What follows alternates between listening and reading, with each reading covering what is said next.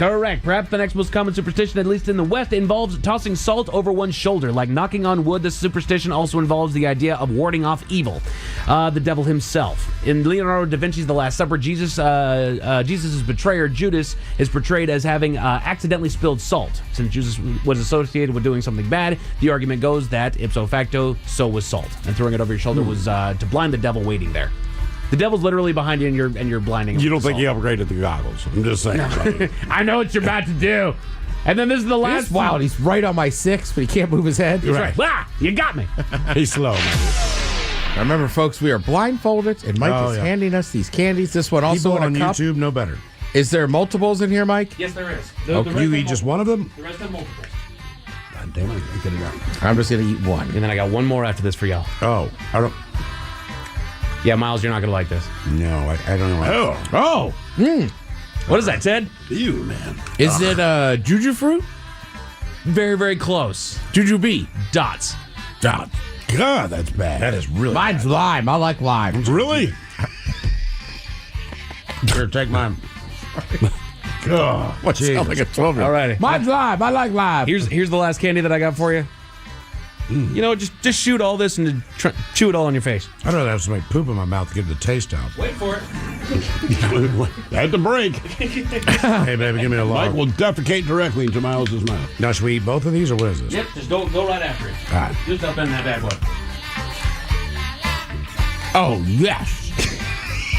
Yeah. That is a raisinette, my friend. Terrible. I can't believe you like those, Oh, my man. God. Yeah, baby. The Really? consistency's bad. The taste is bad. Oh, I might have some this weekend. Here, take mine. No problem. Yeah, baby. That's the good stuff right there. What state is nicknamed the Mountain State?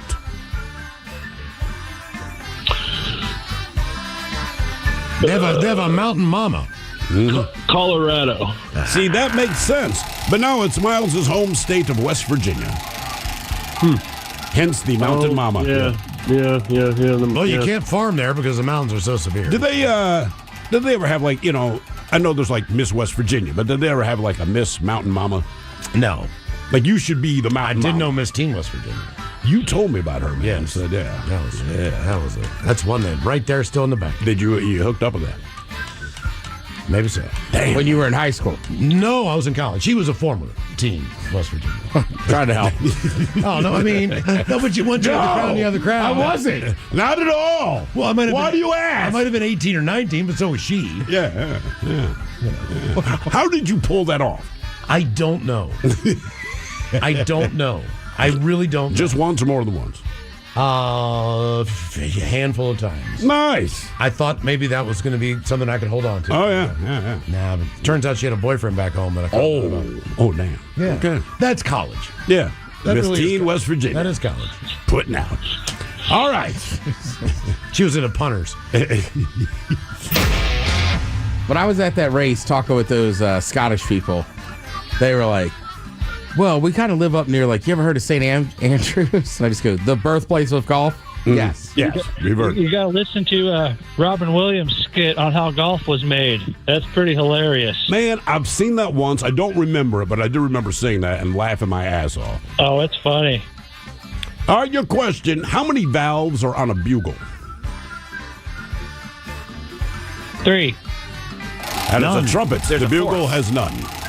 Oh, the bugle. Bugle. I thought the French bugle. horn. How do you confuse the bugle with the French horn? I got my brass mixed up. So the bugle is just based on how you pitch air through it? Yes. Yeah, it's like a kazoo. Okay, all right. That's what plays at Reveille and whatnot. I was going to say, that's what they do, right? Sounds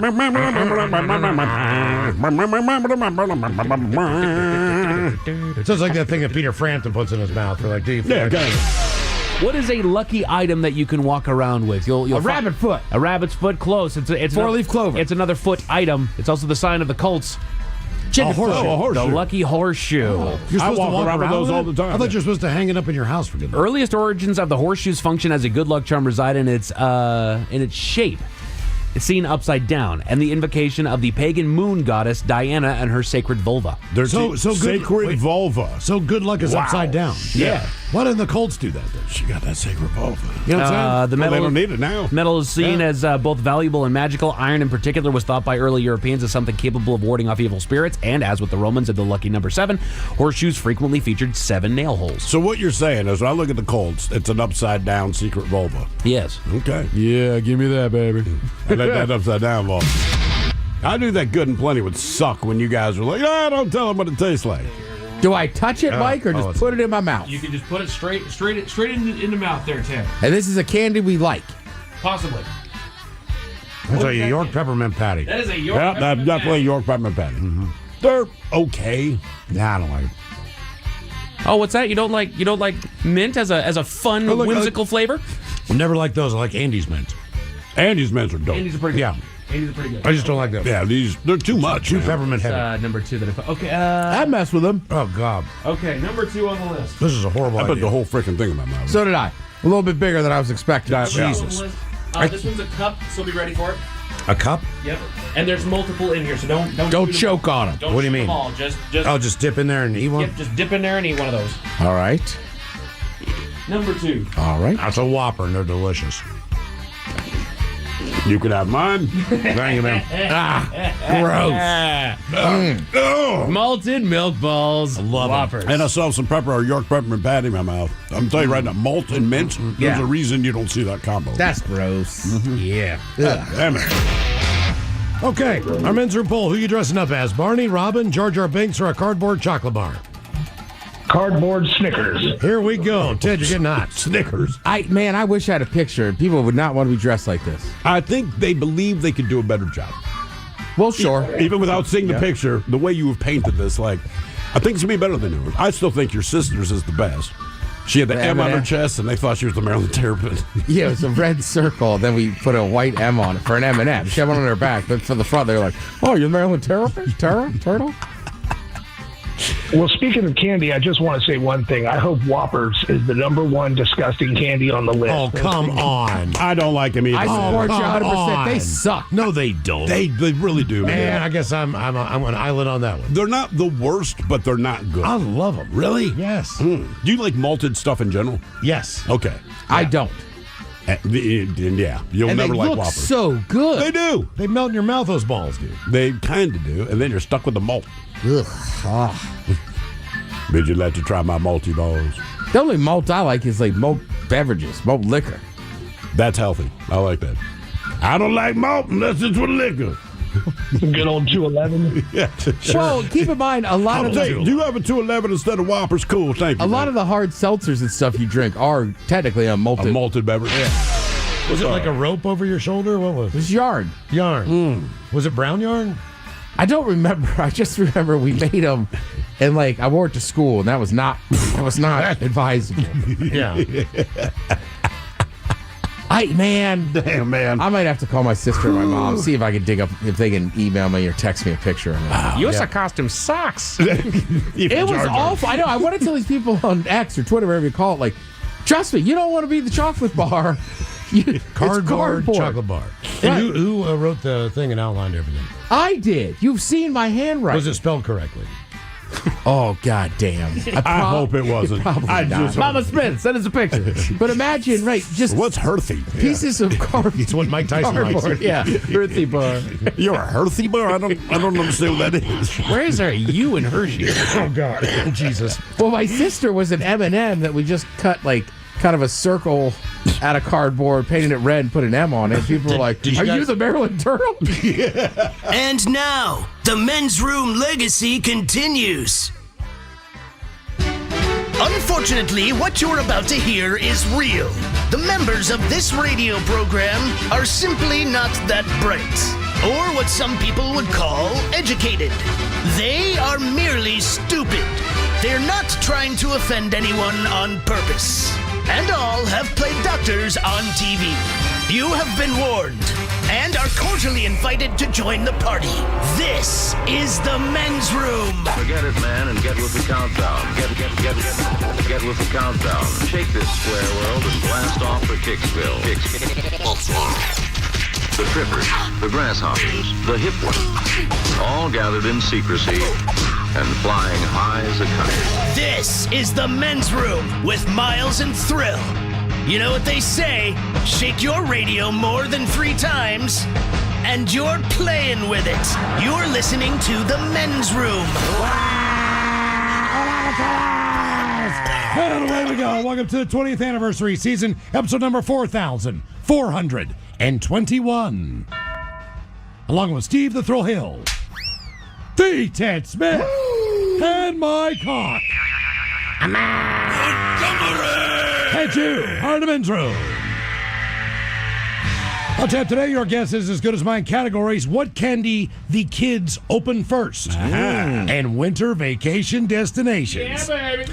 We will play Profile This, plus headlines, a Men's Room shot of the day, fun with listener emails, and everyone's favorite, TV Time with Ted. Clack, clack. Drinkity drunk. All right, here we go. Flamingo in England says, the hell with it, jumps the fence, and is now on the run. Meanwhile, a lethal sea creature is watching up on beaches, and to touch it would not be fun. Stolen dinosaur ends up perched on a Montana mountaintop. A judge resigns after being in public and taking a plop and a pee. And a man breaks a record for catching an ice cream scoop in a cone from 55 feet away. That is all coming on today's very special episode of The Men's Room. And now, here's the question. Hola, bitches. Good day to you and yours. All right, anyone who has ever had food poisoning will agree that food poisoning sucks. It's something that most of us actively try to avoid. And I say most of us because there's a small percentage of people out there who knowingly snack on expired food. And that's why doctors have released a list of 6 food items you absolutely should not eat if they're past their use-by dates. Come for the raw meat, stay for the mushrooms. I just can't believe we have to tell people this, but here we are. Meanwhile, pre-cooked pasta from Nate's Fine Foods has been recalled after listeria has killed 6 people and sickened 27 more in 18 different states. Also, eggs from Black Sheep Egg Company. They're also being recalled because of salmonella contamination. And Hormel Foods, they're recalling 5 million pounds of chicken because it might be contaminated with metal. That's the only way to say it. Metal. That's right, metal. Now, sometimes it's hard to know what is safe to eat, but you definitely know what's not safe to eat. Like, say, I don't know, methamphetamine. Now, you don't have to tell people not to eat meth, but you might have to tell your dog. A woman in L.A. found that out the hard way after her dog ate meth at the park. She figured it out when her dog, quite frankly, started acting like a meth head. There's no other way to put it. She said it started getting jittery, and then she said it did a, quote, mouth thing. And anyone that's seen anyone on meth knows what that mouth thing is. But look, you win some, you lose some. Even if you think you're eating something completely fine, maybe you'll find out it's not. Multicolored mushrooms, Miles, things like this. But today, we want to talk about that bad food experience. And it's not even necessarily food. Sometimes you do something stupid like, yeah, man, we swallowed a goldfish. Then I had diarrhea for a month and a half. So today, we want to know, what food do you think got you sick? Or what should you have never eaten? To be a part of the big show, call 206-803-ROCK. Like the Men's Room on Facebook, follow us on X and Instagram at Men's Room Live. Send your emails to the Men's Room at KISW.com. And now watch the show live on YouTube at KISW Rock. Right.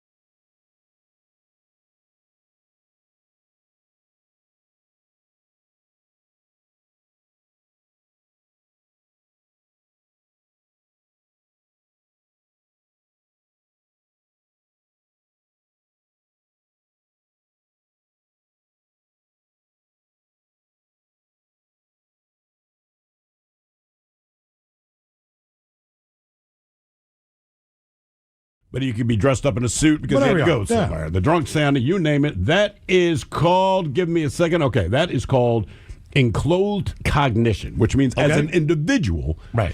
You wear a suit, you just feel more comfortable. If you are dressed like a police Confident, officer, not right? comfortable. Yeah. Whatever the case might be, you're going to act out a few of your version of cop fantasies, etc. Okay, all And then the other one, but Halloween, this is where it takes the other step. When it is Halloween, oh man, this is the de-individualization. So now the idea of that is you go to a party, you go to the bar, everyone's dressed up for whatever reason in that moment. Whatever you're dressed as, because you're around other people dressed up, you go deep into character. All right. So our question, what Yes. went down when someone was in costume? Like Comic-Con. 206-803-ROCK. I'll give you a perfectly good example. I would also tell people, like, one year my buddy Joe and I, we went as the greatest table tennis players of all time. Yeah. Okay. But we never won the gold. But we stayed in character the whole time. So sometimes we would get in fights and he'd be mad about my breakdown at 72 in Munich. Or it could be the Olympics in 92 in Barcelona. Yeah, I'd stay away from the Munich one. It's one Well, of the all things- right, Jesus. Yeah. But I'm just saying, like, we stayed in character the entire night. And then once in a while, we would autograph a ping pong ball and just shoot it across the party. Well, it's amazing, man. Like, you go to Comic-Con, and my daughter's all about it, right? And the people I notice most are the Spider-Man people, all right? So it does not matter their physique, although it should. But anyone dressed as Spider-Man, even if you're just going to ask them, like, where's the bathroom? And I swear this to be true. You can say, hey, man, do you know which way the bathroom is? They immediately do the kind of, you know when Spider-Man jumps off of a building, and when he lands, he looks cool? Yeah. So his legs are kind of spread, one knee is bent. Like, all of them do that. And then if you point- said, yeah. hey, man, where did you get the hot dog? What floor? Like, they'll tell you, but they go into the Spider-Man Yeah, thing. yeah. And I'm like, bro, the guys that do Superman, it's ridiculous. If you ask them a question, they put their hands on their hips. And I'm like, I don't think you do that outside No, you of the don't. fact that you're dressed Look, like Superman. Do all the Batmans talk like this? Yeah. You know what? Pretty much. You I got to. will say the one weird thing is most people don't do the voices. So if you get a guy who has like, some people spend more money and time, obviously, on their costume. And there's a couple of Batmans that roll around that look badass. But if you ask them, hey, man, where'd you get that hot dog? You want to go up to the fourth floor? Kind of ruins it. Although I will say, I appreciate everyone staying in costume because most of the costumes are pretty accurate.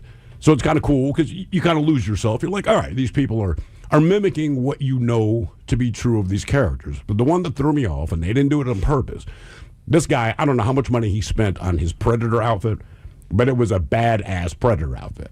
But he didn't know where he was trying to get to when he's going up the escalator. So there's something weird about standing behind this guy. He's dressed as the Predator and legitimately looks like the Predator.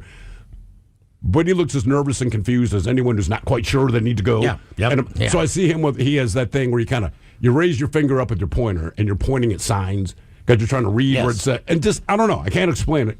Looking at the Predator, being confused about what conference room he wants to go to, it kind of ruined the whole thing. Well, Yeah. I read an article with Gene Simmons. Gene Simmons basically said, you know what, man, when I was not From in makeup. Kiss. Yeah, when I was not in makeup, it was a different me. And then I would put this face paint on. He said, I kind of became the demon. Yeah. But also became kind of a douchebag. And just You cannot put that on the makeup. just try He's to a douchebag without it. But he said he was a much more kind, gentler person without the makeup on. Then he would put the makeup on. He changed the way he walked. He changed the way he talked. He changed the way he spoke to people as far as how his attitude was. Sure. And I can tell you this. We did a show probably 10 years ago, and it was down at Showbox Soto. And our boy Joe Dredd, who is in Almost Human, the KISS tribute band, he painted my face up as Gene Simmons. That was like 15 years ago, buddy. Maybe older than that. Yeah. But he did the old version, like the dress to It kill. looked great. It was awesome. Yeah, it really Walking looked good. around like Gene Simmons with that makeup on, I had more confidence than I've had in years that one night. And How weird is that? Misha was dressed up as Ace Frehley. Right. Oh, if I'm not mistaken. And she was playing guitar, so that makes sense. But it was so badass. Like you just felt more I confident. felt awesome being Gene Simmons. And I wasn't a D-bag. Right. So I was nice Gene Simmons. But You were also wearing a pink sequin coat and a cowboy hat. But in spite of that, in spite of not I just wearing what I he just had would the wear. face paint on. All right, yeah. But I think felt even. great. It might have been different for you as you played quarterback, but for me, even just playing football, it was fun. I always felt like when I put on that helmet and strapped in that chin strap, I could be the mean, tough person I wanted to be. Well, I mean, think go of it. hit people. You see it in the NFL. These guys, I mean, some guy go and clobber a dude, right? And it's how the teams play. And then at the end of the game, you see those two guys hugging each other because, like, oh, we were roommates in college. Sure, we're yeah. friends. I would never do this to him, but we agree. Look. If we're in uniform, I can F you up. I don't think DK Metcalf makes bad choices off the field. I think he's probably a pretty nice guy. Nice to kids, nice to his neighbors. I'm sure he's nice to kids. Probably a very good teammate. He gets on the field. He's a little loose with his group sex organization. It all goes away. Say what now?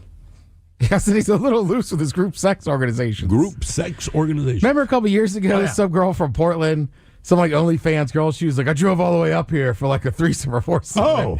And then he canceled at the last second. Was Oh, no like, I got way. enough girls. Oh, Yeah. just like down He at the said, Met. I have enough girls?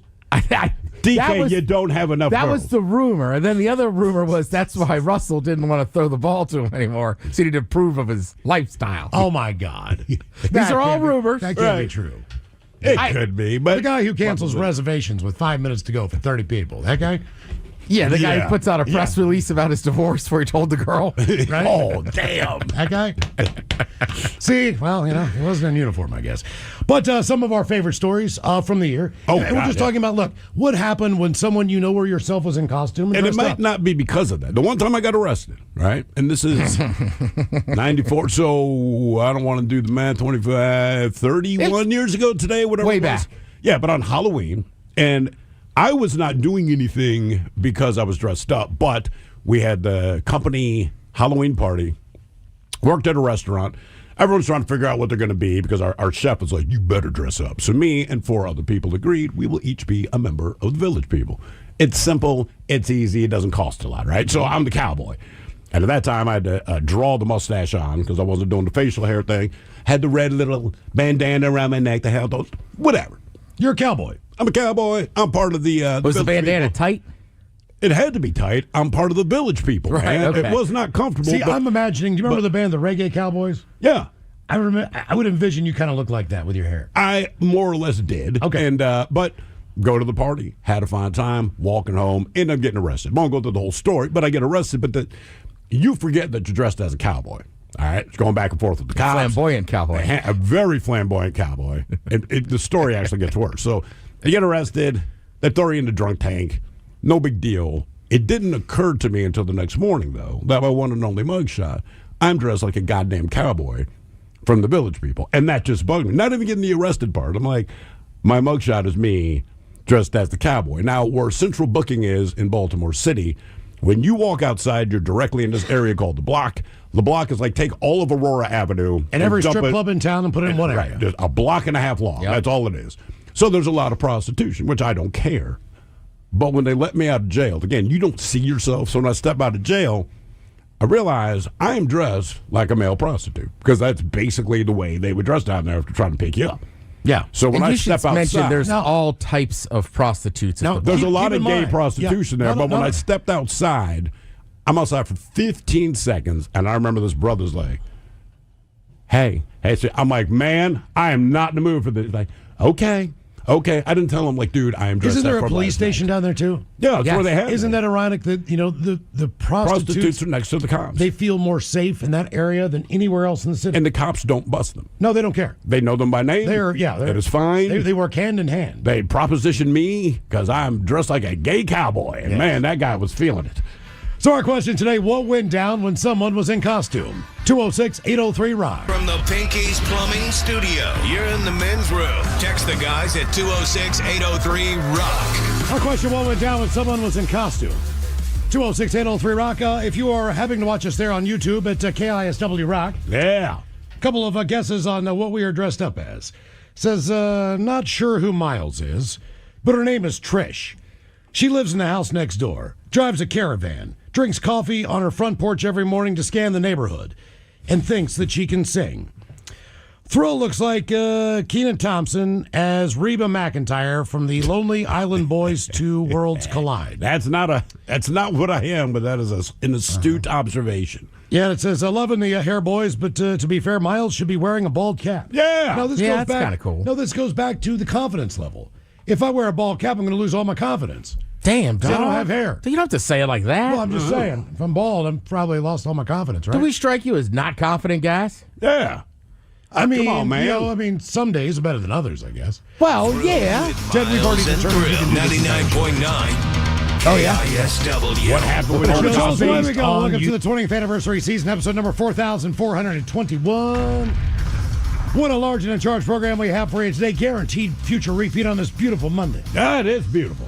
Exciting Man, return of your guess is as good as mine. Our categories today. What candy the kids open first on Saturday night? What did you open first when you were a kid? Or Friday night, I guess. for Friday some people. night, yeah. Friday, Saturday, depending on the party.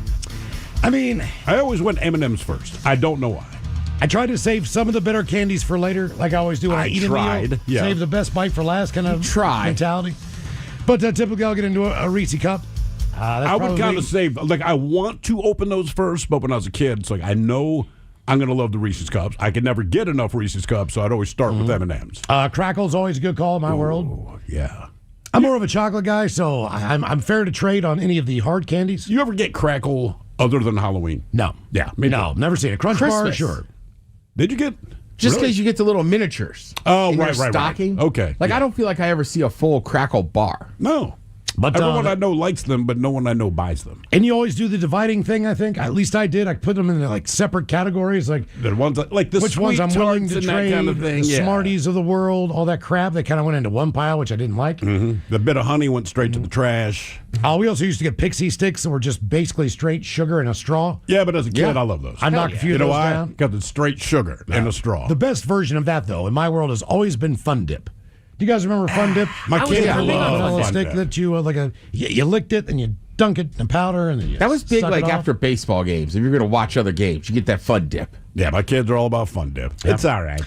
The other category sugar. is Yeah. the best cities to go if you want a nice little winter vacation. Now, is this in the world or the U.S.? This is in the United States. Okay. You just want to get away, go someplace, hopefully where it's warm. Or Let the me weather's guess. Butte, Montana, not on the list. a little bit better. You think south on this? Yeah. Southwest. Are any of them like ski towns, or are they all kind of warm? No, these are winter vacation destinations for people who do not like the cold. Okay. Okay. So it's not going to be Aspen or anything like that. No, none of that crap. No Tahoe. No, none of the beautiful. Man, I'll tell you what. If you've ever been with someone who likes a winter vacation, it's a miserable thing. I hate it. I know just, too. I just don't like the wintertime. I don't like being cold. That's Yeah. long and short of And it. So I, the idea of spending money specifically To go someplace cold.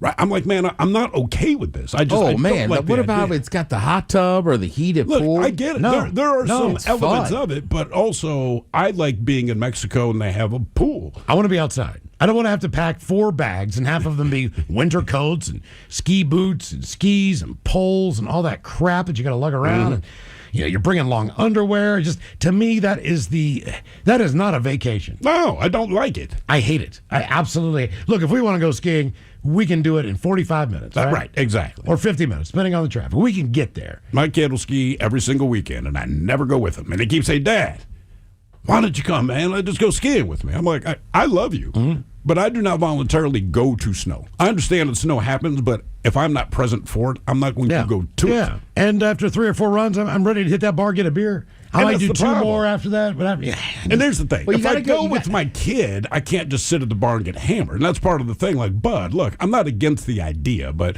you want to be in the snow. Your dad does not. They have a bar. That's where your dad wants to be. But if I'm here with you, I have to be somewhat responsible, which kind of defeats the purpose of going to a bar. best thing about the ski lodge is just a nice couple beers and the people watching. Oh, yeah. People who ski are good-looking people. I will give them that. not a That- lot Well, of ugly skiers. you gotta get lunchtime and get a couple pops.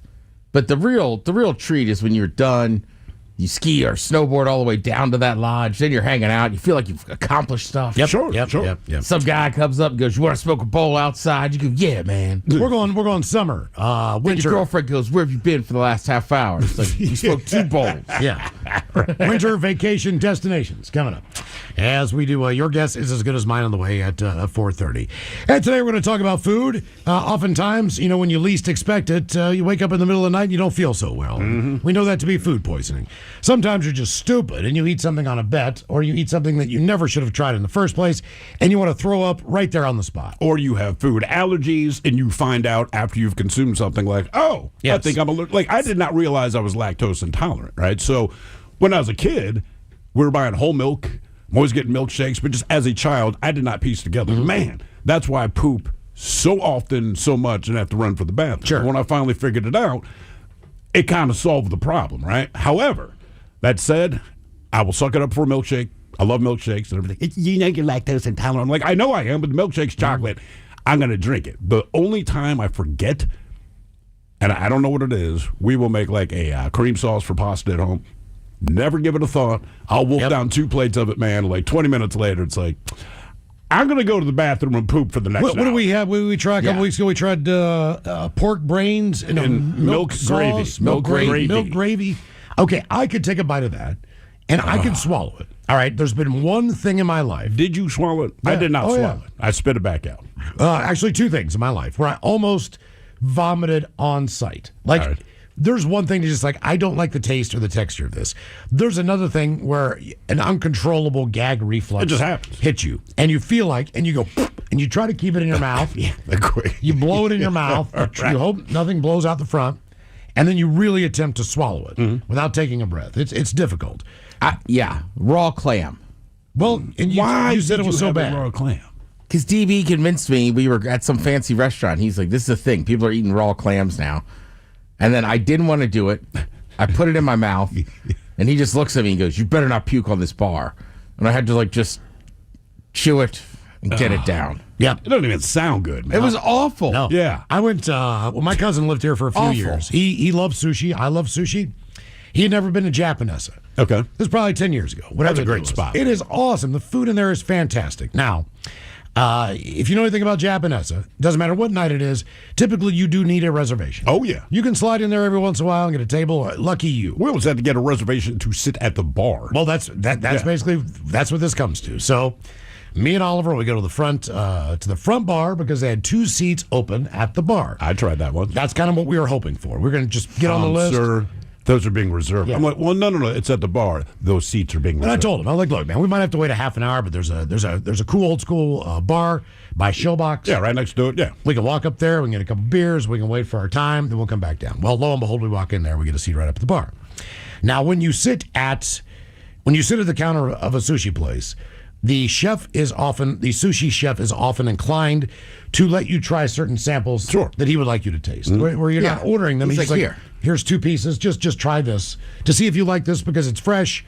You might want to order this. I guess part of your meal. So the first one was great. I cannot remember. A fish I never heard of before. We each take a bite of it. Fantastic. The next is sea urchin. Now I am I will try anything. I will give everything a try. Now, I did not know that sea urchin was done in more of like a mush. Mm-hmm. It's like baby food that is somehow contained in some seaweed or a wrapper or whatever they got. And I'm like, well, sure, sea urchin, I know what they look like. Yeah. I mean, they look like something that I would assume would be like a gooey duck. Yeah, fair enough. So, but we get into some mush. And I'm looking at it, I'm like, all right, well, hopefully this mush tastes okay. And like with a lot of things with sushi, I'm one of those people who, like a Reese cup, I put the whole thing in my mouth. Every time. Because I feel like whenever I use chopsticks and eat half of a bite of something, it's going to fall apart. It just falls apart and breaks up. I don't understand people that don't put the whole thing in their mouth. I'm not skilled enough to do that. So I got to eat the whole thing. I pop this thing in my mouth and I start chewing. And that was probably the worst thing I've ever done in my life. I start chewing. Now, keep in mind, there's a glass case in front of me at this bar where all the fish is inside this refrigerated glass case. And I could see the sushi chef, and he's looking at me, and he sees the mouth blow. And you can see that I'm really, really having a hard time getting this thing. I threw up in my mouth. It got down to my stomach. It got down to my stomach, and then just really just bungee jumped right back into my mouth. Like, and I'm like, did any of it leave your mouth and hit the glass? No. I get up and go to the bathroom, and I bent over. And I threw up in a second. So I threw up the same thing. Good work making it to the bathroom, by the way, dude. Yeah, because that bathroom's all the way in the back and all the way around the corner. Yeah, you are the farthest point. You got to walk by every freaking table in that establishment. God forbid I could have just blown chunks because I was feeling that way the entire way to the bathroom. That would have been epic. But I mean, as soon as I got there, like my body's like, now. Yeah. Now, boom. And I threw up everything that I'd already eaten. All my miso soup, my edamame, just all there. And all the good stuff that I actually enjoyed before this bite About of food. $80 worth of puke sitting in the toilet. I mean, it was, well, we hadn't got to the point where we actually ordered what we were going to eat. But at this point in time, I go back in there and like, I'm not hungry, but I'm also starving. Right. It's a combination of the two. It's Now, like, does the chef make any more like eye contact with you since he sees you puke in your mouth? No, he basically, when I came back, I said, he's like, you not like that, did you? And I was like, Oh, he called you out? oh, well, no, dude, he saw me. He saw the whole thing. What 'cause gave it away? He's right in front of me, man. It's not a very, it's maybe eight, 6 seats up there. So, he's working on his stuff. He's very much taking He's feeling good about himself. what's in front of him. And I'm like, that wasn't for me, man. He's like, I kind of can tell that one. But that was one time that I really thought, man, that just did not sit right at all. The only time I've done that, it was a lima bean. And my mother was trying to, I don't know why she put them on my plate. Right? Because, like, I did not ask for these. And I don't remember what the main meal was, but I ate everything else. The family's at the dining room table. And now she's like, just try a lima bean. I'm like, I really don't want to eat a lima bean. So no one's getting mad at me, but like my brother and my father start joining in, like, come on, man, just try a lima bean. It's just one lima bean. How bad can it be? Just eat a lima bean. This goes on for like 10 minutes. I'm like, guys, I'm just looking at these. I can tell these are not for me. Like, just try a lima bean. Stuck my fork in a lima bean, put it in my mouth, chewed it, swallowed it, and instantly puked all over the dining room table, all over everyone else's meal. My father just kind of looks at me. He's like, you don't have to eat any more lima beans if you don't want to. Ted, did you, Yeah. how old was the Chinese food you ate that one time and did not get sick? You did not get sick. I did not. But how old was the actual food that you ate? Months? I'm not sure. Because it was the fall. So I had moved into that house during the summer. All right. So when everybody got back, we're having like a big party. We get absolutely hammered. And at some point, I remember eating Chinese food. And the next morning, we used to have like our own version of church. Yeah. We'd all get together in one room. And I go, hey, Scott, hey, man, I ate your Chinese food. And he goes, what Chinese food? And I go, it was in the fridge. And he's like, dude, I mean, I've been gone all summer. That has to be at least from May or April. Oh, man. And this was September. You did not get sick. See, that's What what's amazing. was it? What do you remember what the food It was just like chicken fried rice. In retrospect, but like I was hammered, so I just started throwing soy sauce and hot sauce on it and just hammered it down. Just didn't give it a second thought. Okay. Well, we have months. Snack on expired food. Don't with these 6 items. And this is from doctors who are saying, look. Because people keep eating expired food, so they're basically just saying, like, look, we tell you not to do it. But if you're going to insist on doing it, can you not eat these 6 in particular? And Ted, this is amazing that you were able to eat that and not die. Especially if chicken's involved, man. There are some items that absolutely should not pass your lips if their expiration or use-by dates have passed. You can, however, usually eat non-perishables that are somewhat past their sell-by date. The 6 prime offenders to steer clear of once the expiration date stamped on its packages has come and gone.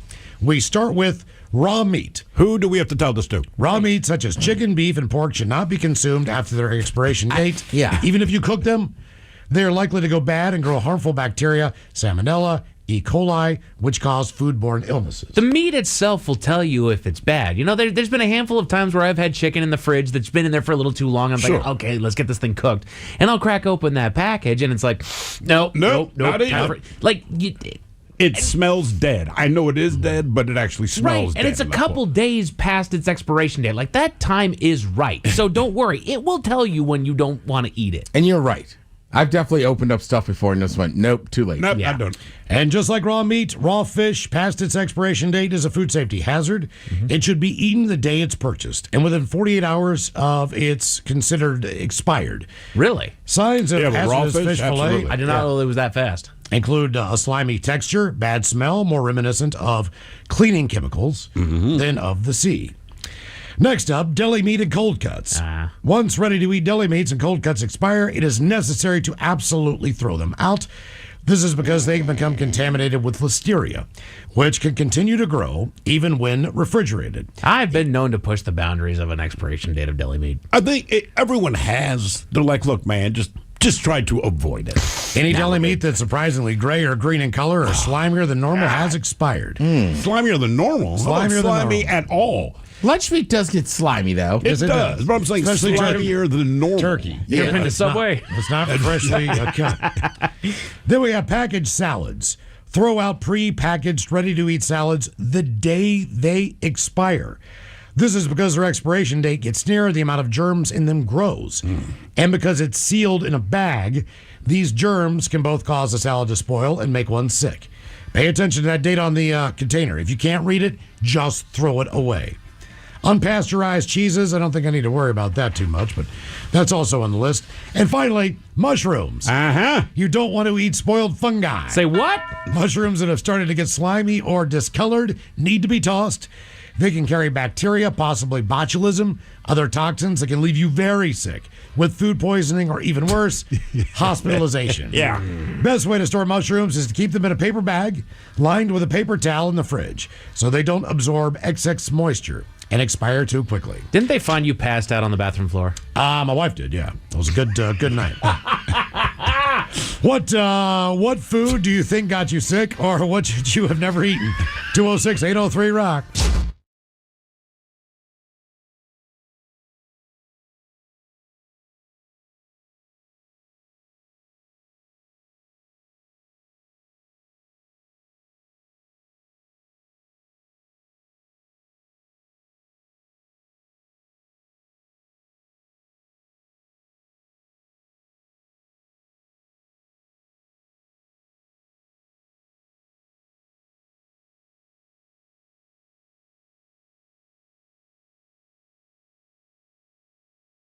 We've already determined you can do this entire show by yourself.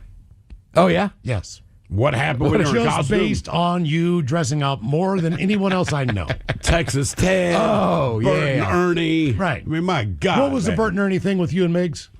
We went to a fish show in early October as Bert and Ernie. All right. Okay. So nobody else was in costume. So that was really good. And Bert and Ernie get invited into anywhere. So, like, the suite level, people were like, yeah, Bert and Ernie, get in here. Really? And So, then but, pe- no, but wait. So, what about like getting drinks and stuff? Are you even carded, or are they just so happy to see you that it's like, hey, drinks? When you're in costume like that, I wouldn't know because I didn't pay for one. People just You're kept kidding me. People just kept bringing them, and then ready to fish show. So people are kind of altered. They're having Yeah. fun, and I knew a guy. So as Ernie, I just go, "Happy birthday," and he's like, "Oh." Like, Ernie, how do you know it's my birthday? And I had to be like, I know I know a lot of things. And he's like, Ernie, come on, man, I'm tripping. Like, you're scaring me. And I had to like pull it up and be like, hey, dude, it's Ted. No worries. You busted your.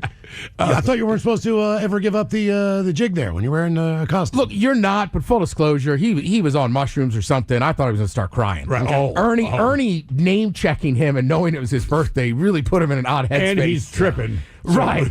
So that's what I was like. You did the right thing. Put him in a I weird gotta headspace. break character. But also, you talk about the confidence. Joe and I went as Dirty South rappers one year. All right. So we wore velour sweatsuits. We bought rock candy to kind of look like drugs. Yeah. And then we bought grills. And my one friend at this time, I hadn't hung out with his wife a ton. So, like, I was just like, hey, it's good to see you, hang out and everything. She's explaining why she doesn't hang out with the group. This is a half-hour conversation. Okay. Which doesn't dawn on me that I'm wearing a grill the entire time I'm talking to her. So later I was like, was that serious? And she's like, it was hard. It was supposed to be a serious conversation, but like your teeth were so shiny. Yeah. Now, if you were to go through your photos on your phone, All right. how many pictures do you have with mascots? Ooh. Decent amount. I got to look in there. More than most people. I have one with, like, in Austin, I got a picture with the Texas Band and with Ricky Bobby. All right. All right. And then I think I have one in there with the Husky, with Harry, from the spring game. Now, were you just telling me this, or were you witnessed this guy, the guy dressed as Super Dave Osborne? I don't know.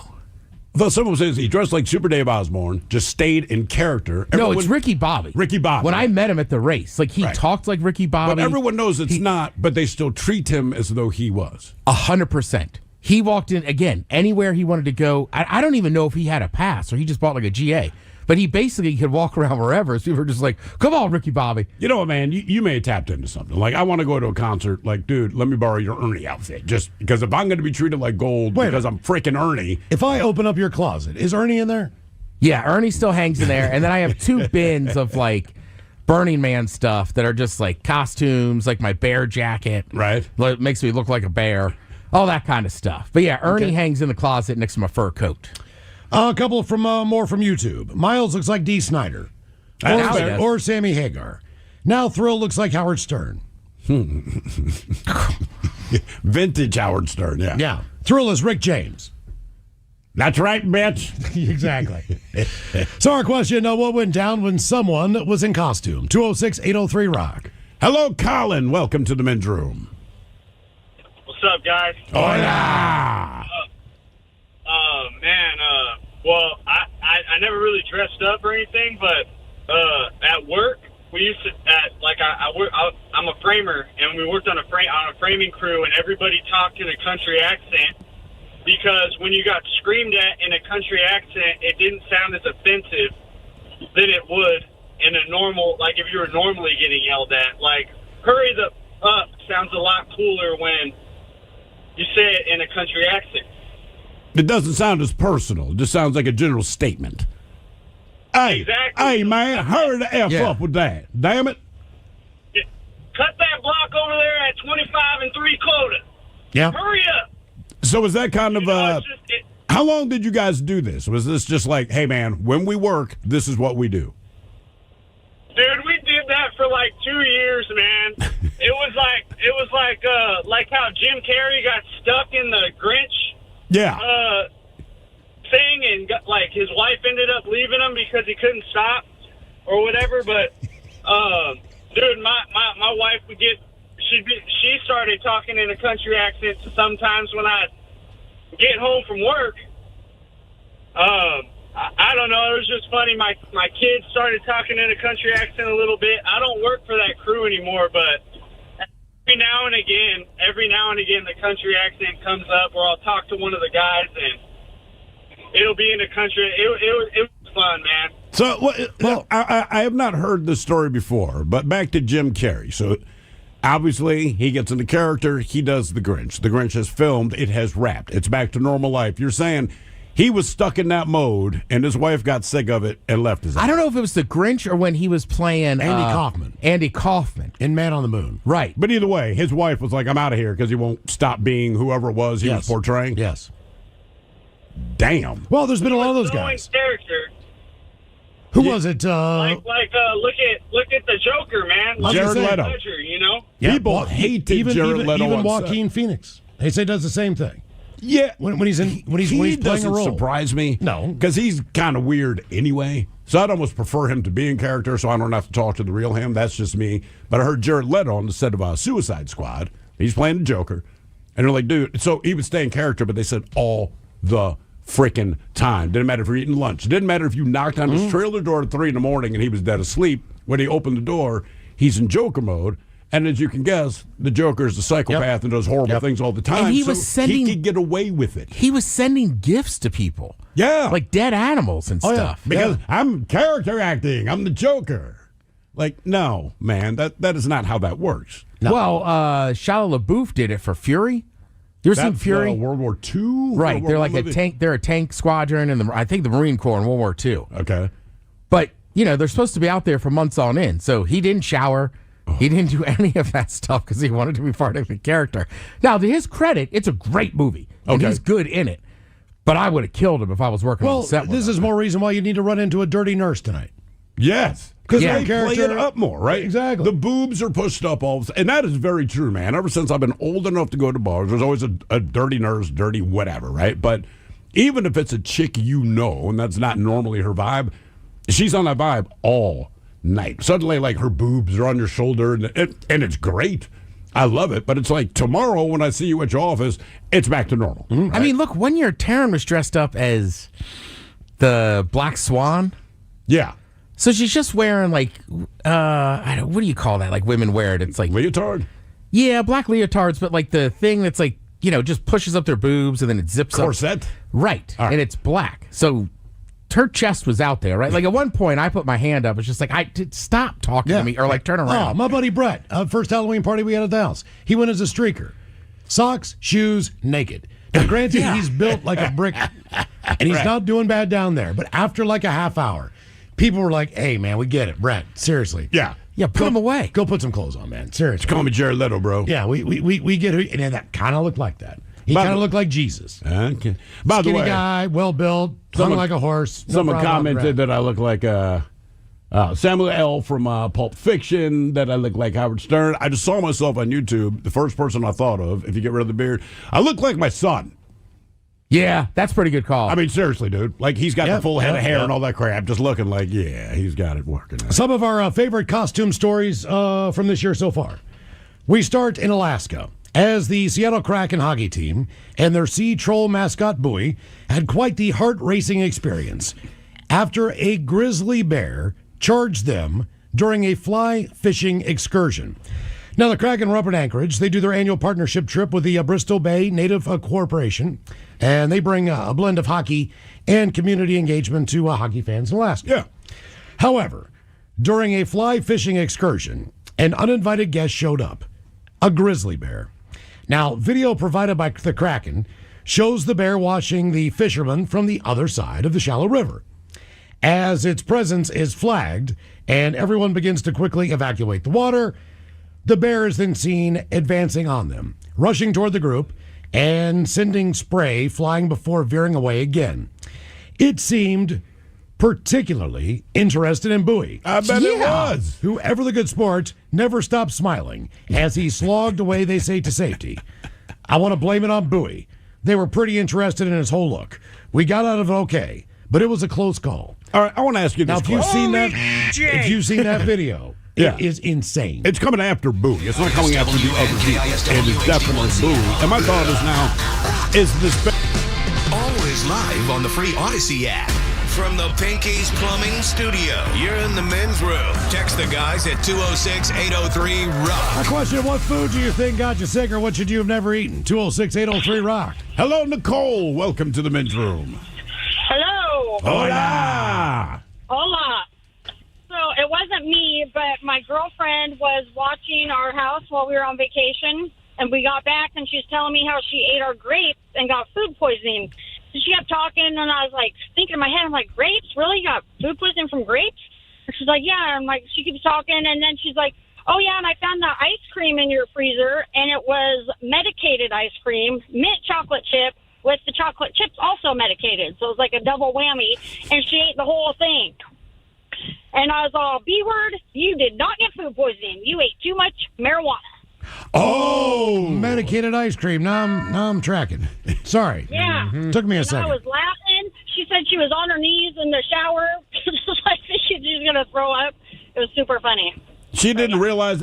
Had she ever been high before?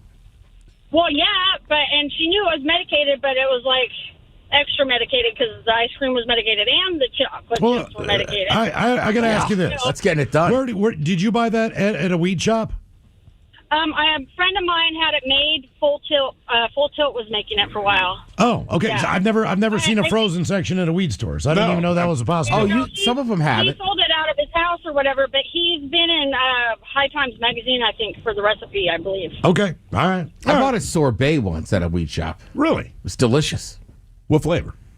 It was like raspberry or something. Could you taste the weed at all or no? No. She was just like, hey, this is on sale. Like, eat this much of it, and it'll, it's worth this many milligrams. And me and my buddy were like, all right. Did you get high? Oh, yeah. It was one of those, like, just rainy, crappy, like, February Saturdays. Like, we didn't have anything going on. I think we were watching college hoops. Like, let's eat it. Ted and I went down to a weed farmer's market, so to speak. Yeah. Now, I don't know if this was the exact moment where everything kind of hit me at one time, but because we tried a lot of different stuff. But I walk up to this one guy, and he's got 2 huge jars of just what looked to be the most pristine bud in the world. All right. Because it was like a medical thing. This is before recreation. Yeah. Right. So High Times magazine was a thing back then. And he's got a High Times magazine, and it's opened up right in front of these 2 big jars. And it's strain of the year. He won strain of the year at the Cannabis Cup or whatever the hell the deal is. There's a gold medal there or whatever. And so I'm like, oh, this is probably pretty good weed, And I look, and it's the guy in the picture, and there's the 2 jars, and I'm right there, and I'm like, yeah, man, let me try that. And man, I hit that, and I lost my mind for about 5 minutes. I just sat there just like one hit. Oh my God! And so of course I bought it. Yeah, because I'm like, Jesus, man. What food do you think got you sick, or what should you have never eaten? 206-803-ROCK. My early days of experimenting with the green stuff. The wife and I, one Sunday, I remember it was a Sunday. I had nothing to do. There was football that was on. So all right, here we go. Here's our opportunity. Take a 10 milligram edible just because I'm experimenting with this new thing. I'm gonna dial in these edibles. I didn't. Side note, I cannot do those things. 10 milligrams is all that it took, but it started setting me off. Like, I'm starting to panic just a little bit. But as it's starting to set off, I'm just going to sit down and watch football. All of a sudden, my phone rings. It's my dad. Oh. She says, just ignore it. I was like, I can't. He's going to text and he's going to ask me what's going on, so I have to answer the phone. So I answer the phone. What's going on, Dad? And I'm talking way too doggone much. He says, hey, I'm just letting you know I'm on my way. I wanted to watch a little football with you guys, so I'm wondering if I could stop on by on my way up. And I was like, yeah, come on by, no problem. She says, why did you say that he could come over? I said, because I'm high. I can't lie right now. Right. I don't think when I'm on this, I can't think of a good reason why he can't. Because he's going to ask why not, and I'm going to have nothing. So really, really high. I can't. It's my dad. He can't. You shouldn't have answered that phone call. I know, I shouldn't have, but I did.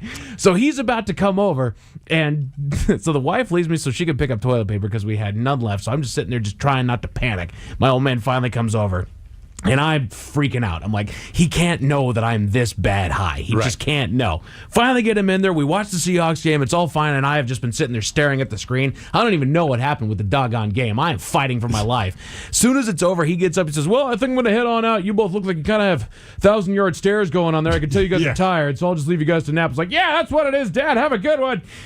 One of the worst experiences I've had, dude. It was awful. Being with family when you're stoned sucks, man. Yes. Actually, the highest I got was here. We were doing Weed Week, and Robin brought in a brownie that someone had provided. I don't remember who. Oh, yeah, that's my guy. Weed Week. Your name got pulled out of the hat. It's your damn what? Cool. Like, I have no problem with it. Yeah. So I ate the brownie. And Robin comes back like 5 minutes later and says, where's the brownie? I said, I ate the brownie. She was like, dude, that was supposed to be cut into four smaller pieces. I'm like, oh, no.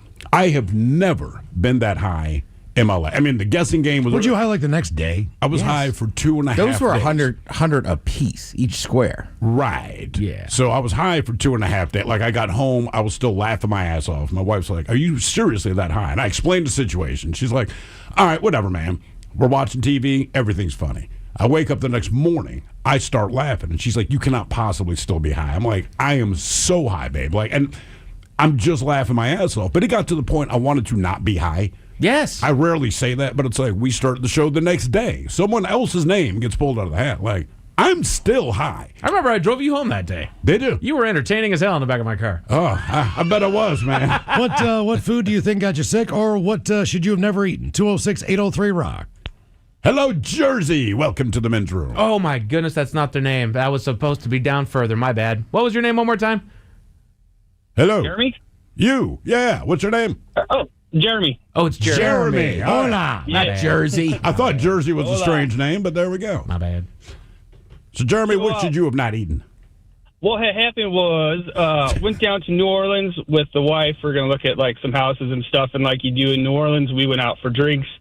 Dinner the night before, we were going to look at houses. Went to a very famous oyster place down there. I'm sure you probably know of it. Mm-hmm. And by the time we all get in, they were pretty tuned up, and we're just crushing some oysters, having a great time. And I just get one that just kind of had that off taste to it. I swallow it down. I'm like, man, that just didn't taste too well. And I'm like, well, I hope I didn't get sick, because the next 3 days were probably the worst days of my life. I thought I was actually going to die from it.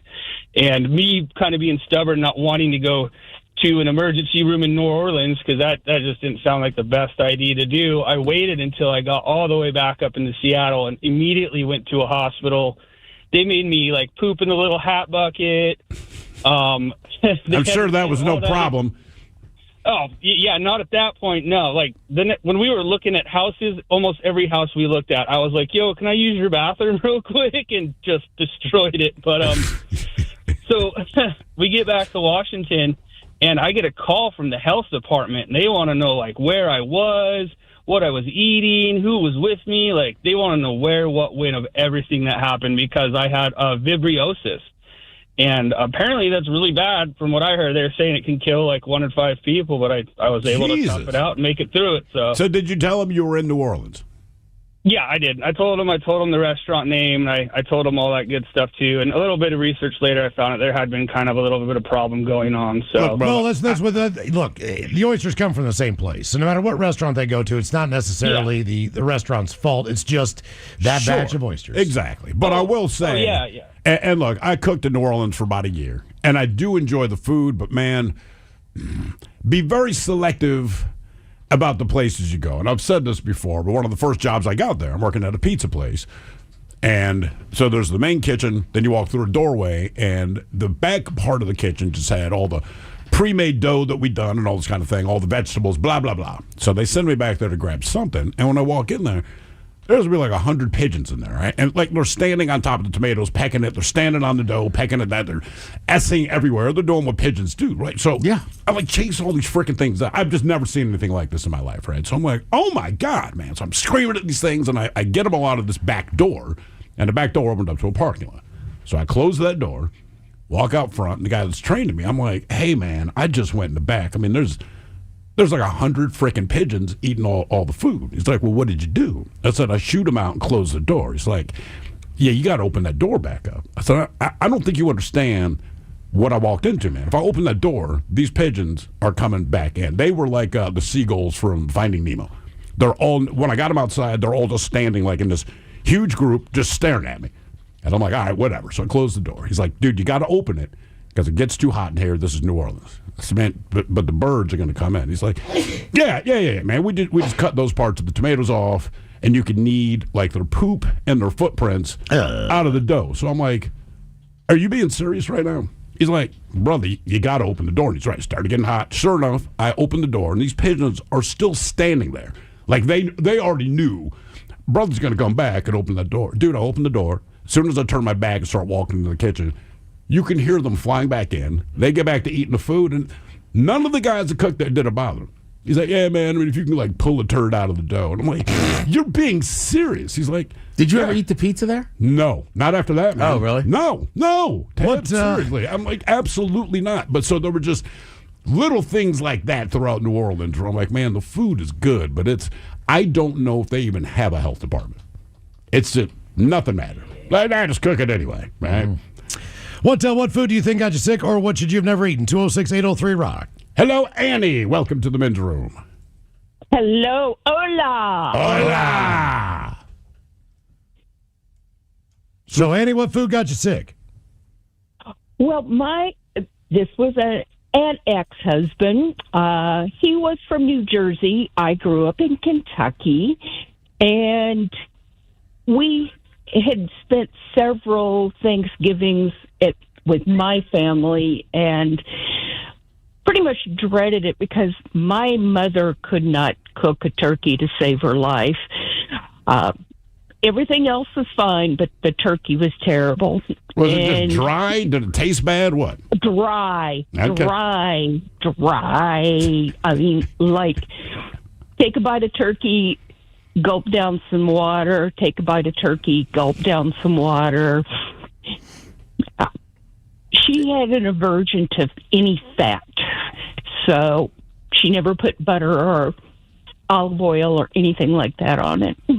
Well, damn, it's worse in my experience on a Thanksgiving dinner with my ex-wife and her aunt and uncle. Right. I went over there, and they brought the turkey out, and they asked me to carve the turkey. Okay. All right. I got no problem doing that. I know how to do it. So the turkey's in the pan. I'm looking at it. The skin on it is really loose. It doesn't really have any kind of a crispiness to it. It was not a bagged turkey. It had It had no color. It had been cooked for a long period of time, from what I understood. And so I start cutting into half of the turkey. Basically, take the legs off. They're relatively fine as far as I can see. Get the wings out of there. Start cutting into the breast, and it is juicy, and it is soft, and it's got this pink hue to it. And I'm like, I don't want to say anything, but because I've already separated the turkey. So now I take a piece off the leg, and I'm like, the leg looks pink, but the leg sometimes looks pink anyway. Sometimes. Right. So you never know about that.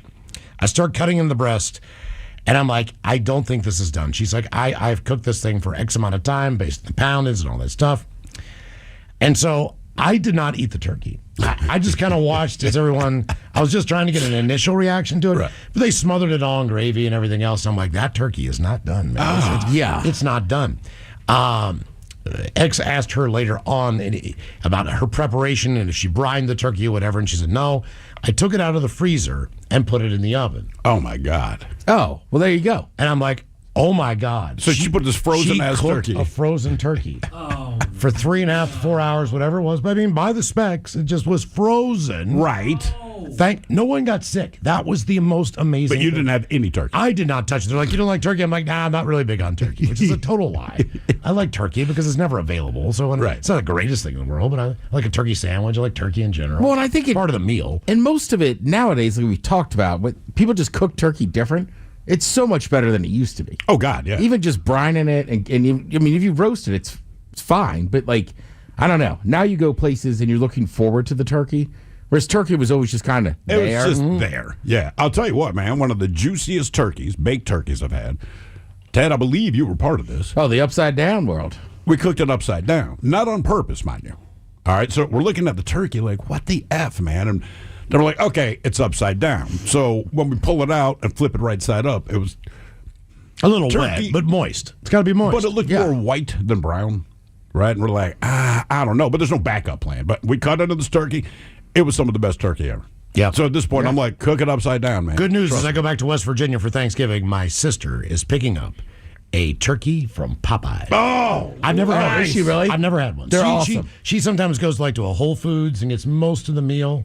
Yeah. Kind of like the turkey's already cooked, a breast or whatever the deal is. Does she already have it being reserved? Apparently, they're making a lot more this year. Okay, because I know those things. It's easier. It's easier. I don't know if she's done it yet, but I mean, there's like 3 Popeyes en route. That she can stop and get them if it doesn't work out. So apparently, when she picks me up from the airport, there's going to be a smell of the Popeyes turkey in the car. Let me know how good that is. Pretty good. What food do you think got you sick, or what should you have never eaten? 206-803-ROCK. Hello, Adam. Welcome to the men's room. Hola, bicholas. Hola. All right, guys, you got to let me get all the way to the end of the story for it to really be good. Okay. All right. So, about 10, 12 years ago, I'm going on a late bow hunting trip over to Iniat up by Lake Chelan. We're on our way. We stop in Leavenworth. I grab a Gatorade, a meat stick, a piece of string cheese, eat that on the way. You're living. We go out. What's that? I said you're living. It's exactly what I would have grabbed, man. Yeah. I'm right there with you. Living hard. So we get there, we go scouting, mess around for a few hours, eat some bratwurst for dinner. I drink about 6 Bud Lights because I party hard. And about 2 hours later, I start throwing up. And granted, it's late November in Lake Chelan area. It's 7 degrees out. We're camping in an RV, but don't want to use the toilet. So there's a cement outhouse. And once I get done throwing up, I have to go poop. So I'm going back and forth between the RV and the cement toilet.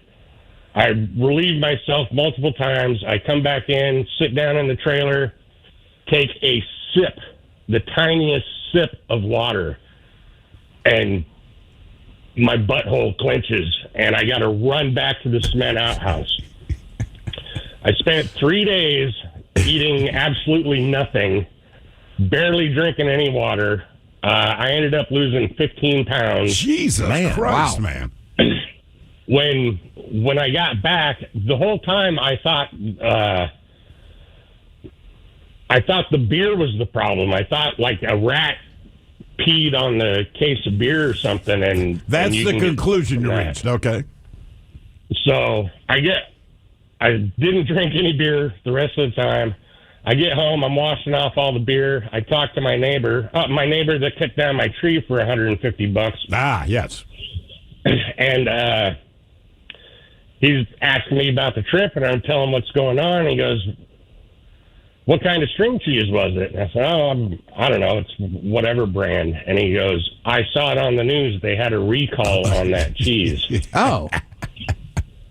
So one little piece of string cheese gave me food poisoning. I could not eat for 3 days, lost 15 pounds. And the good thing is I've never gained it back.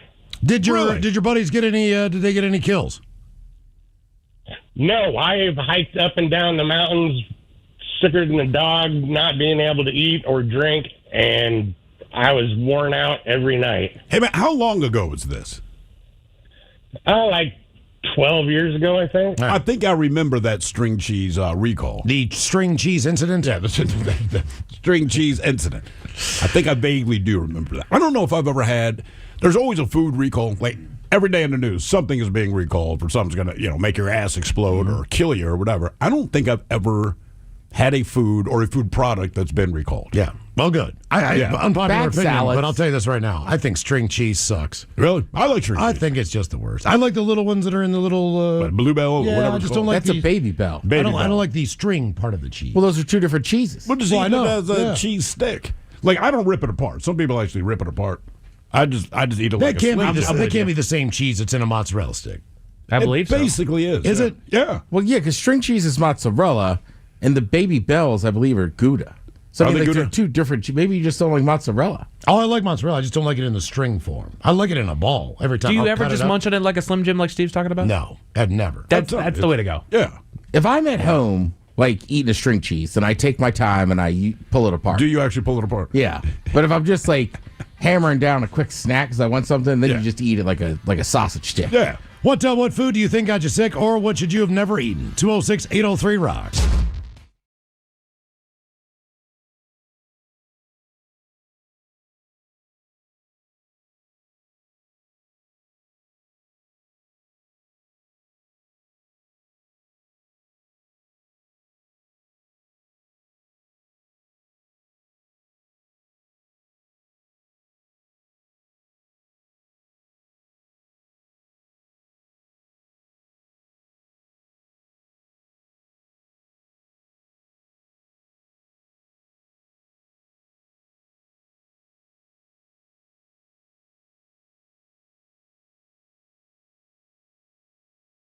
Or just wanted to kill Bowie? It probably thought it was somewhat of a rival, would be my guess. Maybe. I thought it was another male. Yeah, I don't know how bears act. I mean, look, if I had to go into the side of a psyche of a bear, Yeah, please do. I'm thinking kill, eat. Really? Yeah, like I don't know what it is. I better kill it. I'm gonna try a bite of it. But it looks tasty. Yeah. Well, it's like if you go to some restaurant, somebody goes, "It's an exotic meat." You don't think about it. You go, "Let me try it." Yeah, Sure, fair enough. I've never had Fair it. enough. Yeah. I've never had it. Another great story from this year. As we go to Tallahassee, Florida, newly released body camera video shows the arrest of a suspect dressed in character at a Chuck E. Cheese restaurant in Florida. On July 23rd, Jermel Jones, who is 41, was taken into custody on credit card theft and fraud charges. According to court documents, parents and children watched as Chuck E. Cheese was handcuffed and escorted out of the restaurant in costume. But why did they do it there? Because But it was during the kid's birthday party. So it's not like Chucky is always just walking around Chuck E. Cheese. Typically, if you see him, there is a party where he's specifically been requested, and it's in the middle of the kid's party, man. This is why. They entered the restaurant in response to a report of a stolen credit card being used fraudulently. Sure. It was being used from the Chuck E. Cheese location. Oh, he was using it. Oh, he was using using it it on the phone to order whatever All it right. was. Thurl and I thought it was just serving a warrant. There he really. is. Let's get his ass. Now, the victim told the officer that after hosting a child's birthday at Chuck E. Cheese, they noticed more than $100 of fraudulent charges on their card. Jones was spotted on surveillance video at the store where one of the purchases was made. Now, as the officer approached the mouse-clad Jones, he said, "Chucky, you got to come with me. Chucky, come on." According to court records, Chucky, get in the car. Come on, the Chucky. Tampa Bay officer said that Jones, Get in the car, Chuck. Tallahassee Police Department officer, said that Chucky briefly resisted by bracing his arms toward his chest, but was eventually handcuffed and escorted out. The police department faced criticism for the arrest, which upset the children that were there for the birthday party. You could just at ask the him arcade. to step outside, man. Yeah. That's all. Yes. The CEO of Chuck E. Cheese, though, later high-fived and shook hands with the Tallahassee police 2 days later. Well, sure. I mean, I get it. Just like guys, this If it's- stuff in front of right, kids, and but It's how do you happening right think- then, so you kind of have to, but it seems like there's a nicer way to walk Chuck E. Cheese out besides putting him in cuffs. But how did they know that the guy inside of the Chuck E. Cheese outfit was the guy that stole the credit card? I mean, I know you can piece it together. I'm just curious to know how they knew. So You realize these fraudulent charges are happening, all right? Maybe you trace it back that it's happening at a Chuck E. Cheese, and this is just me. This is why I'm not a cop.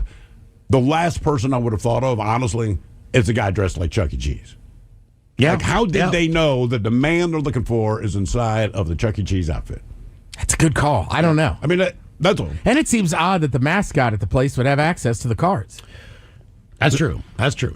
Another YouTube comment here. If you happen to follow us here, KISW Rock, it says Miles is Dave Mustaine for Megadeth. Yeah, and since you brought up the fact that get out that Metallica hate, since you look like your son, I just realized this hair is my daughter's. Is it? Yes, exactly. She has the exact same hair as I'm wearing right now. Is it a little better kept? Well, she combs it. I mean, this thing, we pulled it out of a bag for crying out loud. I mean this nicely. I can much more see his son in him than your daughter in you. That looks like if your daughter had just been on an 8-day bender. Yeah, like your daughter, I'd have to tell you, Miles, I hate to be the guy to tell you, your daughter's on methamphetamine. Right. She needs my daughter is a high school teacher. And she's having, she's on they a wouldn't meth let her in bender. school with hair like that. Sorry. Our question, what went down when someone was in costume? 206-803-ROCK. Mrs. Montgomery, might be time to go home. Yeah. Hello, John. Welcome to the men's room. Hola. Hola.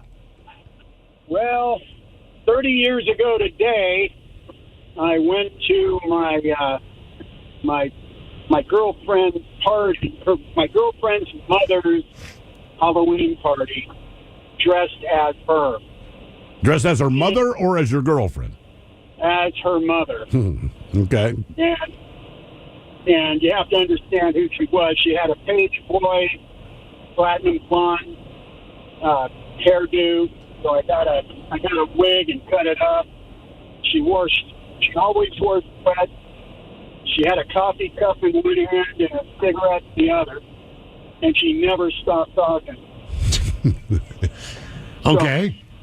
So I went in character, and her boyfriend, after about 45 minutes, was not amused, as was pretty much everybody in the party because they were their friends. I mean, were you being obnoxious, or in your mind, anyway, do you think you were nailing it? Oh, I was nailing it. That's why they were pissed. That's why they were upset, is because I was nailing it. And he comes up to me. He's this big old Viking Norwegian guy. He goes, time for you to go. And I said, well, wait a minute. I brought an extra costume because I figured it was going to happen that way. But, well, Norwegians not known for their biggest sense of humor. That's true. That is very true. No, he wasn't too amused. But I had been doing the act for like 45 minutes. I really needed to cut it off. Now, here's the thing.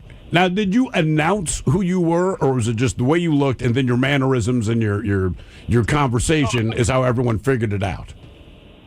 No, everybody knew as soon as I walked in the door because I was dressed just like her. I had the hair. I talked. I never stopped talking. I had a cigarette in one hand and a freaking coffee cup in the other, and I was hunched over just like her. Every single person knew who I came in. Now, why do you think they get mad at you? How about your girlfriend? As opposed to being annoyed with her? Well, she was fine with it, but then she was really uptight too because I'm sure people were like whispering in her ear, "You don't want your boyfriend's ass kicked, do you?" So, did your girlfriend? Other question: did you tell your girlfriend that you were going to dress like her mother, or did you just show up like that? Yeah, I had to tell her because I took her. So okay, all right. I showed up dressed as that. She didn't realize I was going to. But I picked her up, and I was dressed as her mother, and she couldn't stop laughing the whole way through the park. Well, I bet, because it's funny. Dude, that is awesome. Yes. That is awesome. Couple more guesses here. If you are having to check out the show on YouTube, let's see here. Thrill looks like Corbin Blue from High School Musical. I never saw High School Musical. You know what? Let me Google that. That's a blank for me, yeah. Mike would know. Either. What's his name? Either way, keep guessing. See if you can figure out what we're wearing today. If you haven't checked the show out on YouTube, we are at KISW Rock. Do us a favor when you get there. Subscribe to the channel and smash the like burger, we like to call it. Give us a big thumbs up there. See if you can figure out who we're dressed as today. You know what? I appreciate you saying I look like Corbin Blue because that's a good-looking brother. Unfortunately, well, maybe you should keep this on when you go home tonight. They're not commenting on my face, just the hair. Okay. Yeah. I mean, yeah, you don't want to get rid of your facial hair, but if you did, it probably would look closer to that dude. Dude, he's a good-looking brother. Yeah, you're right. My bad. I ain't even touching that. Your wife would. Yeah, she'd love it. Exactly. So our question, what went down when someone was in costume? 206-803-ROCK.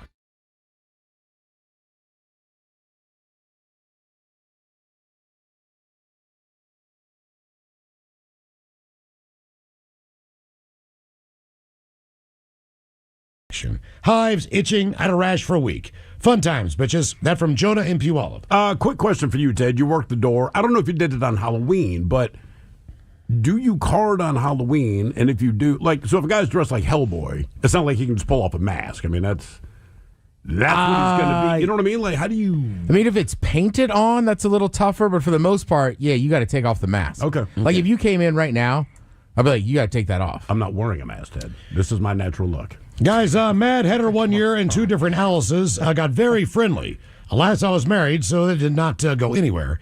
But the mind wonders where it could have gone. Steve, you have the results of the people who are watching on YouTube, KISW Rock. By the way, if you're there, please subscribe to the channel for us. We appreciate that. The results of the winners, so to speak, on who guessed the correct costumes. Yeah, and it doesn't matter how lame the costumes were. You guys figured it out anyway. Now, Ted Smith, you had the best costume. You actually put some thought into it.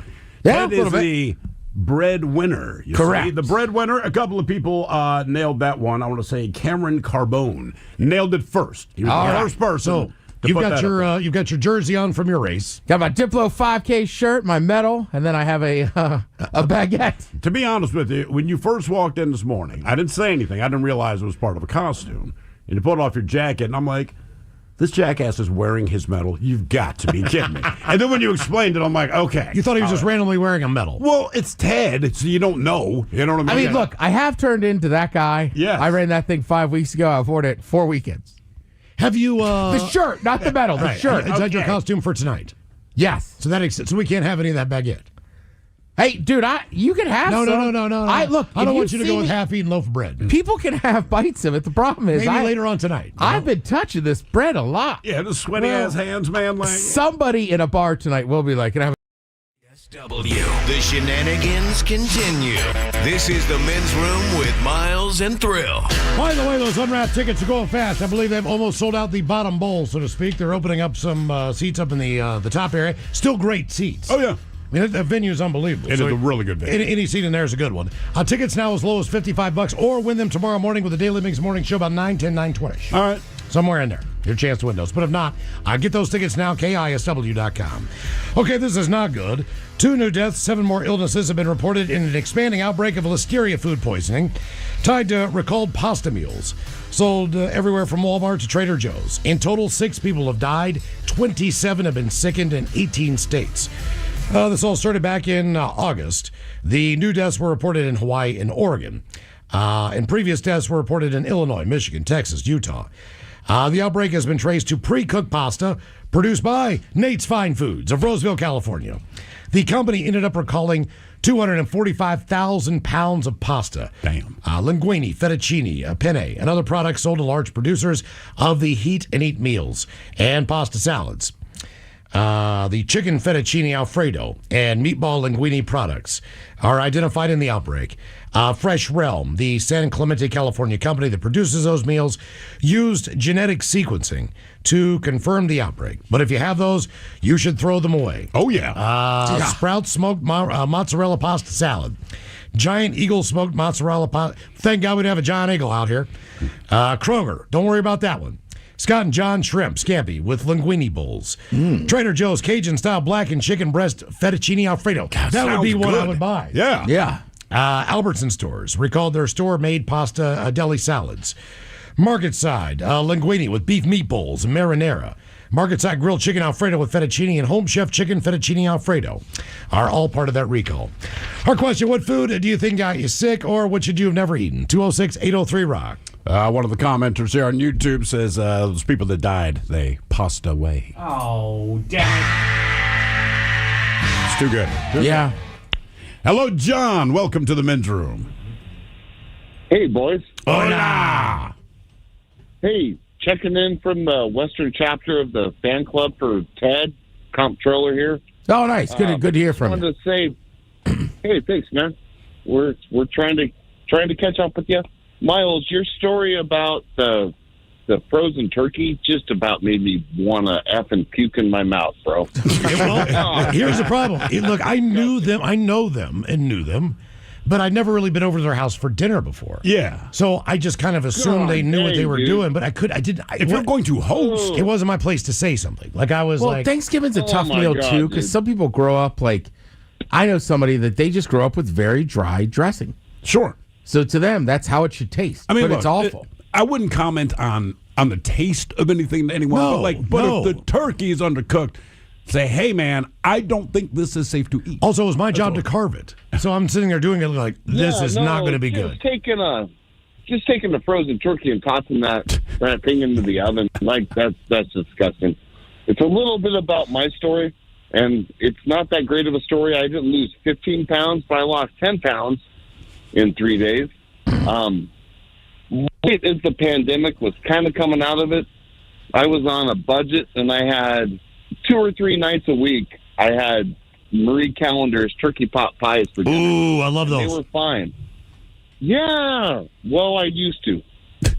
I did it the way you're supposed to. You cook the dang thing. You know, you wrap it up in some foil. You cut the little slits in the top. It was right after I got brought back to work after being on furlough.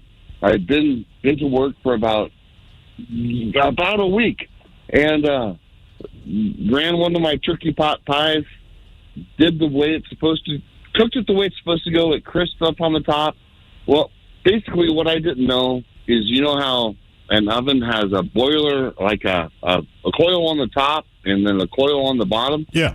You know, like there's two heating elements. The bottom element had gone out my oven, and I didn't know it. So I ran the thing for an hour like the way you're supposed to. It looked the way it was supposed to. I covered it up. I let it sit for about another hour. Drank a few beers, hung out, listened to you guys on the radio for an hour, turned it back on, you know, warmed it back up.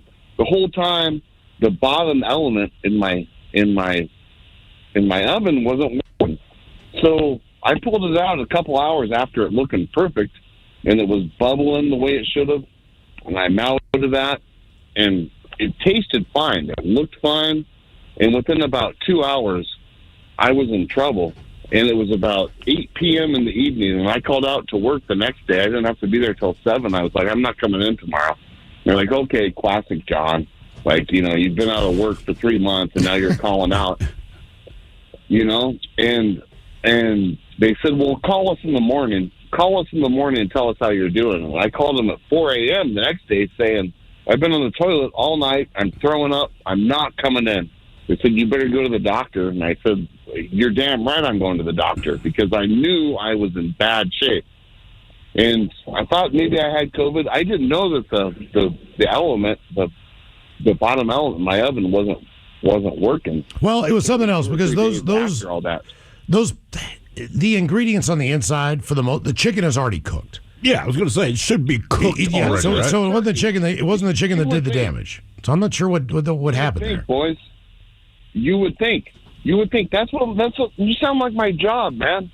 No. Like my job. Well, no. This is just logic. Right. This is logic, like a hot dog. You're not going to get sick eating an uncooked hot dog because it's already been cooked. Right. No. There was something wrong with it. Pro tip. There was something wrong with it. Next time, go claim jumpers. It just didn't cook all the way. All right. Well, I'm telling you, go claim jumpers. That's a better pot pie. In my old world, I'm a pot pie connoisseur. No, and claim jumpers is the supreme. My oven was messed up. I went to the ER. I went to the walk-in clinic. I thought I had COVID. They tested me, and they're like, no, you don't have COVID. I was so sick that I was pouring sweat off the brim of my cap, sitting, and the doctor came in and was like, man, there's something wrong with you. And I said, I think it's this pot pie. I'm pretty sure it was, because my oven wasn't working. It didn't cook it all the way through. It never even came close to cooking all the way through. And I thought it did. It's not as good as losing 15 pounds. Yeah, I mean, Miles is right. There could be anything in that pot pie if it's not cooked. Yeah. It could have been the vegetables. More than likely, it's a carrot or it's a pea. It's like 9 times out of 10, I feel like when there's a food recall, like sprouts always do poorly, spinach always does poorly, lettuce always does poorly. It's like, and look, I don't like vegetables, so part of me does not care at all. But then the other part of me is like, people are actually trying to be healthy. Right. By eating this crap, and then it's taking your ass out and putting you in the hospital. What food do you think got you sick, or what should you have never have eaten? 206-803-ROCK. Yeah, I went through a quick 6 months phase where I would get sandwiches and always put sprouts on them. Mm-hmm. So extra way to kind of just get some. And then you read about all the recalls and then how much is in sprouts, and it's really not worth it even. I think sprouts and spinach, man, I would just steer clear. I do like spinach though. Spinach salad's top notch. Okay. Get those little cranberries in there. Really? Yeah. Spinach and cranberries. You're telling me these flavors work together? You never had a spinach salad? Bro. With goat cheese and some walnuts. You know who you're talking to, cold? Right? Yeah. Come down off the hill, Ted. And a vinaigrette. No, come down off the hill, It's bud. delicious. All right. Damn it. God forbid you guys had some class. Come on, bud. No, I am not classy enough to eat that. Yeah. Well, Mike, I like to look down on people when I eat my spinach salad. Yeah, that's fair. But even if I go to Evergreens, Whatever salad I get, I will almost always get a spinach base. I have never been to Evergreens. It's shocking. Right. There's literally nothing on that menu that appeals to me. No, and there's nothing that they can make you either, because they got a bunch of wraps, and they're all fantastic. I love them. I get the wraps all the time. For people that like vegetables, my understanding is that Evergreens is a great spot. And I'm like, cool. They don't have any ingredients for me to eat. Do you like quinoa? No. Okay. I mean, look, I don't hate quinoa. I was going to throw you a curveball here. You like some of the pickled vegetables. That's about it. Maybe. Yeah, that'd be about it. What food do you think got you sick, or what should you have never eaten? 206-803-ROCK. And I don't know why. If you have pickled onions, I'm like, oh, this place is fancy. I love pickled onions. I know. It's like, oh, they're doing it right. Pickled onions. Hello, Chris. Welcome to the men's room. Hola, gentlemen. Hola. All right, so my story starts back in the mid-'80s when I was 14, living in northeastern Pennsylvania. My dad had gotten some smoked salmon from a buddy of his, so he decided one Saturday he was going to break it out and get it all up for all of us. And then at that age, he gave me one pina colada to drink with it. Everything was good until that night, and then all of a sudden I got super sick. Couldn't stop throwing up. My parents started freaking out, wondering what was going on, because they were fine. Ended up taking me to the hospital. Find out some reason I got food poisoning. Was down for 3 days. Couldn't eat anything. Crap coming out both ends. All that wonderful stuff. Jump until now, up to that day, because of that incident, I cannot eat fish or pina coladas. The smell. Well, you can avoid pina coladas, but living here is kind of tough to avoid salmon. Sure. Absolutely. So my wife wants to hey, let's have fish, and I'm like, no. You can have it all you want. I will go somewhere else. Have you had fish even once since the smoked salmon incident? I have, because we found fish that didn't smell like fish and didn't have that fish taste, so I could actually eat it. But anything that somewhat is closely to smoked salmon or that fish smell, nope, can't touch it. See, I love smoked salmon, man. Me too. I eat that crap all the time. Salmon dip. What part of Pennsylvania are you from? It's Susquehanna County, up there, a little town called Montrose. Oh, I remember the Sammy Band, yeah. Okay. That's got to be Western PA? No, you said Northeastern, right? Northeastern, about 20 miles south of Binghamton, New York. Okay, so with that in mind, have you heard of Towanda, Pennsylvania? It's a little more center located, but again, maybe 9 miles south of the New York border. Heard of it, never been there, though. Oh, You're missing out. Yeah, don't bother to go. I'm just curious if you heard it, man, because that's where my wife's from. And she's like, oh, from Pennsylvania. I'm like, oh, what part? Because you always think Philly, Pittsburgh, whatever, Allentown. She's like, Towanda. And I just had this blank stare. I'm like, I'm sorry, what? She's like, Towanda. I'm like, there's no town in Pennsylvania called Towanda, but there is. Yep. But, sir, like, if you don't live in that part of Pennsylvania, you have never I used to summer's vacation in Scranton. It's beautiful. I would also say, they do. Talk about, oh, Jesus, man. Scranton sucks. No. That guy with the fish, I think sometimes, too, it just takes time. Like, one time, I clearly overindulged, but I had some mac and cheese, like, balls. All right. So for, like, a few years, I just couldn't eat mac and cheese because it's just the reversal of fortune. I could still taste the mac and cheese. So it wasn't the actual balls. It's just you got drunk. Right. Correct. But because I threw it up, I was like, I can't have mac and cheese. Then I started eating mac and cheese, but it took me years to eat a mac and cheese ball, which are delicious. What's crazy to me is, but drunk me and hammered down like 6 of them. We go out, we get absolutely hammered. You wake up the next day, you puke, and it's all the booze, right? Yeah. You'll still go back to the bar and keep drinking Jack Daniels, and I will drink my beer and do it. Like, but if it's food, you're like, I can't eat this again. Because I always remember throwing up this food, and now I won't touch it. Booze, it's like, man, I've spewed that crap out of my face 1,000,000 times in my lifetime. I've never thought, I can't drink beer. There is certain booze, though. Like Ouzo, I won't drink, but I just don't like it. Jägermeister, I punish myself on it, but I'm like, I don't need to go down that road. But generally speaking, like if you throw up food, I can't eat the food again. Throw up booze, you're like, I can keep drinking. Worst one I've ever thrown up was absinthe. As far as Did just you the throw taste that up? and the burn, yes. Yeah. It's just so minty, and it's kind of like that Yagi kind of licorice flavor. Yagi. I know. Yagi. Sounds stupid what he said. What food do you think got you sick, or what should you have never eaten? 206-803-ROCK. It's bartenders. It's the only people, bartenders and bar owners, the only people I know that still love Jaeger. Oh, yeah. No power down. Hello, Matt. Welcome to the men's room. Hola, bitch, hola. Hola. How's it going, fellas? Doing well. Thank you, brother. Well, I can't complain myself. I'm doing a lot better than I was when I ate that thing that made me puke. Okay. What'd you eat? Well, I'd say, Thrill, you might be on my side on this one because vegetables are the enemy. They are. I agree. Yeah, no joke.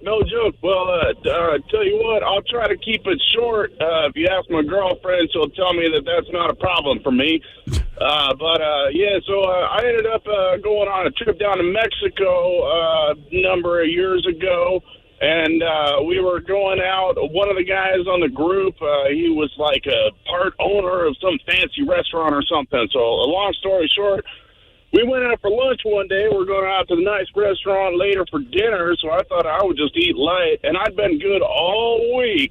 No ice in my drinks, no drinking the water, none of that. But I figured this one day at lunch, I didn't want to overeat too much, so I got myself a taco salad.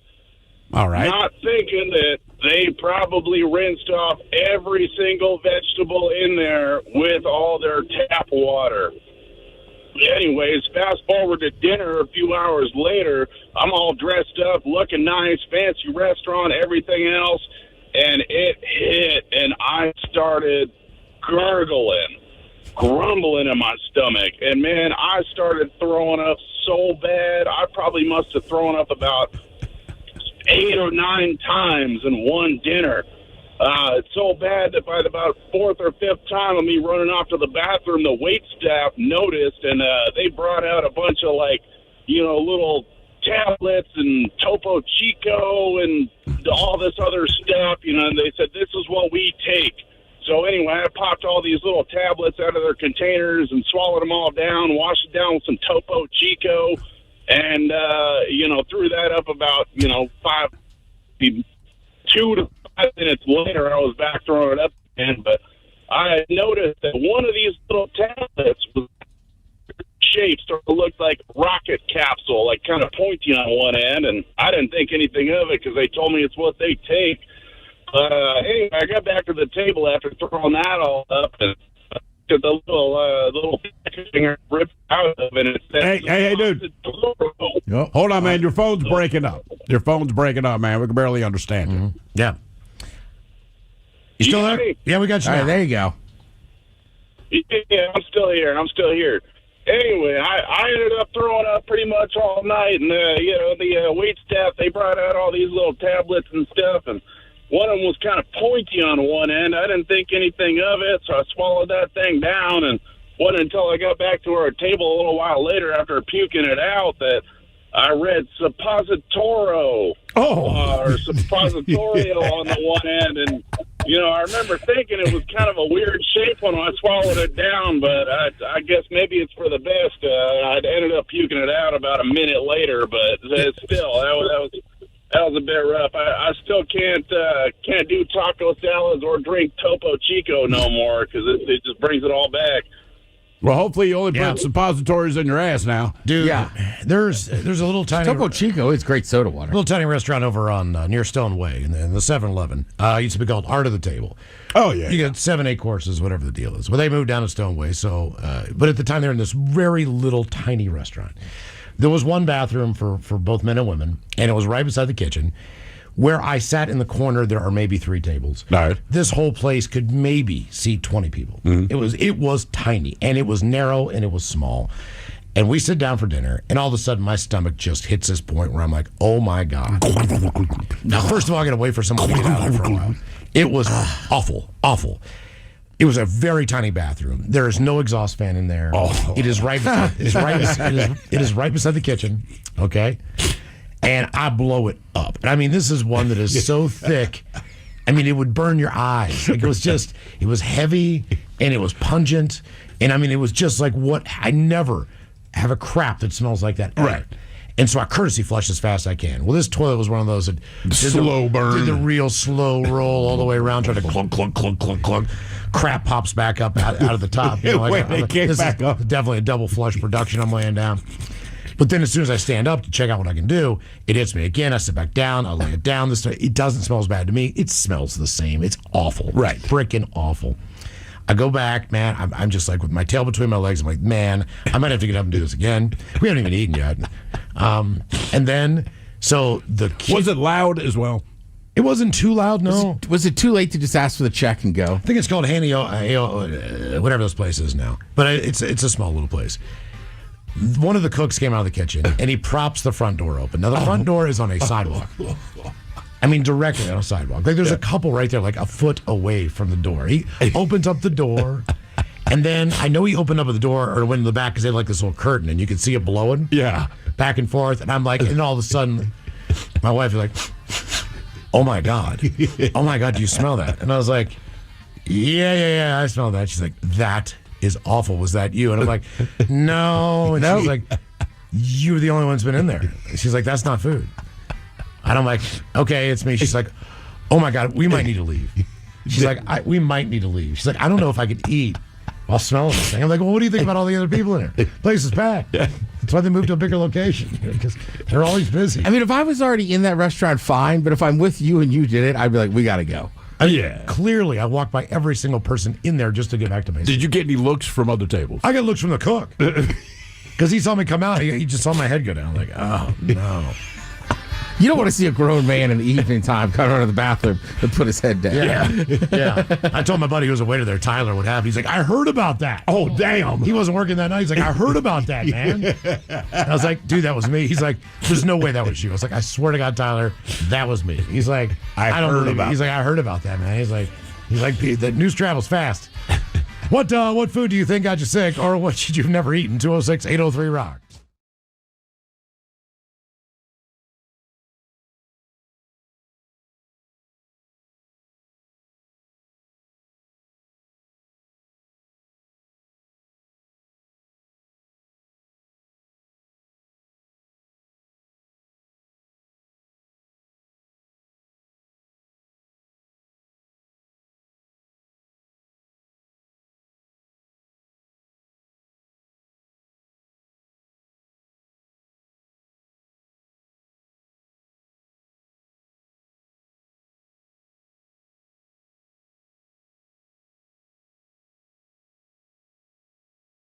Somebody in a bar tonight will be like, can I have a piece? Like, here, nibble all you want. They'll be hammered. Okay. All right. Let's see. Miles? Yep. I want to say Amy Tynan. We are familiar with her. Yeah, we know Amy. Yeah, she nailed you. She was like a Swiftie. I'm a Swift. It was just that. Oh, nice. It's a Taylor Swift shirt, and I was wearing just multiple wigs. I like your wig now. Yes, it's very nice. Your toupee Actually, I looks took real. this off so I could read these damn emails because the hair was getting so much I couldn't read anything. Yeah, and let's see here. Apartment 777 nailed me.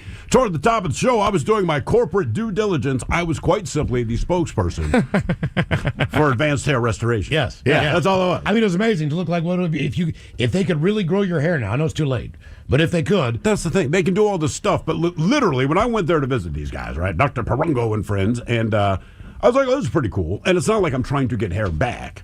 But he said, well, when did you go bald? I said, oh, dude, early 20s, whatever. He's like, yeah, you're past the threshold. We don't have I could still do it because I have enough of a Caesar ring when it grows I in. think you could still do it, but he straight up told me, he's like, brother, you have no hope. Yeah. Okay. Do we have time for a few birthdays here? Brought to you by Men's Room Roasted Red Salsa from San Juan Salsa Company. Dip responsibly. Guys, it is my boyfriend's birthday today. He's turning 29. I have forgotten to send in a birthday request for a few years, so I'm hoping I can make it up to him. So can Joe get some green beans, a bong rip, and a you, your girl, and your Johnson? Thanks, guys. Much love. That from Randy, Jeffrey, and Robin. Buying you a little time there, Ted. I know. Miles told me I had them, and now I lost them. Damn beans. Green bean. All right. Green bean. You found it. Yep. Green bean. Did you find that Johnson yet? Yeah. You, your girl, All right. Johnson. Yep, I'm on it. All guys, I want to wish my husband Jason a happy birthday on this cold Halloween. Cold. So, can he get some green beans? Colder than her damn hot. With an original barbershop fish sandwich. Alas, please have the dirty Germans. Let him know how much I appreciate all his hard work. From your loving wife, Sarah. Green bean. What? Green bean. Okay. Green bean. Yeah. Green What else? The barbershop fish sandwich. Can I get a sandwich? Oh, you know I gotta eat right. Oh, brother, can I have a fish sandwich? You put the cheese and the tartar on the side. Yeah, Sarah, you're not very subtle when you say you appreciate the hard work. I think she's implying that he has erectile dysfunction and likes it when he puts in the hard work. Yeah, well, it's Halloween. Maybe it's this weekend. He will take a little treat and give you the trick. Yeah, he's going to dress his penis up like an erection. I had a weird dream last night that I just had a big one. What did you do with it? Honestly, I was naked in a bar. People were like, "Why are you naked?" I was like, "Look at it." That was your dream. Were you at attention? Yeah, I could tell. Were you shooting pool with it? What were you doing with that thing?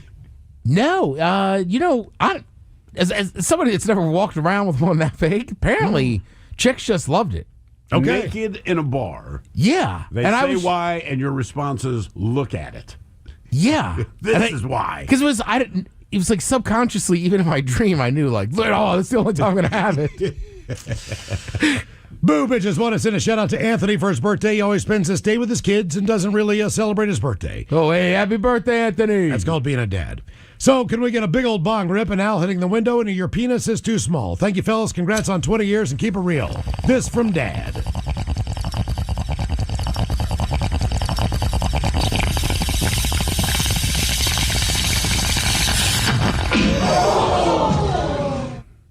And a penis.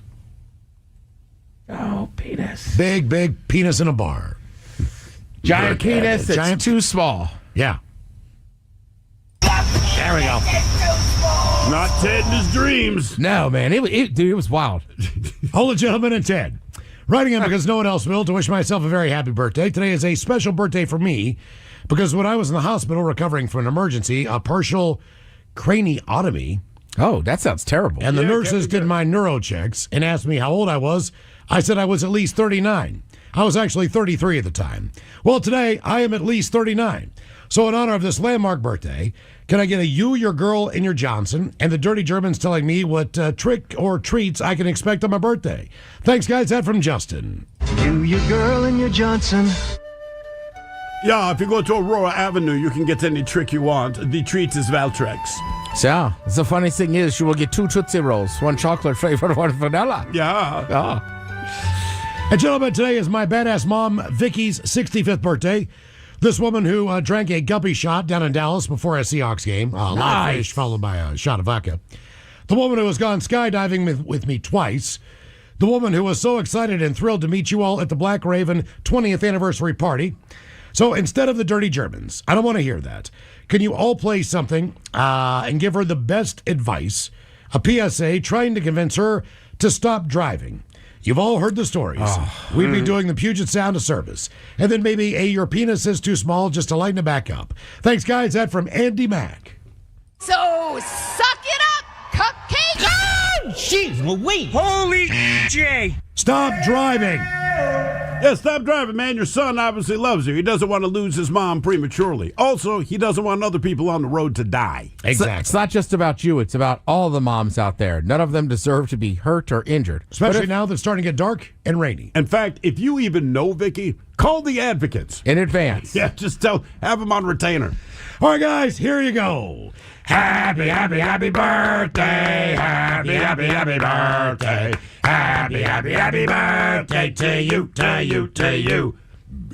Ya's a Dirty Germans brought to you by Men's Room Original Sausage. Available through Uli's world famous sausage, mensroomlive.com, and other fine retailers.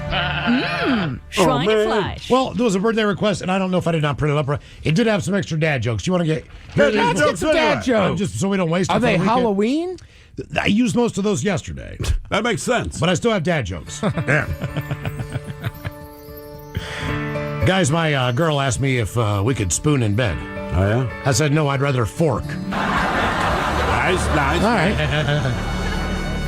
Where do basketball players go when they need a new uniform? Where do basketball players go when they need a new uniform? The Gap? New Jersey. Okay. All right. Dad joke Friday. Guys, the CVS cashier asked if I had a phone number with him. Yeah? Yeah, I said, no, I'm with Verizon. Where can you buy donuts, Cheerios, and SpaghettiOs? Where can you buy donuts, Cheerios, and SpaghettiOs? Ontario? Whole Foods. And what do you call sex toys made from folded paper? Orgasmy? Orgasm. Orgasm. Yeah. Couple extra. Well, you know you're broke when you're making sex toys out of folded paper. That's right. That's not a sex toy. Well, you can make anything a sex toy, Ted. Right, but the idea is paper can't get damp. Yes. It doesn't last long. And we get this email, an explanation, so to speak. Okay. Says, Ola, Miles, Steve, and Ted, we caught your conversation about cockroaches on Tuesday's episode. Thought we would share some fascinating facts about these little neighbors that might change your perceptions of them. Of cockroaches. All right. I wish you luck on this. Cockroaches are a lot smarter than most people realize. They can learn and solve problems, and they even have individual personalities. Some are bolder, and some are more adventurous, while others are shy, and they learn at different speeds, just like the humans, who may not understand them. They're even democratic. Unlike ants and bees, who have queens, cockroaches make group decisions about where to seek shelter. All in favor of hiding under the oven, say aye, aye. They change their minds and their behavior when their environment changes. All right. Some cockroach species, such as wood-burrowing cockroaches, I know them, even care for their babies for 3 years or more. Get a job! With both parents taking turns protecting the nest, feeding the kids, and cleaning up after them. You can tell when the male one's doing it because there's little teeny tiny beer cans around. That's right. Like all animals, cockroaches are just trying to survive in a harsh world where the odds are stacked against them. To help you find harmony with them, may we send you some humane bug catchers. These clever devices enable you to escort cockroaches and other bugs outside without hurting them. Just let us know where to address them. I do not have a cockroach problem. I don't either. I haven't seen, honestly, I have not seen a ton of them in the Northwest. I have heard of certain restaurants that have had cockroach infestation. For sure. Sure. For sure. Yeah. And I think that's just part of having all that food in there all the time. Yeah, I have not had one in my home, thankfully, since I've lived here. This is the mighty 99.9 KISW and KISW HD1 Seattle. Always live on the free Odyssey app. Text the guys at 206-803-ROCK from the Pinky's Plumbing Studio. You're in the men's room. Typical symptoms include diarrhea, fever, and abdominal cramps. Cool. People experiencing more severe infections also may suffer a high fever, aches, headaches, lethargy, rashes, and blood in their urine. This from an egg infestation and salmonella contamination. Black Sheep Egg Company, based in Arkansas, announced a voluntary recall for various types of eggs on September the 19th. Various types of eggs? The FDA issued a Class 1 risk classification for the recall October the 14th. Basically, these are just range grade AA medium brown eggs. They don't even have the name of the company on them. So there are about 15 different types of eggs that you should not eat, but they're all just based on size and color, not necessarily the company that slaps the name on the container. So you really don't. So how do you know if you have eggs that have come from Black Sheep Egg Farm or whatever? 18-count cartons, loose packing boxes, 12-count cartons, loose open skid, 12-count carton. I mean, I don't know. It's just based on date. So August through the end of October. They're written on the side of the cards. And for me, honest to God, some of them have the branding on it. Some of them do. Okay. If I get eggs and they're 5 days after the expiration date, I make them. Really? I eat them. And for whatever reason, I don't feel like eggs get that bad, so to speak, maybe. Well, there's definitely, if it's a couple days, whatever, but I've definitely had periods where I just didn't eat eggs for 2 weeks and they were way out of date. Yeah. Plus, when you crack an egg, usually you'll know. What food do you think got you sick, or what should you have never eaten? 206-803-ROCK. Hello, Brett. Welcome to the men's room. Hola. Hola. Goes all the way back to 1983. I was a junior in high school. Two buddies and myself, we went to Everett. We went to the YMCA, played some racquetball, went swimming, sat in the sauna, and went to Jack in the Box afterwards. Nice. We all had exactly the same thing, which was like a double cheeseburger, fry, and a Coke. And a little bit later, they dropped me off. I went down to a buddy's house. We're getting ready for baseball tryouts. And there was 7 or 8 of us taking turns in the batting cage, and I was standing in line waiting and just kind of started to boil. Had to go into his parents' house and went to the guest bathroom, and it was locked. Somebody was already in there. I knocked. I said, dude, I really got to go. And they said, use the master. So I went in the master. I opened the window. I knew it was going to be bad. Later, I found out that the window is real close to where the batting cage is. So everybody kind of heard and smelled what was going on. So I ended up going home, pooped myself quite a bit. Oh. And then I went, I tried to go to bed, couldn't sleep, just cramping miserably. Went in my parents' room, said, I got to go to the hospital. So they threw me in the back seat. I was curled up like a baby in the back seat. Took me to Everett General at the time. I think it's Providence now, but ended up 7 days in the hospital. Jesus. Lost 30 pounds, and I weighed all of 135 when I went in.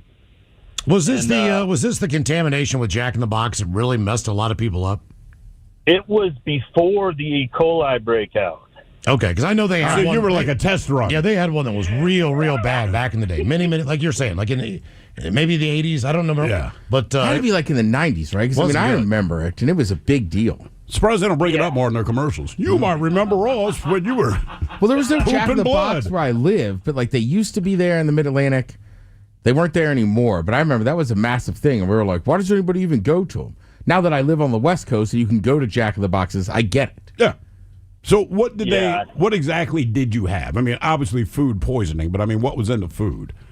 Well, so they said it was salmonella, which I believe to be more related to poultry, but I don't know what all they're cooking where, you know what I mean? So and the other 2 guys had like no trace of anything. It was just bizarre. And yeah, it was miserable. Spent my birthday there, missed baseball tryouts, had to end up on the JV team. Yeah, it was just a crappy deal. And were you pooping the whole time that you were in the hospital?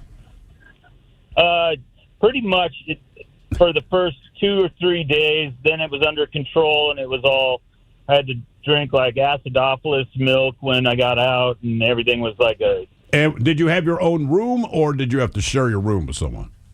I had my own room, thank God. Wow. Yeah. Damn. Yeah, it was the early 90s. They had that E. coli breakout. About the same time, I was probably 12 or 13. We go on the family vacation to Ocean City, Maryland. On the way, when you get to the Eastern Shore, there is a Tasty Freeze. It's got a playground outside, soft serve ice cream, the whole deal. So we stop. I got an ice cream cone. We're on vacation. This is great. I got sick for 2 days. I did not realize what it was, but it sucks when you're at the beach. It's sunny, people are out, and you're sitting in a bedroom that not yours, and you can't eat, you can't keep anything down. So we stayed there for a week, and then on the way back from Bethany, we ended up passing that Tasty Freeze. I'm feeling better. I want another ice cream cone. The parking lot is empty. We get to the front door. There's a sign that says, due to a contamination outbreak. We're closed? We are closed. And I think everything kind of clicked in. My mom explained to me what was going on. Like, yeah, you probably got food poisoning from that ice cream cone. Oh.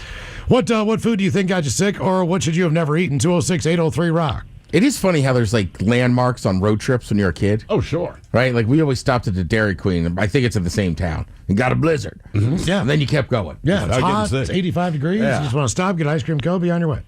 Hello, Bruce. Welcome to the men's room. Hey, guys, liquor and teriyaki flavored lubricant. Yeah, my man. Oh, God, that's a teriyaki. Hell yeah. Hey, man, that discussion you had on that the other day, that's got to go on your end of year best of deal that you do, man. I was in stitches, man. Well, hopefully, if you do the lube, it tastes good. Just make it. That was my point. What do you like? That's what the lube should taste like. Pizza. Oh, man. Hey, so about 4 years ago, I was out at my off-grid river cabin, and I had some oysters that I bought from a fish market that were on ice. I took care of them and everything. I put them on the grill. I was all by myself, ate these oysters, and then not too long after, I went fishing out in my drift boat on the upper Skagit River, and I hooked into some nice king salmon, and as soon as I did, man, I got that feeling like you get just as the mushrooms are kicking in, but I didn't have any mushrooms, and I thought, oh, man, something ain't right. I'm in trouble, and if you know anything about a drift boat, there's no motor, so my truck was parked about 9 miles downriver with my trailer. Oh, and no. I pulled anchor, I pulled anchor, and I said, man, I got to go, and I would never leave good fishing like that to go if something wasn't really bad. And, man, by the time I got to my trailer downriver, I'd stopped, about 5 miles downriver. I parked on this little island, and, crapped all over the place. Got back in my boat. By the time I made it to my trailer, I was trying to get my boat on the trailer, and I was puking and passing out.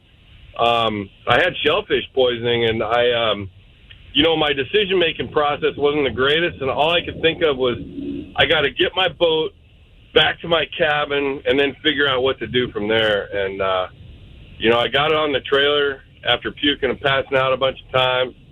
I got it back to my cabin. I went inside, and I was passing out for long periods of time where when I would wake up, I wasn't all the way there. Like I was, it was like watching a Pink Floyd video or something, I didn't really know who I was or where I was at. And then a couple minutes later, I would kind of come to and just be scared to death. And my wife ended up, I called her, she's 2 hours away, and she told me to call 911. And man, I had to wait like an hour and a half for an ambulance to get there, and they hauled me away to a hospital. And apparently, the shellfish I got, we had just had that. I don't know if you remember, we had a heat dome or something about 4 years ago.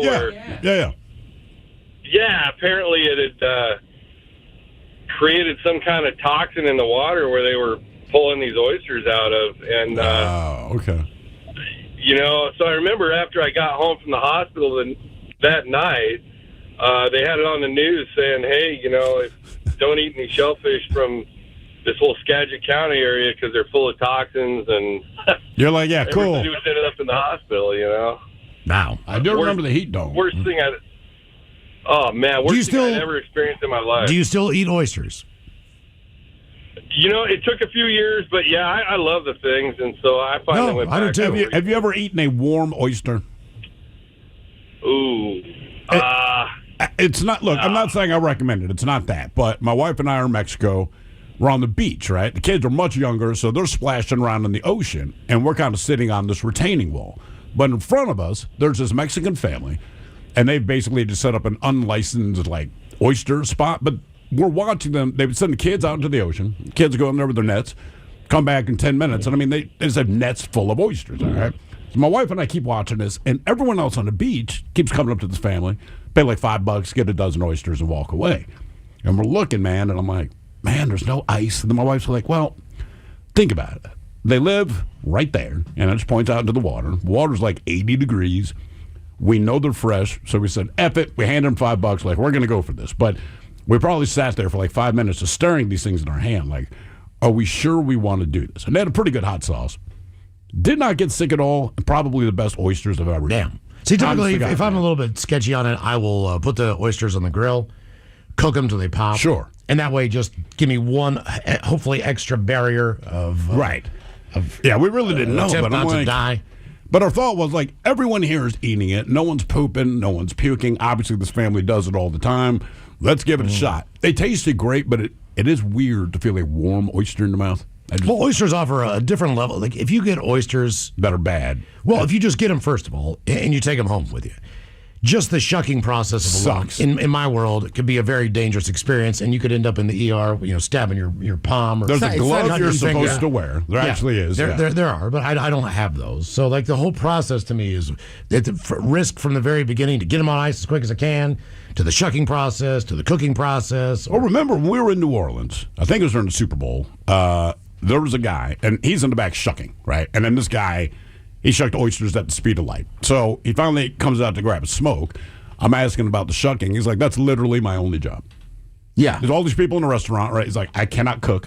He's like, I shuck oysters because everyone comes into this restaurant to get oysters. And he's like, and I'm the best oyster shucker in the world. He's like, it's just that simple, man. I'm a mother shucker. But he's like, I've been here for like 10 years. He's like, this is literally all I do. I know plenty of people that can shuck an oyster, right? Yeah. But it's a process. It is. And then I have one friend who does it with no problem, but he worked at a seafood restaurant and literally shucked oysters. Well, you can get when he was like 18 or 19. That was his job. Same thing. Was like to sit in the back. You can get a job. And you can tell. You're just like... the way how quick they do it. Like, where did you work? Because you're way too good at this. Oh, yeah. Also, once you open them up, then you got to dig them off the bottom. You got to get the membrane off there so they slide out. Yeah. If not, they'll just stick in there. So now you got a next process. But you'll watch this guy. You order a dozen oysters. I swear to God, like 30 seconds, they're ready. You're like, you've got to be kidding me. What food do you think got you sick, or what should you have never eaten? 206-803-ROCK. Hello, Kevin. Welcome to the men's room. Hey, guys. How you doing today? Oh, yeah. Doing well, brother. Oh, yeah. 45-year listener, rockaholic, multiple-time caller. Oh, awesome, man. Thank you. Hey, I got a shout-out. Can I do a shout-out? Sure. I want to shout-out to you guys. Appreciate everything you do, and I hope you guys get to do this gig until you don't want to do it no more. Well, thank you. So far, so good on that. Yeah. Still want to do it. No, well, then keep me entertained as long as you can, brothers. All right. Thank you, man. Yeah. I appreciate So that. my story is, for some reason, Ivers is a very, very good tasting food. But if I want to take the day off because of food poisoning, I go to Ivers. And I don't know why. It just does not agree with me. I end up with S coming out one side and vomit coming out the other. Is it just Ivers? Like, if you go to a different seafood spot, do you have the same experience, or is it just Ivers? Nope. I can eat warm oysters. I can eat 3-day-old salmon. I can pick food off the floor. But if I eat Ivers, I am in the toilet. For me, it's Hooters. We're talking toilet on one end, trash can in the other. And I don't know why, because it tastes so good and it does not taste the same coming up. For me, it's Hooters chicken wings. I love them. They're awesome. I can't stop eating. They're so greasy. For some reason, when they hit me, man, it's just like WD-40. What about like KFC? Because that might be the greasiest fried chicken out there. You know what? For some reason, I'm okay on fried chicken. It's Hooters wings specifically. Just Hooters. I don't know why. To me, they were like some some of the just easiest. Some places just seem to have greasier certain products. Yeah. And I don't know what it is, but like I love Ivers. That's a great restaurant. When I was a kid, it was Olive Garden calamari. I had that. Fried calamari? Yeah, and I ate the crap out of that. I didn't even know what it was. It was just like, this is delicious. And both times I ate it, I ate way too much of it and gave myself stomach flu. Really? That's the other issue, too, right? Like, I did it this weekend. I woke up Sunday and my stomach, it's like I didn't have the stomach flu. I ate way too much chocolate the night before. Right. How much chocolate did you eat, man? Well, my buddy had just given me like a bag. So me and my other friend were watching baseball. Like, Oh, have that's the worst way to do it. Right. Have another tiny little Hershey or Reese's thing. When I woke up, I was like a kid. I woke up in the middle of the night like, I had too much sugar. My stomach is in pain. What that's food? Not, you have to say, but that's not like. No, you did that. That's gorging yourself. Correct. What food do you think you got you sick, or what would you never eat again? 206-803-ROCK. Hello, Chris. Welcome to the men's room. Liquor and whores. Liquor and whores. So this story is about 12 years ago. I was at my grandparents' house. I was out of work. They had to work for me. So I had a question I had to ask my grandpa. I go looking for him and looking for him and looking for him. Finally, I found him in the bathroom pulling his cheeks. Grandpa says, I think I had a stroke. Can you take me to the hospital? Yeah, no problem. Let's go. Get to the hospital. They're doing their blood work and all that. And doctor starts asking them questions, asking them, what did you have to eat today? And he's like, oh, I just had dinner. And then I found some freshly made brownies in the kitchen. It hit me. My uncle had just made pot brownies. So I told him, I was like, Grandpa, you're just stoned. It was the funniest thing the doctor ever heard. My grandpa wasn't having it. He's like, no, there's no way. I said, Grandpa, Uncle Kelly just made pot brownies. Like, you ate those. How many do you think he ate? I think he said that he ate 2 of them. All right. Well, depending on the strength of the butter, I mean, in the batch. That'll explain it. That explains it. Man. I don't know how to. I would never know how to measure that stuff out. Yeah, I don't know cook with weed, so I don't really know enough about it. But I do know that one of my buddies, he made some pasta with weed. Okay, weed butter or whatever he did, and he said he did not realize how effed up he would get. He's like, I don't know what it was about that batch. The weed wasn't spectacular. Right. Whatever the hell he did, man. He said he was messed up, and he was the guy that would like offer you weed butter. Yeah, of course. You know, if you wanted to cook with it. I mean, yeah, and like I feel like brownies, you kind of had an idea, but yeah, people that are using like vegetable oils that have THC in it and making a whole meal out of it, it's like, well, I also want to eat the meal. Yeah, well, and just enjoy it. But basically, that's what he said. You could not taste the weed in this. It did not taste strong. He said it was really good butter. It's just the fact that he said, man, I really had to go sit down. He's like, I didn't clean up after dinner. I just had to sit there for a while. And just be high. He's like, I was sweating a little bit. I was like, really? Hey, you think you're having a heart attack?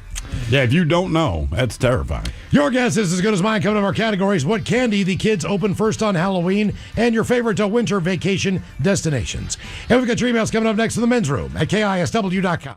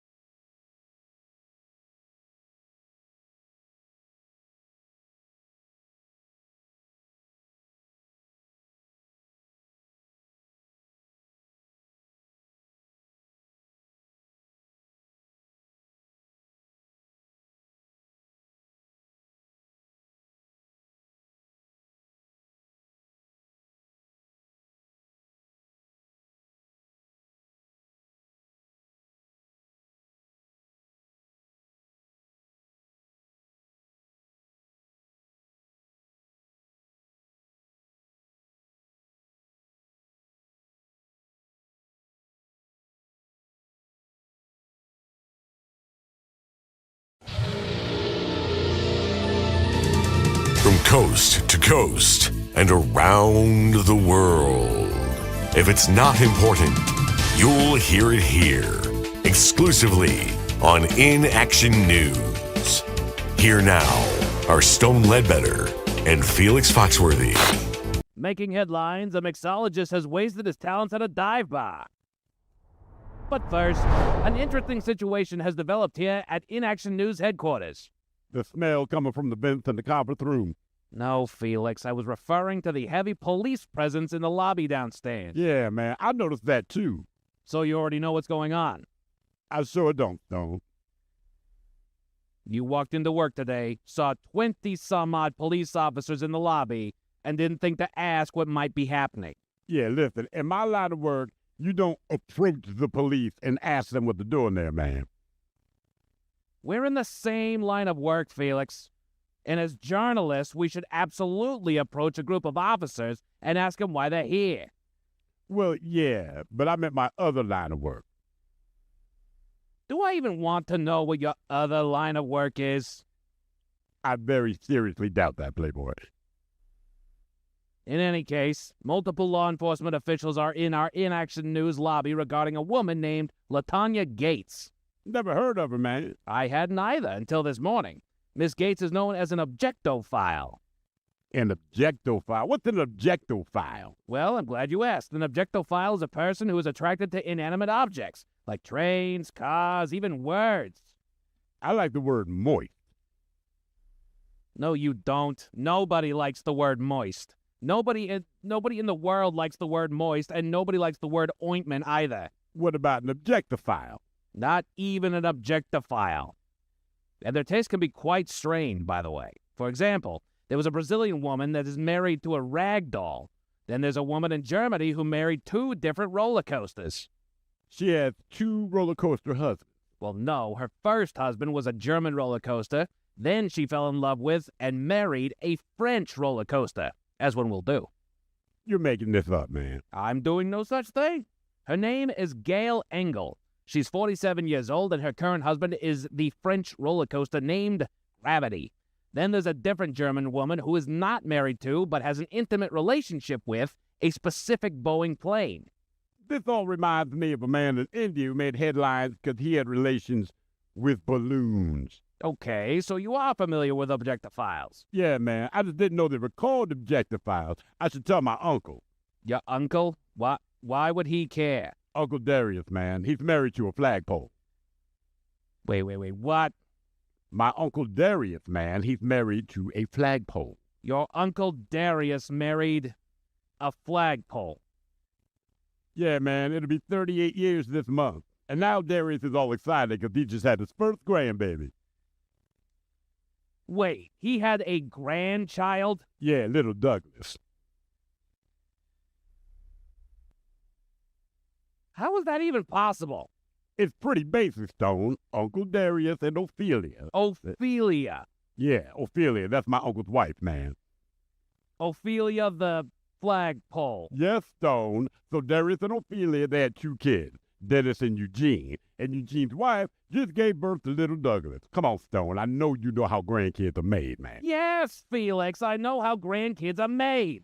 Just in a more traditional sense. I'm not sure how it works with flagpoles. It's the birds and the bees, Playboy. Don't make it weird, man. I'm not making this weird, Felix. I'm just trying to do the mental math on how a man impregnates a flagpole. You having dirty thoughts, Playboy? No, I absolutely am not. Yeah, okay.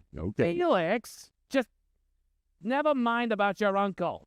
Although, tell him congratulations on the birth of his grandchild. Will do. Back to our top story, Miss LaTanya Gates. Yes, Miss Gates is a self-confessed objectophile and is currently in our inaction news lobby, handcuffed to the globe structure that adorns our entry. If you're unfamiliar, the sculpture is a replica of the globe that you see during our show open. And why is she handcuffed to it? Well, as I stated, Miss Gates is an objectophile, and the globe in our lobby is seemingly the object of her affection. So the cops handcuffed her to it? No, Miss Gates handcuffed herself to it.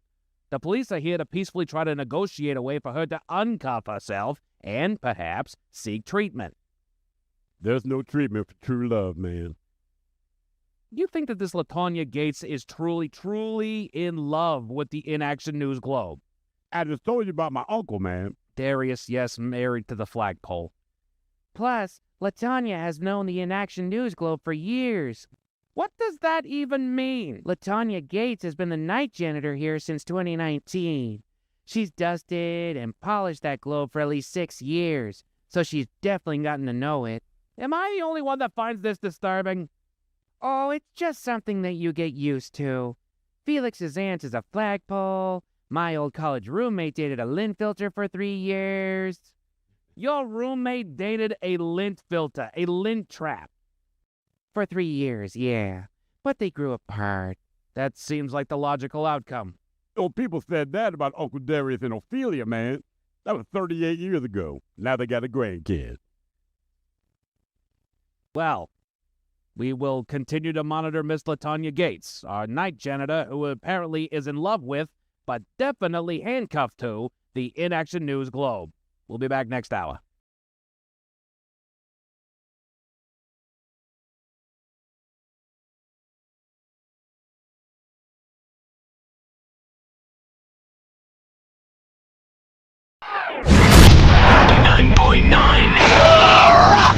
KISW.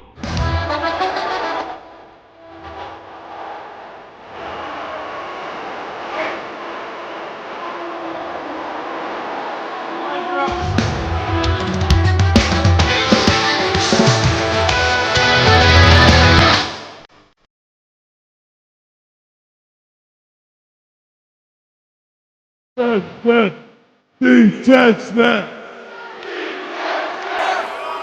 Death. Death. Death. And now, Dead. Fighting in the blue corner in half American flag, half Mexican flag trunks at a height of 6 feet, 2 inches, reach of 31 and a half inches, weighing in at 244 pounds. The Executioner, the Latin Assassin, the Belling Hammer, the Manic Hispanic, the Count of Monte Fisto,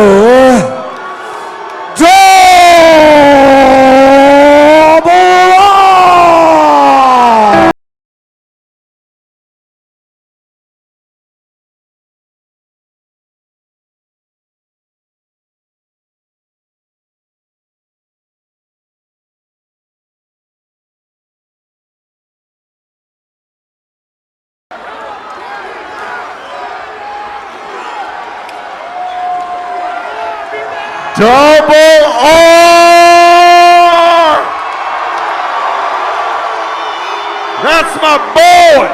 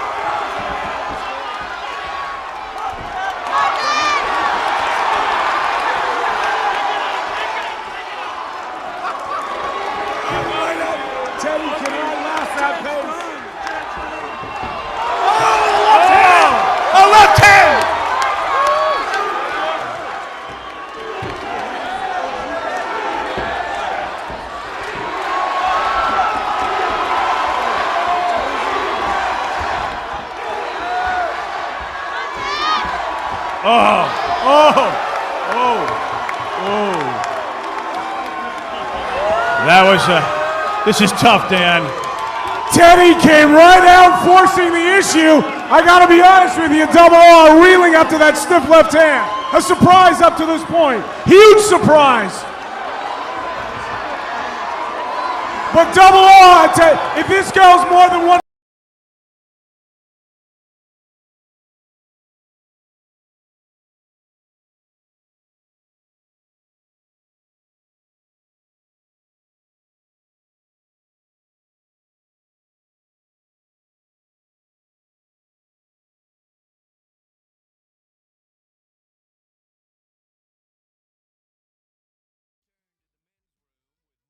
Thrill. Your guess is as good as mine. Kind of our category. So, what candy the kids open first on Halloween and your favorite winter vacation destinations.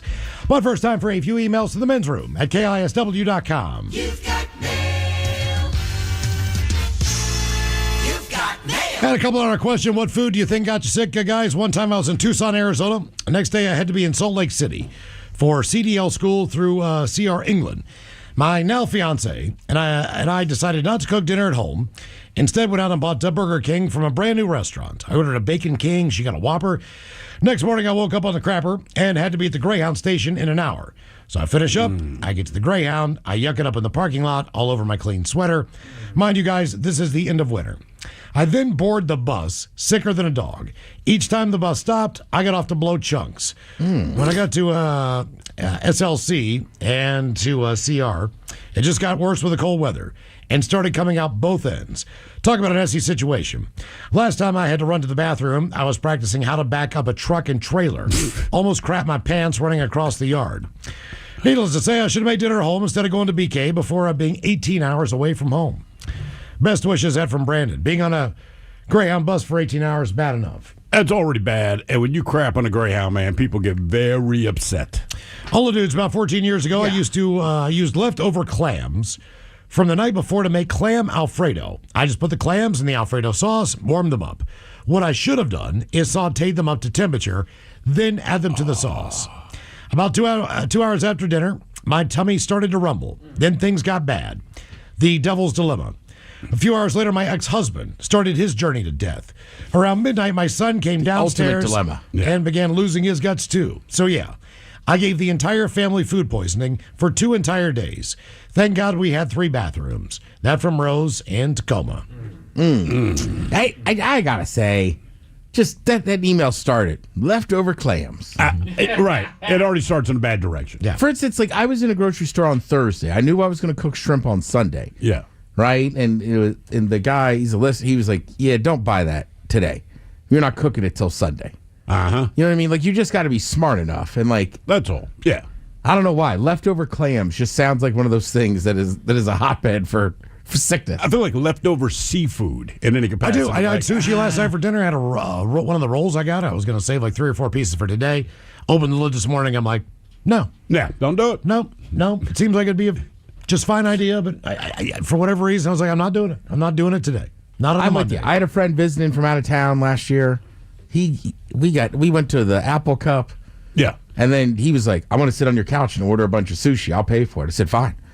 He got hammered and passed out. So I had that. You're right. But like the next day, I was like, I don't want to eat can't this. do it. Yeah. No. What if something bad happens? And if it's a California roll, fine. Maybe. Sure.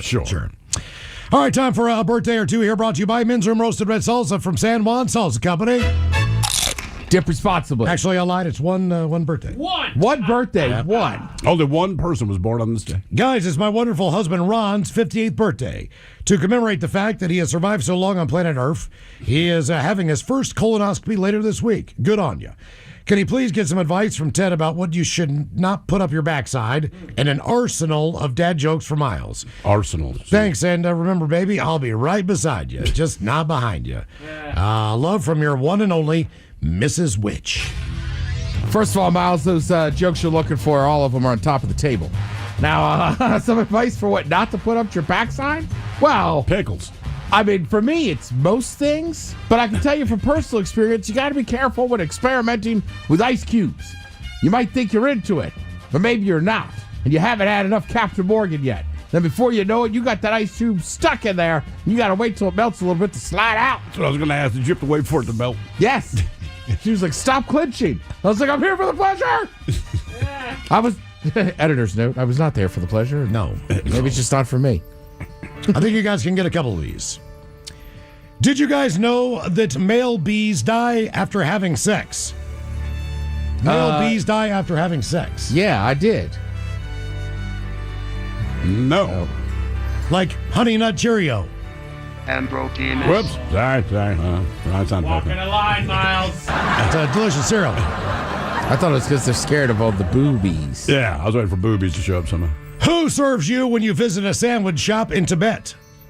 Who visited you? The Deli Lama. The Deli Lama, very good. What did the ranch say to the fridge? What did the ranch say to the fridge? I like your Hidden Valley. Close the door, I'm dressing. Why did Adele cross the road? Why did Adele... To see the other side. To say hello from the other side. Very good, Mike. Very good. Hello. I made a mistake and accidentally took my cat's medicine yesterday. Oh, yeah? You're not feeling well? Don't ask me. Well? Don't ask me meow. They said money doesn't buy happiness. Have you ever seen a sad person on a yacht? No. And finally, I named the printer at work here Bob Marley. Oh, yeah? It's always jamming. Shabba. All right, guys, here you go. Happy, happy, happy birthday. Happy, happy, happy birthday. Happy, happy, happy birthday to you, to you, to you. Ya's a Dirty Germans brought to you by Men's Room Original Sausage. Available through Uli's World Famous Sausage, mensroomlive.com, and other fine retailers. Schweinefleisch. Thank you, Bob, and a couple of extra emails here. Let's see what we got here. Guys, University of Central Florida. Need to get tested. Oh, yeah, let's get a contest online for Your Guess is as Good as Mine. Sorry, 206-803-ROCK. I thought maybe the thrill just was I was Hawaii. like, I thought he was giving me the hang loose. He's just giving you the shaka, brah. Yeah, I was like, all right, I got you now. University of Central Florida has a player named Miles Montgomery. All right. Oh, yeah. Yeah, Sean said that in. So he's probably a stud. I think I also saw there has been a Will Smith that has won the World Series for the past 6 years. Yeah, Correct. But they're all different Will Smiths. I think there's like 2 or 3 different Will Smiths. Yeah. 3 of them were with the Dodgers. And then who else? The Astros had the same one for their back-to-back years, and there was one on the Braves. Huh. I think it was the same guy, though, isn't it? Might have been. No, I it's don't the same think it dude. is. I thought it was a couple different Will Smiths. I think it's the same guy. I might be wrong on that, but I heard it was the same guy. Maybe I'm wrong. Ted Smith, would you like to go to the outdoor gun range is the subject. I know this is a strange question to ask, but ever since I heard that you're a gun owner, I was figuring if you'd like to go to the Seattle Police Gun Range and try out your pistol there. My friends and I are members, and we go there every other Sunday around 9 a.m. when it's not too busy. Outdoor range is a lot different from the indoor one. Plus, there are people there who can help you with your stance or your shooting discipline. It's an open invite to you or anyone on air that would like to learn about shooting in the shooting world. Thanks for your time. That from Ben. If you want to keep that one. I did not see that email. I got to email this guy back. That'd be awesome. Absolutely. Let's see here. Get the old Glocks in action. All right, time for a little Your Guess is as Good as Mine. Do we get enough time to get a contestant on the line there? No. Somebody showed up and then they immediately hung up, so I don't think cool. they wanted Like to play. that. No. Thanks for nothing. Jerks. 206-803-ROCK. I'll tell you what, I'll tell you the 2 categories. In the meantime, we'll see if we can wrangle someone there who wants to play the game. If not, we will play amongst ourselves. So, in honor of what was last week, National Chocolate Day. Which day was National Chocolate Day? That would be last Tuesday. A poll of 1,000 Americans found 79% of us eat chocolate at least once a week in general. On Halloween, it is a lot more than that. 59% of people say milk chocolate is their favorite. I'm a dark chocolate guy. White chocolate is third, by the way. How often do you eat chocolate?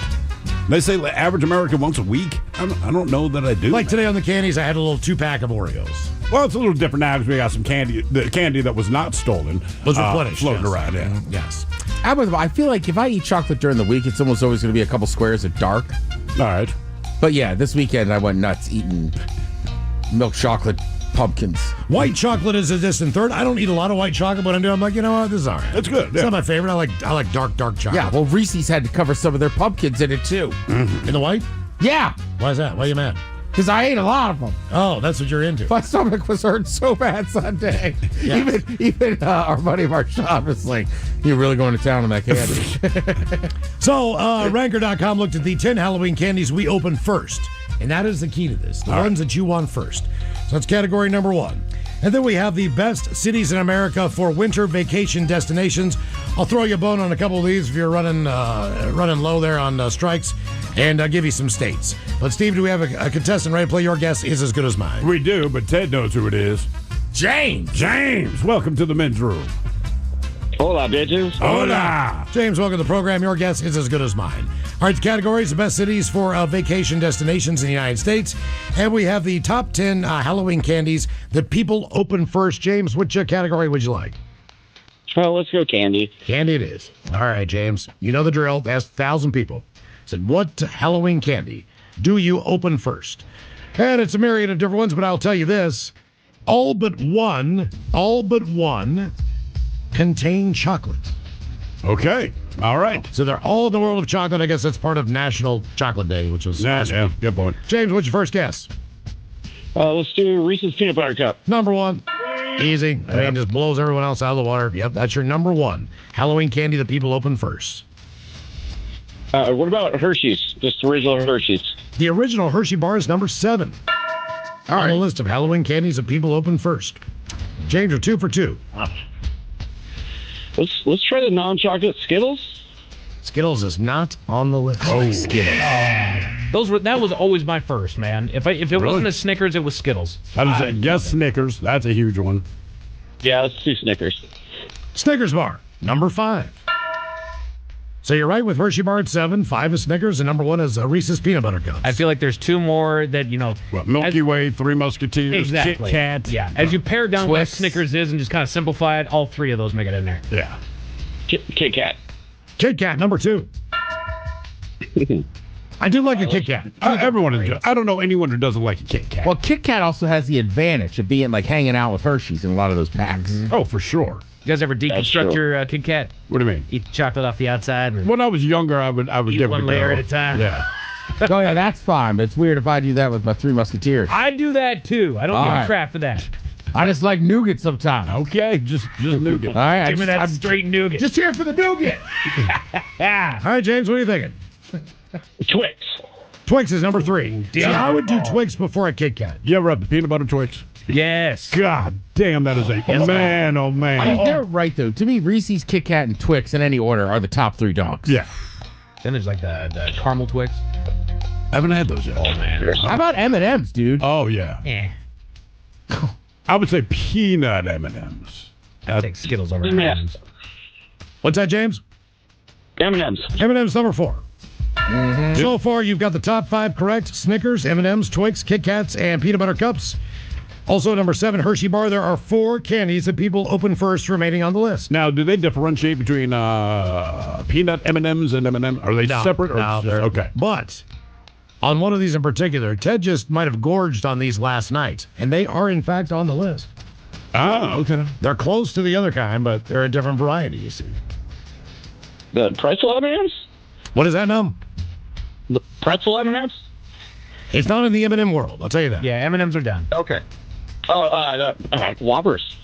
I love them, but no. Whopper's not on the list. Yeah. I always got pissed when those were in my bag. Uh-huh. Well, and every year, it's like, it's got to be good. I'll retry it. I know. I did the same thing. I'm like, nope, still don't like it. Okay, James, 2 strikes against you. There are 3 chocolate products left and 1 non-chocolate candy that cracks the top 10. Gummy bears are not included, Skittles are not included, or Nerds. None of those are involved. Smarties. Who in the world opens the Smarties first? Miles, are you suggesting it could be an offshoot of the Reese's? Was that a third strike? Yes. All right. Yes, it is. It's an offshoot of the Reese's. So is it like Reese's, like pumpkins? It is Reese's pumpkin butter pumpkin cups. That's exactly right. They're number 6 on the list. There are 3 candies remaining. 2 involve chocolate. One, again, does not. One that was not on the chocolate from the YouTube. They said Starburst. I thought that was a good. Number 10 on the list. Oh, wow. Very good. Now we got 2 pieces of chocolate left. Say Three Musketeers.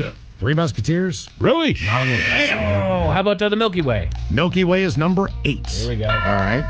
Which basically is a Three Musketeers with caramel. The caramel. Yeah. It's a Snickers without nuts. And then one That's more a Snicket. Snicket. I don't like the way you say that. You know what? That's a Snickers without nuts. Move Snickers along. without nuts. Yeah, nutless Snicker. Or is a Snickers a Three Musketeers or a Milky Way that's just nuts? We didn't go Butterfinger. Ooh, Butterfinger. Damn, good. You know what? Butterfinger is overrated for me. I like a good Butterfinger. Just not on the list. Well, if I find Depends one, where I'll you give put it to it. you. I'm with you. I think they're overrated too. All right, what else are we missing here? Is it a big chocolate we know? It is a chocolate that pops up more often than not during Halloween. What about a Crunch Bar? Crunch Bar is it, Mike. Yeah! What Love a Crunch Bar. Or the Crackle. Yeah, baby. Love a Crunch. So Now, you're... see, the Crunch Bar, I feel like you could buy in the store. Again, I just don't know that I see Crackle bars Correct. out there hanging out. I feel the like same one, if though. you want to find Crackle, it's like either wait for Halloween or go to a movie theater. For whatever reason, like movie theaters have like candies you wouldn't normally buy. Yeah, like snow caps. I don't know. Exactly. I don't know about the Crackle Bar. Hang on. The candies people open first. Number 10 is Starburst. Coming in ninth place, the Nestle Crunch Bar. Milky Way is 8. Hershey Bar is 7. Reese's Peanut Butter Pumpkins are 6. Snickers is 5. 4 M&M's. Twix 3. Kit Kats 2. And Reese's Peanut Butter Cups. That is the number 1 candy. All right, Ted. People open first. You like them Halloween. both. Which is better between the Reese's Cups and the Reese's Pumpkins? You know what's... Look, I don't think there's a massive difference, but I guess I'll go Cups. All right. But I did last year. I was sitting with a group of people, and they were saying they prefer the pumpkins in the trees because there's no ridges on the outside. Yep, I'm with them. You don't like the ridges? It's not that I don't like the ridges. It's just it's more texturally pleasing to be a pumpkin or a tree. I don't know why. The delivery is a lot smoother, and I like it. Okay. All right. Now, I will say, nostalgically, the Easter egg to me was the main one I remember. Oh, yeah. Reese's. That was a different shape. Now they got, pumpkins, ghosts. All right, how about this one real quick? Your favorite adult candy bar. I'm talking adult candy bar. Oh, Theo's dark chocolate, almond and sea salt. Oh, wow. Damn. I was just going to say a score bar. That's pretty good, too. Damn, So those dude. are coffee ones. I'll go with a score bar. Yeah, I love a score. Toffee is my jam. What's the shoot? I can't think of it. They're very fancy. They come in the gold wrap. They're just the big crunchy The gold chocolate thing? Yes. the something Ferrero Rocher. Rocher. Yeah. Ferrero Rocher. Ferrero Rocher. Ferrero Rocher, the little balls. Yeah, Yep, exactly. I'll take it. Coming up at 5:08, we'll drink a toast with the shot of the day. You are listening to The Men's Room.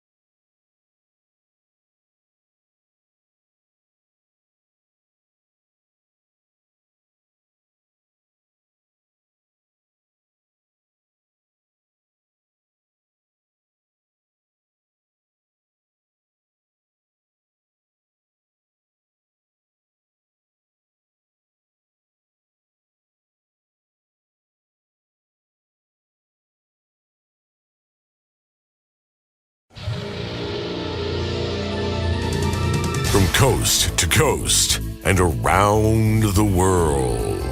If it's not important, you'll hear it here. Exclusively on In Action News. Here now are Stone Ledbetter and Felix Foxworthy. Making headlines, a mixologist has wasted his talents at a dive bar. But first, an interesting situation has developed here at In Action News headquarters. The smell coming from the vents in the conference room. No, Felix, I was referring to the heavy police presence in the lobby downstairs. Yeah, man, I noticed that too. So you already know what's going on. I sure don't, Stone.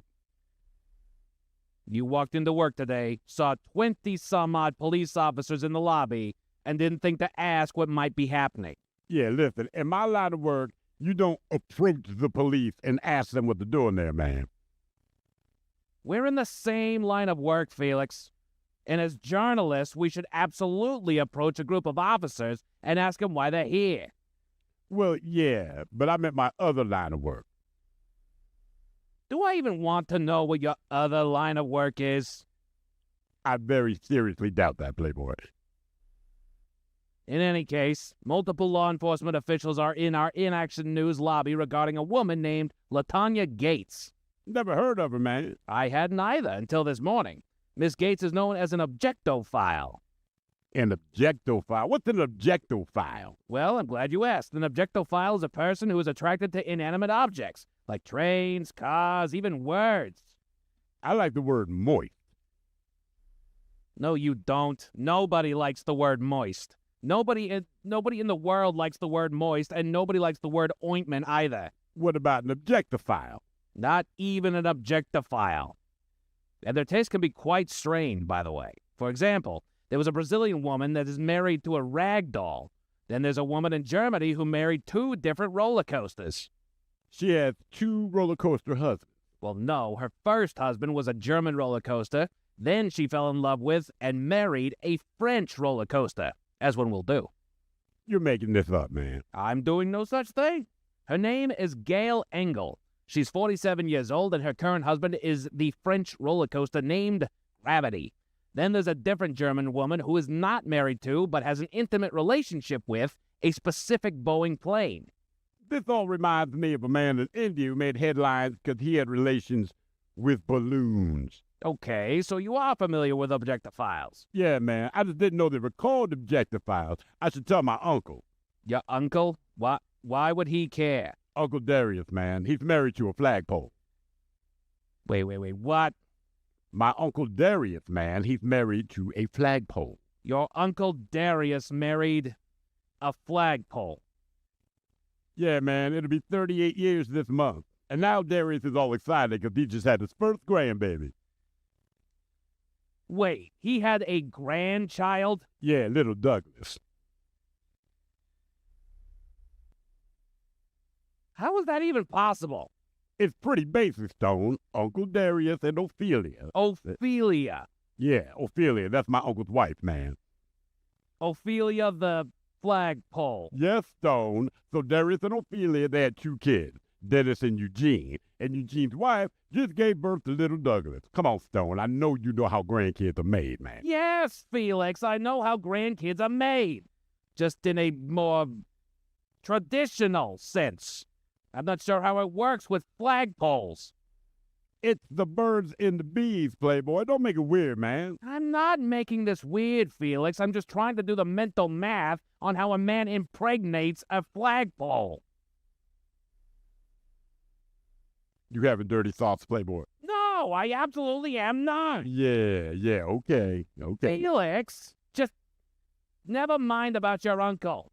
Although, tell him congratulations on the birth of his grandchild. Will do. Back to our top story, Miss LaTanya Gates. Yes, Miss Gates is a self-confessed objectophile and is currently in our inaction news lobby, handcuffed to the globe structure that adorns our entry. If you're unfamiliar, the sculpture is a replica of the globe that you see during our show open. And why is she handcuffed to it? Well, as I stated, Miss Gates is an objectophile, and the globe in our lobby is seemingly the object of her affection. So the cops handcuffed her to it? No, Miss Gates handcuffed herself to it. The police are here to peacefully try to negotiate a way for her to uncuff herself and, perhaps, seek treatment. There's no treatment for true love, man. You think that this LaTanya Gates is truly in love with the Inaction News Globe? I just told you about my uncle, man. Darius, yes, married to the flagpole. Plus, LaTanya has known the Inaction News Globe for years. What does that even mean? LaTanya Gates has been the night janitor here since 2019. She's dusted and polished that globe for at least 6 years, so she's definitely gotten to know it. Am I the only one that finds this disturbing? Oh, it's just something that you get used to. Felix's aunt is a flagpole. My old college roommate dated a lint filter for 3 years. Your roommate dated a lint filter, a lint trap. For 3 years, yeah. But they grew apart. That seems like the logical outcome. Oh, people said that about Uncle Darius and Ophelia, man. That was 38 years ago. Now they got a grandkid. Well, We will continue to monitor Miss LaTanya Gates, our night janitor, who apparently is in love with, but definitely handcuffed to, the Inaction News Globe.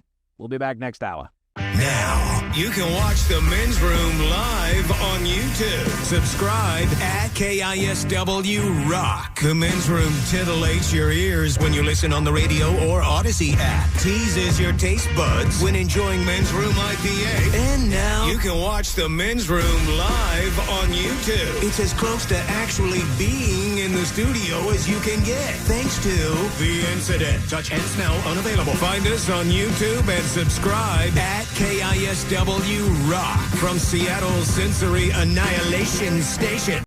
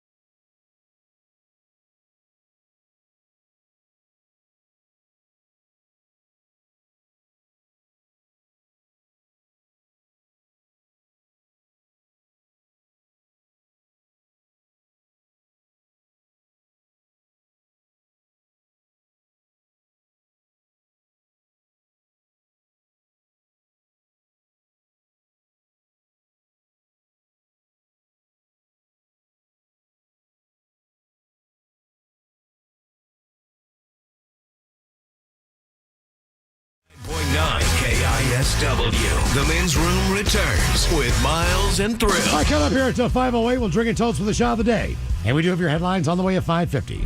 But first, quick check out with Mark Hogg and some of the stories and headlines he is not working on. Well, thank you, Miles. A woman in San Francisco conducted an experiment by working for DoorDash and completing her deliveries using a Waymo car. I saw something about that. I guess it went without a hitch. Yeah, fairly smooth. And she was saying it's cheaper to use Waymo to get to and from the deliveries than spending the money on gas. Exactly. Damn. Okay. So can you just run them out for hours on end? I guess that would be my thing. I mean, I've only used them once, and it just was like the Uber app was like, "Do you want to take a drive this one?" Oh, gotcha. I guess. You just get a certain rental fee of it, I guess.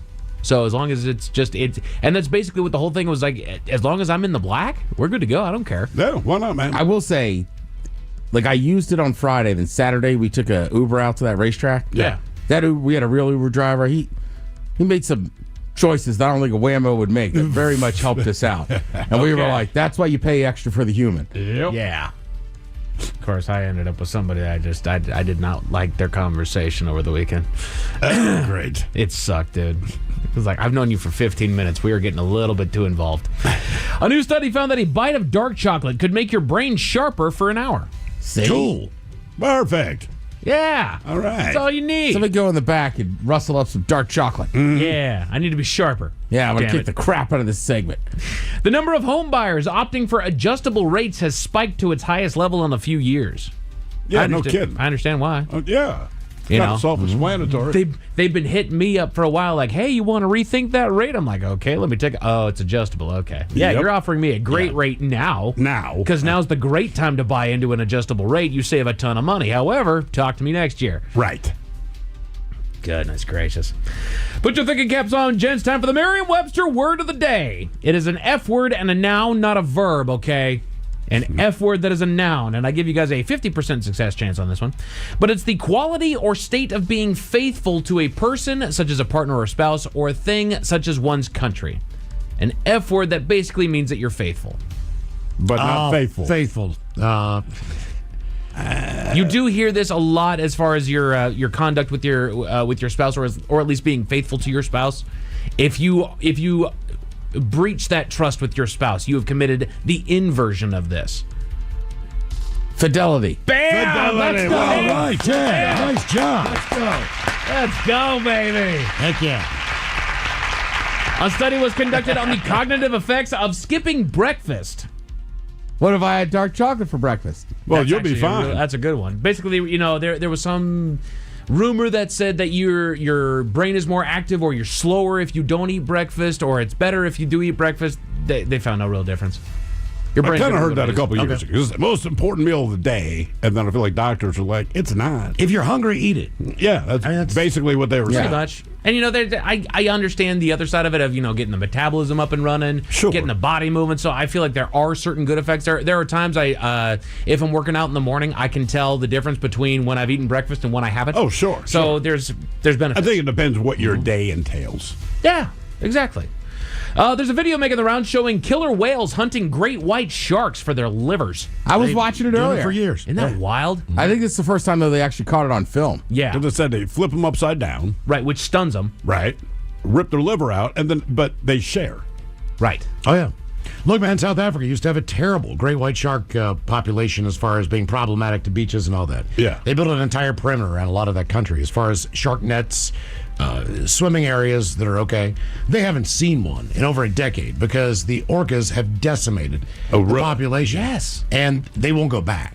So once this happens, and they can smell that in the water, no great white goes back. Even if it's a migratory thing, even if it's where they go to mate, it does not matter. They are not hanging out by those guys. Right. Yeah, I heard that once. It was in the Pacific. They were doing their mating thing, and they're headed like off the coast of Mexico or something like that. But I said there's like 100 sharks in the water. One pod of orcas shows up. They kill one great white. All the sharks disappeared. Like, damn. Sounds like Cape Cod needs to get some orcas. Yeah, pretty much. Well, it kind of shows you the difference of where they're at on the food chain, right? Because you got the shark, the great white shark. This is the apex predator. This is a killing machine, and yes, it is a killing machine. You get a killer whale in there, that's an apex predator. Yeah. There's a difference. They make strategies. They play with their crap when they die. They don't even eat the rest of the shark. No, it's just they the let liver. everything else eat it. Exactly. All they want is the liver. Right. That is it. You ever see one take out a seal?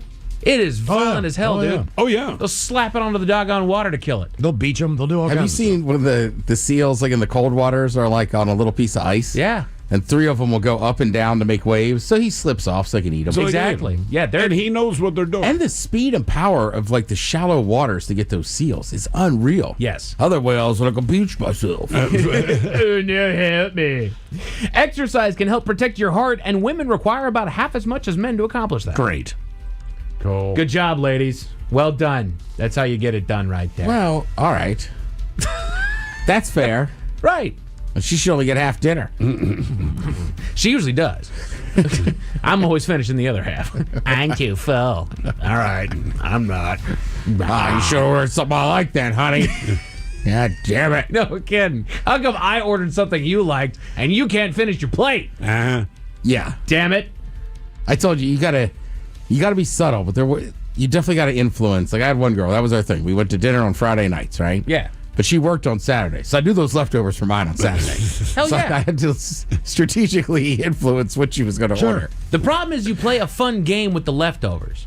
Because they always keep the leftovers with the intent that they're going to eat them again. However, there's about a 30% chance that they actually will eat them. There's a 70% chance that they will let it rot in there, and then I get mad. However, if you eat it the next day, there is a 100% chance that that is what she was going to have for lunch, and now her entire day screwed up. Yep. That's what they're going to tell you. It's like, man, we've been together long enough. We both know you weren't going to eat those leftovers. Right. Or we should say, we both know I'm going to eat those leftovers. I was thinking about it all day, like... Wow. You telling me every thought that enters your brain. What do you mean you were thinking about it all day? I never heard that once. Love you. New York City has a fleet of quote-unquote... Unless it's curry, then don't worry, honey, I'm not tired. I'm all good. New York City has a fleet of bounty hunters that are scoring big payouts by reporting people illegally idling in the city.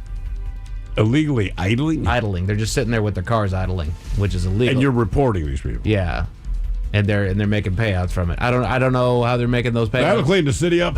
Yeah, right. But that's it's one of those weird laws that they have. In fact, every state has their weird laws, and we got more than one here in this state. The Men's Room Top 10. The Men's Room Top 10. So this comes to us via boohofflaw.com. And they have the strangest laws still on the books here in Washington State. You guys ready for all these? So at the very bottom of their list, they have, it is illegal to simultaneously dance and drink. It's illegal. Illegal. It's now this is just in Linden, Washington. The law, okay. The law in the town prohibits you from engaging in these activities at the same time. You can drink in Linden, you can dance, just not together. Okay. So in theory, if I was at a bar on the dance floor with a beer, they'd have to be like, "Hey, you got to put the beer down." Right. Hey, man, come on. Yeah, come on, dude. Put that Breaking beer the down. law. And what's the line? Can I not physically be drinking? Because what's the difference between the beer being in my hand and the beer being on the table in the bar? And what counts as dancing? I'm just bouncing my shoulders. Right. Well, I kind of get that a little bit. Why? Just in case you happen to drop the glass on the floor, spill everything, and they got to take all the time to clean up. It's the same reason you don't put a beer on a pool table. So for you, it's or a like drink on a pool table, just one thing at a time. So for you, it's just kind of like drunk driving laws. There can't be any open containers in your hand while you're dancing. No, just keep it on the table, I think. Like anything else. Yeah. It's like when you don't bowl with a beer in your hand. Yeah. No pretending your parents are wealthy.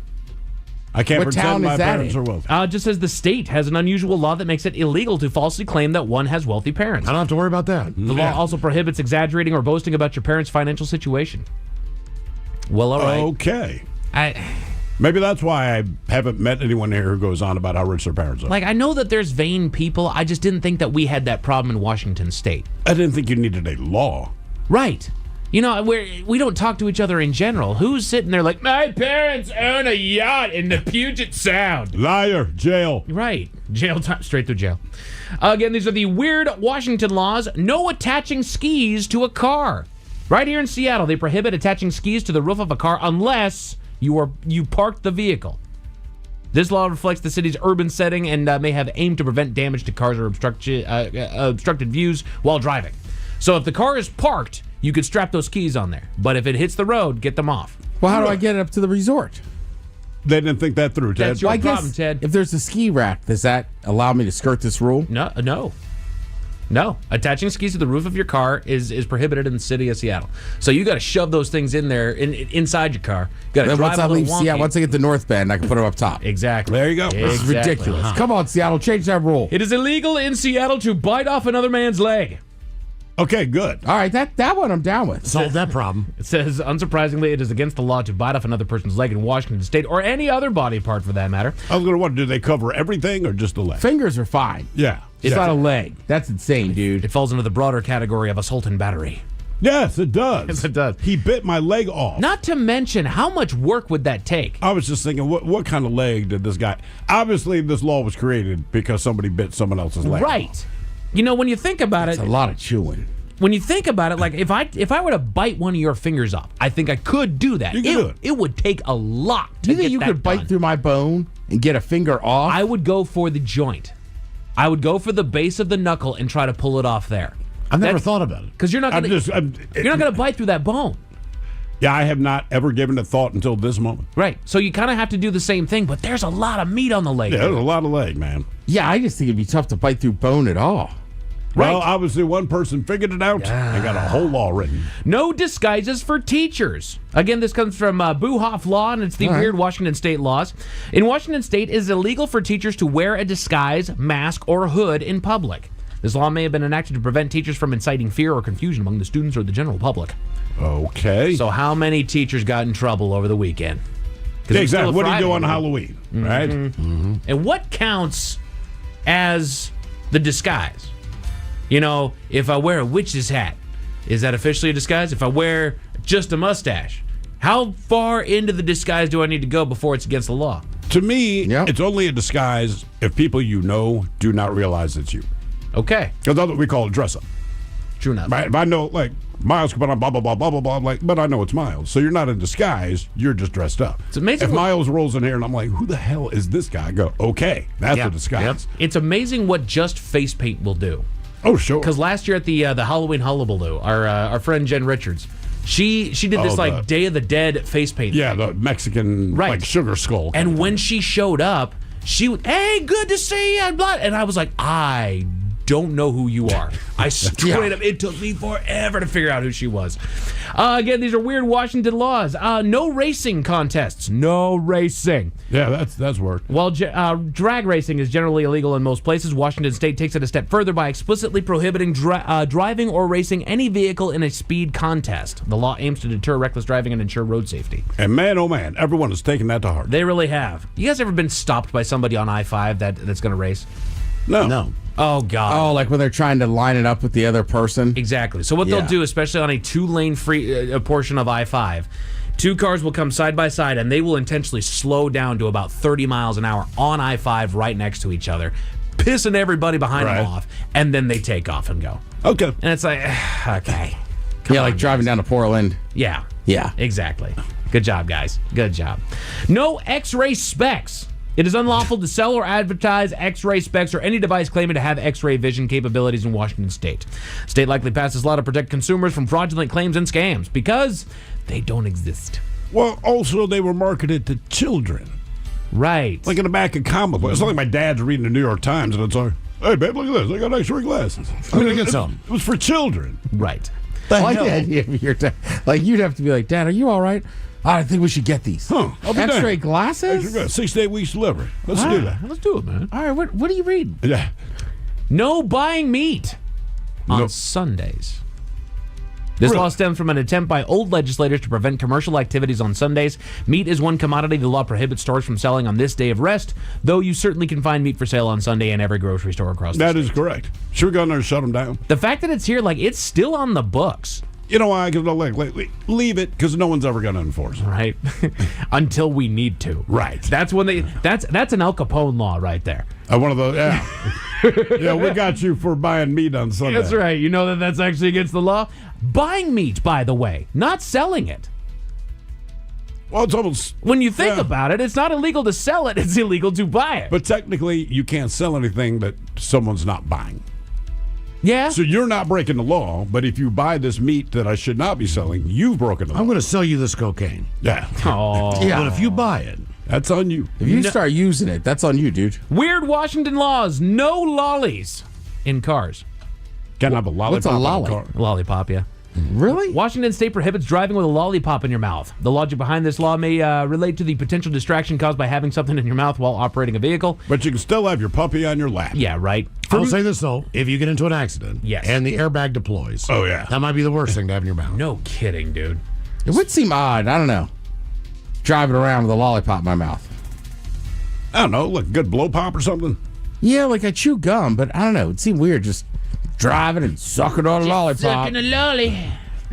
Trying to find how many licks it takes. Yeah. I got a lot of time to kill in this car. Better suck on this lollipop. No whaling on Sunday. Oh, Marley's out. Sunday. Okay. According to the law originating from the 1800s, it is illegal to engage in whale hunting or whaling on Sundays in Washington State. While whale hunting is not a common activity in modern times, this law reminds us of the state's history and maritime traditions. I'm pretty sure it's illegal anyway, right? Yeah. Yeah. Yeah. On any day of the week. Weird Washington laws, not sleeping in another person's outhouse. While it makes sense to have laws regulating how far outhouses should be from sleeping spaces, Washington outlaws sleeping in another person's outhouse without their consent. You must get permission before taking a nap or staying overnight in another's outhouse on their property. Wouldn't that just be trespassing? Yeah. Like, can I sleep on your front porch? Is that okay? Wherever, Yeah. right. But I could sleep in my outhouse overnight. You can sleep in your own house. Just Yes. us thrills. Correct. Yeah. Unless you have his express permission. No. All right. Okay. Can I use it, period? Yes. Well, sure. You just Yeah. can't sleep, dude. That's why I was over there yesterday morning. Think Ted's in the outhouse again. Just dropping one. Hey, I was It's too always good gross. when you're walking home from a neighborhood and you're all, kind of needing to go real bad. And you see a honey bucket at a house under construction or whatever, and you open the door and like, it opened. Yes. I'm going to pee in here. Refraining from appearing in public if you have the common cold. This law makes it a misdemeanor right. offense to expose anyone in public to a contagious or infectious disease, which can include the common cold. Though authorities do not usually enforce this law because they don't know, it is still active, and technically you might face a fine for heading out of your house with a cold in Washington State. Huh. I mean, that is a good rule in general. In general, yeah. Like, if you know you're sick, don't go out and get other people sick. Right, just don't. And that'll leave you with this last and final weird law that's in Washington. You cannot harass the big guy, Bigfoot. Oh, yeah, I've actually heard that. This is one of the most well-known weird laws in Washington State. In the scenic county of Skamania, located in Washington State, an unusual law is in the place to protect the legendary creature known as Bigfoot, or Sasquatch, which people believe resides in the PNW. The statute explicitly prohibits any hunting, killing, or harassment of Bigfoot and other yet-to-be-discovered I think Washington State is the number one sightings in any state. I believe That's so. why they have the laws. There's actually, if you end up killing a Bigfoot, it is a 5-year prison sentence. Yes. And I believe a $10,000 fine. And you can also get fined for saying, hey, nice ass. That's crazy. There's a fine for killing a Bigfoot. We don't even know if it's real. Exactly. He is real. He's been seen here. Here in Arkansas. I know. Those are the weird ones. He gets Yeah. around. A judge in Arizona has resigned after a cop found her doing something, quote, disgusting, Miles. What was the disgusting thing she was doing? Tell about it at 5:50. Thank you, sir. Headlines are coming up at 5:50 in the meantime. Have we made it to drinking time? Somebody out there deserves to be recognized. And the men's room knows just who it is. So to you, we say, bottoms up, sailor. You're the toast of our shot of the day. Drink time it is, and as usual, we head to the drink desk and Steve at Thrill Hill to find out who we're toasting. Yes, indeed. And today we toast WNEM Channel 5, serving Saginaw, Midland, and Flint, Michigan. Now, like local TV stations across the country, WNEM, they reminded viewers this past Saturday to turn back their clocks 1 hour for daylight savings time. And basically, they just posted the words, turn your clock back 1 hour tonight. Now, unfortunately, they misspelled the word clock. Uh-oh. Forgetting the letter L. Oh. Yeah. So there's a screenshot. Turn it back, dude. Dude, yeah. And so it's just up on the screen. It says, turn your clock back. Yeah, turn your clock back 1 hour tonight. But again, I forgot the letter L. So entertaining stuff. And I don't know if that's possible. Yeah. Are Don't you looking at it? No, just don't Google that. It just was all porn. Or I put it in Twitter. It was just all porn. I saw it. Oh, no. Yep. They're literally turning those things back on. Oh. Yeah. Turn that back. Yeah, I thought it was just going to be that sign for the It's called a tuck. Yeah. Like a Daffy Duck cartoon. It really is. Turning the gun right back on. Oh, damn. Don't shoot me with that thing. So we pour this booze and we drink this booze because we think it's yummy. Yummy.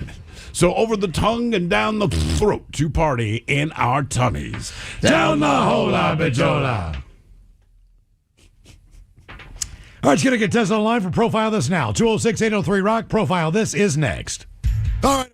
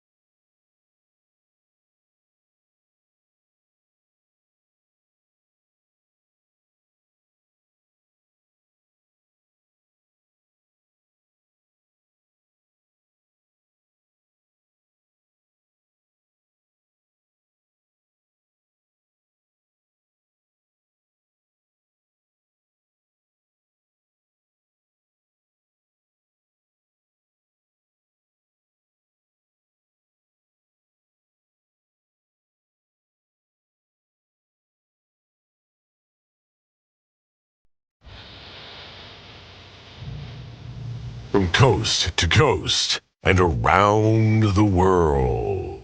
If it's not important, you'll hear it here, exclusively on In Action News. Here now are Stone Ledbetter and Felix Foxworthy. Making headlines, a mixologist has wasted his talents at a dive bar. But first, an interesting situation has developed here at In Action News headquarters. The smell coming from the vents in the conference room. No, Felix, I was referring to the heavy police presence in the lobby downstairs. Yeah, man, I noticed that too. So you already know what's going on? I sure don't, Stone. You walked into work today, saw 20-some-odd police officers in the lobby, and didn't think to ask what might be happening. Yeah, listen, in my line of work, you don't approach the police and ask them what they're doing there, man. We're in the same line of work, Felix. And as journalists, we should absolutely approach a group of officers and ask them why they're here. Well, yeah, but I meant my other line of work. Do I even want to know what your other line of work is? I very seriously doubt that, Playboy. In any case, multiple law enforcement officials are in our In Action News lobby regarding a woman named LaTanya Gates. Never heard of her, man. I hadn't either until this morning. Miss Gates is known as an objectophile. An objectophile? What's an objectophile? Well, I'm glad you asked. An objectophile is a person who is attracted to inanimate objects, like trains, cars, even words. I like the word moist. No, you don't. Nobody likes the word moist. Nobody in the world likes the word moist, and nobody likes the word ointment either. What about an objectophile? Not even an objectophile. And their taste can be quite strained, by the way. For example, there was a Brazilian woman that is married to a rag doll.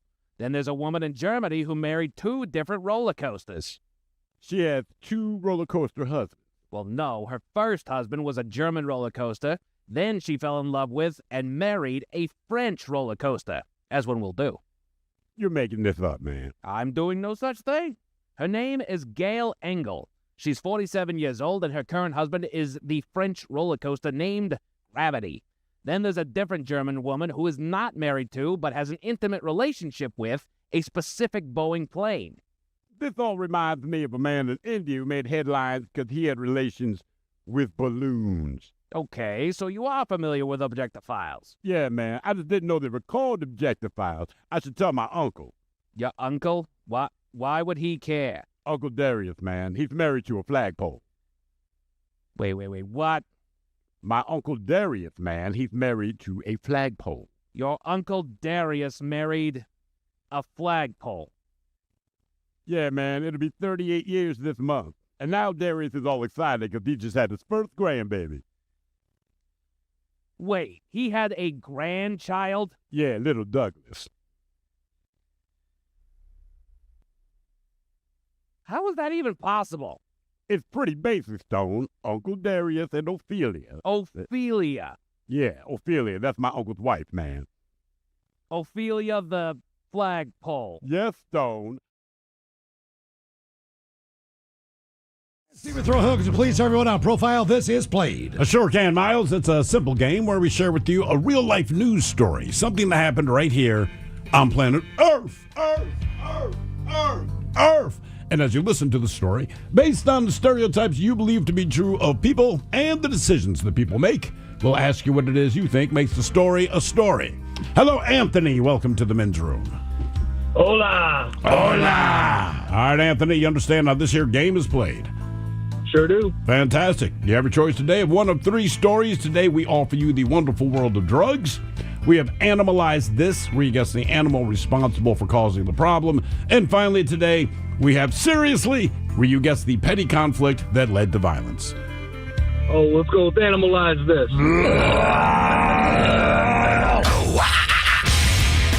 All right, a pet got loose from its owner at a Spirit Halloween store in Texas and then spent more than 30 minutes avoiding capture.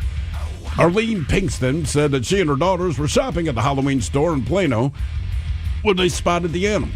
Spirit Halloween employee Jimmy Harris, he said the critter was apparently spooked by an animatronic display and then it ran away from its owner. You say, quote, it was entertaining. A lot of people just stood and watched it for like 30 minutes. We had kids trying to catch it. A Plano police officer responded to the store toward the end of the animal's time on the loose. Eventually, a cookie was offered to the animal by the owner and was able to gain control. So the question is, what kind of pet was this cookie-eating creature? Was it a monkey? Was it a pig? Was it a parrot?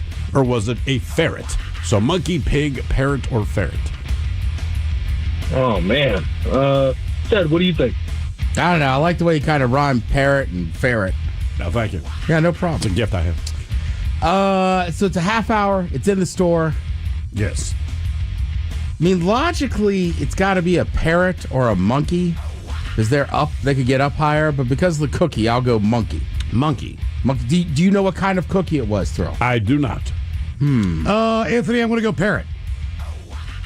I think I'm gonna go with Ted. Monkey. Monkeys. Monkey Brothers. Okay. Monkey boys are back. What got loose in the Spirit Halloween store in Texas? Monkey, pig, parrot, or ferret? We'll let you know next. That was a tease. You are listening to The Men's Room.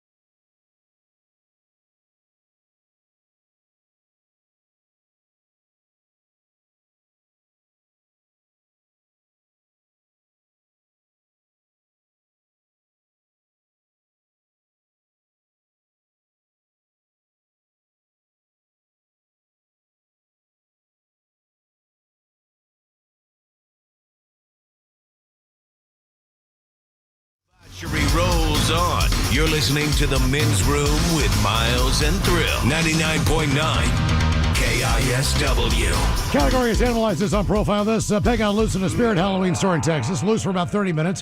Kids were actually trying to help wrangle the thing in. Yeah. And eventually, because of a cookie, the animal was caught.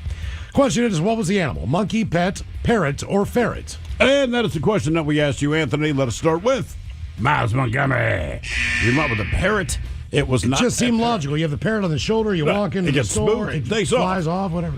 And then, Ted, you went with a monkey specifically because a cookie was used to coerce it. And, Anthony, you agreed with Ted that it was a monkey. And you're a monkey. A freaking monkey. Yeah, well, the monkey can climb up stuff, too. It'd be hard to get him down. When are you allowed to bring a monkey into a store? It's Texas, Plano, Texas. Who knew, man? Yeah, so the thing got spooked. And the only I saw one still picture. It's like on top of the shelves. Yeah. Just kind of looking down. But, I mean, the shelves are like 15 feet tall. No one could get that. I would not feel confident grabbing a monkey or having my child near one. That was my thought. And I'm like, oh, the kids are trying to grab it. Like, that monkey would rip you apart, man. Also, put that monkey on a leash, dude. Something. Jesus. Now, for all TV news all the time, it's time for TV Time with Ted. And now, because your pathetic life is confined to countless hours in front of a talking box, the Men's Room presents TV Time with Ted. It's all right. Your choices today, you got the Jimmys, Fallon and Kimmel, Seth Meyers, Stephen Colbert, Weekend Update, Bill Maher, or Ted Smith. Is it Ted or is it late night? It is right there. The title is guests have teams of talented writers help them come up with the monologues each and every night. It is up to you to determine, is this an actual late night joke and from whom, or could it be a The Ted Smith original? An 80-year-old woman set the record for oldest female to hike the Appalachian Trail and also record for the most circling vultures.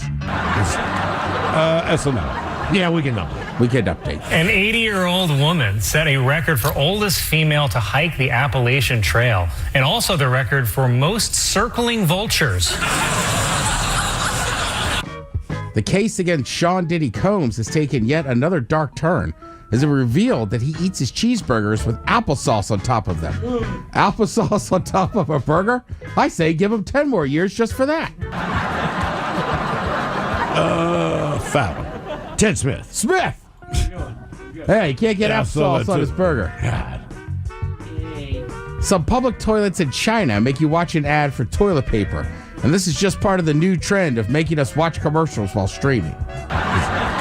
SNL. Seth. Bill Maher. Stop saying that it's dystopian that some public toilets in China, yes, this is true, make you watch an ad in order to get the toilet paper. This is just part of the new trend of making us watch commercials while streaming.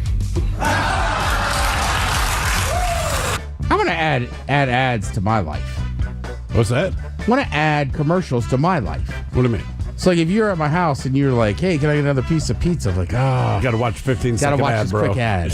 You know, or you're like, hey, are we doing diabetes? Are we doing anything tonight? Like, got to watch this ad. Before I can even answer. Yeah. Prince Andrew has been stripped of his royal title of prince due to his involvement with Jeffrey Epstein. And Andrew says the only way he can become prince again is if he gets a kiss from a young princess. SNL. Bill Maher. SNL. Prince Andrew has been stripped of his royal title of prince due to his involvement with Jeffrey Epstein. And Andrew says he can only become prince again if he gets a kiss from a young princess. What a great weekend for sports. Man, for sure. I talk all the time how it's the greatest time of year. You got basically every sport you can imagine is going, right? Even the NASCAR people. NASCAR wrapped up this weekend. Mm-hmm. Saw Kyle Larson won that one. But yeah, and for baseball, we were talking about it last week. It did seem a little quick. There was only one day in between for travel day. Yeah. But good for them scheduling it because Saturday evening, I mean, there was still some college football on, but Utah was whooping up on Cincinnati. Mm-hmm. Same thing with the LCS. Yeah. Same exact day spread situation. Good job out of them. Saturday night, you had Game 7, ends up going extra innings, and then the Dodgers did walk it off, though. World Series could end on one swing in either direction. Home run wins it for the Blue Jays. Ground ball wins it for the Dodgers. Here's the 0-2 pitch. Kirk bounces one up the middle. Bats to the bag. Over to first.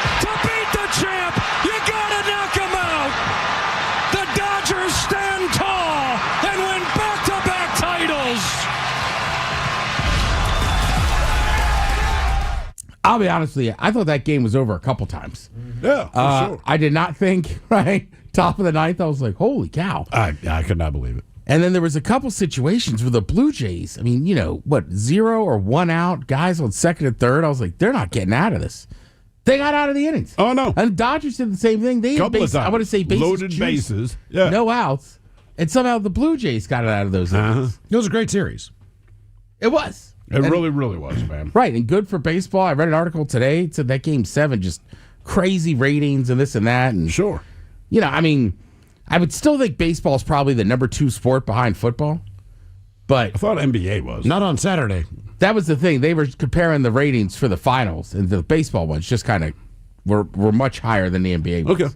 I think NBA, and we'll go through, I'll talk about this in June. The NBA struggles, frankly, because so many of those dudes are just giant and awesome. Mm-hmm. So they just don't run your standard kind of set offenses. They don't have to pass the ball as much. Don't have to play. So some people, just don't like the game right now, which is tough.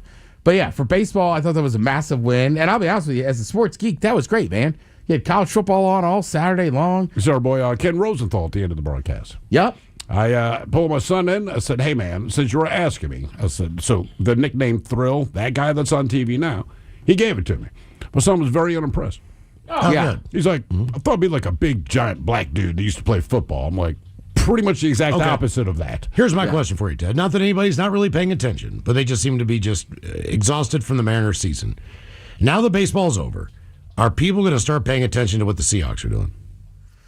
So that's the other thing. Seahawks looked great last night on national TV. The biggest issue the Seahawks have, frankly, is that the division is good. The Niners won again. I didn't pick them this week. The Rams look like they're just rolling. We'll see what happens tonight with the Cardinals there, the Cowboys. But you're not really worried about it. But I think definitely the national attention has come on to the Seahawks now and been like, all right. You go 17 for 17 in the first half. You got to go. That's pretty special. That game was never really close last night. Not at all. It's just right. And I had talked about it for a couple of years. Given McDonald's background, you knew the defense was going to get good, right? Sure. Second half of last year, they started playing better. But the offense last night impressed the hell out of me. I was like, holy cow, it was a good balance. And look, Mike and I were talking about in the office. Ryan Grubb, when he was at the University of Washington, I loved him. I think he was just, last year, one day he'll coach in the NFL. I think it was just too early to make that jump for him. Right. So he's back down there with DeBoer. They unfortunately got Alabama rolling again. So, I just think Kubiak's offense, you have the right pieces. Geno Smith looks like he fell off a shelf once we let go of him. Yeah. Sam Darnold, it's hard, as I was talking, look, a lot of my friends were giving me crap last night. So my buddy Alex, who played in college, coached high school ball, he knows ball. And I was like, they don't ask Darnold to do too much. And he's like, dude, he's 17 for 17. No matter what you're asking him to do, he's getting it done. Also, he is good. People don't think about this stuff, but, teams practice regionally. And they do so in the preseason, before preseason even starts. Typically, the Ravens will play the Commanders. And McDonald knows. And the Eagles. Their offense and their defense, they practice for 2 weeks together at the beginning of the year, just to scrimmage each other, just to run simulations, to do all that stuff. Right, have joint practices, yeah. Yeah, they do. So when you're with that team every single day, you kind of know them, even if they change a player here or there. Sure. So he knows their system. Well, his wife's from Northern Virginia, so I'm sure that's good bragging rights at the house. Oh, God, yeah. that was part of what I was talking about when I was with him. But yeah, Seahawks look great, and you're right. And you know what? Shout out to the Huskies, who finally got ranked after a bye week. Yeah. The Cougs. Damn. Yeah. That's just bad. I don't know. There's no other way to really. Especially you went down to Ole Miss, and I know that was a trap game for Ole Miss at home, but Oregon State's not that good. No, we celebrate the wins, Ted. We take the wins. See, y'all haven't been celebrating much. At some point you just get too drunk to where you don't notice the losses. Yeah, I know. I just was like, damn, because last year they were competitive. This year they're just not. Nope. But yeah, and again, if you're a Husky fan. Your only 2 losses this year were Ohio State at home, which is fine. They're still the number 1 team in the nation. And then at Michigan. Right. So, I think the Huskies are right to be ranked in the top 25. They'll still be cruising. Good for that, man. There was a sports reporter from Canada who basically on Sportsnet to basically curse on Canada Sportsnet. After Game 7, he said, quote, "It's going to sound like sour grapes. I don't really give an S. I think the better team did not win this series. Now, I don't think anybody in Canada cared. I agree with you.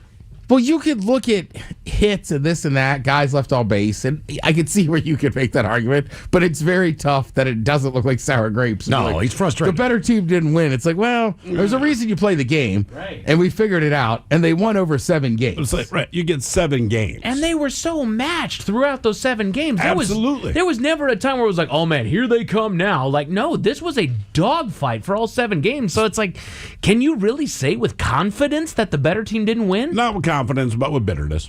Right. You know. And look, I mean, I get, you don't, I went back and forth, right? I wanted the Blue Jays to win on Friday because I wanted to see a Game 7. And I stick by the theory, the team that beat you, you want to win the World Series, right? Yeah. But on the same token, I don't know, the American in me, Saturday night, I'm like, come on, Dodgers, don't let Canada have this. But at the end of the day, I didn't really have a dog in that fight. No, I didn't either. But it was so awesome, right? I think I was saying earlier, like I got my little bedroom TV put in front of my fireplace that had college football on that, and then the big screen, we had the Major League Baseball going. But I mean, I don't know. Maybe we all lucked out and just kind of had a low-key Saturday. I feel like everybody I talked to was like, I watched that game. Absolutely, beginning to end, man. And honestly, I would say in my life, this has probably been my favorite World Series to watch. As far as really not knowing who's going to win. And like you said, every game's super competitive. They're going to extra innings. You're like, okay, this is what baseball wants in a World Series, right? Yeah, just great for the sport. Mm-hmm. It really, really was. Right. Especially when you have... But I do hate the Dodgers. Just putting that out there. I'm with you. I've just never liked them, right? Right, So, and I just feel like they're one of those teams that you just would never cheer for them. They spend all the money. Plus, like, they're L.A. I was getting a little bit tired of seeing all these celebrities nonstop. Not that, like, just go and enjoy the game like everybody else. I don't need to keep seeing you. Like, I get it, Jason Bateman. You're there. You're trying to look like Ed Vedder. We know. We got it. Bateman is a huge sports guy, so I'm fine with him. Also, too, it's not like they're being chosen. They just keep showing them. That's a good point. You know what I mean? Like Taylor Swift's, like she even came out and said, like, they don't need to show me all the time. I get why they do, but there's nothing I can do about that. You know, and I think it's one of those things. But you're right. You do forget. You're like, why are these celebrities here? Then it's like, well, it is L.A. It's L.A. and they have the money. Mm-hmm. Right. Like if the Royals are good, Mahomes.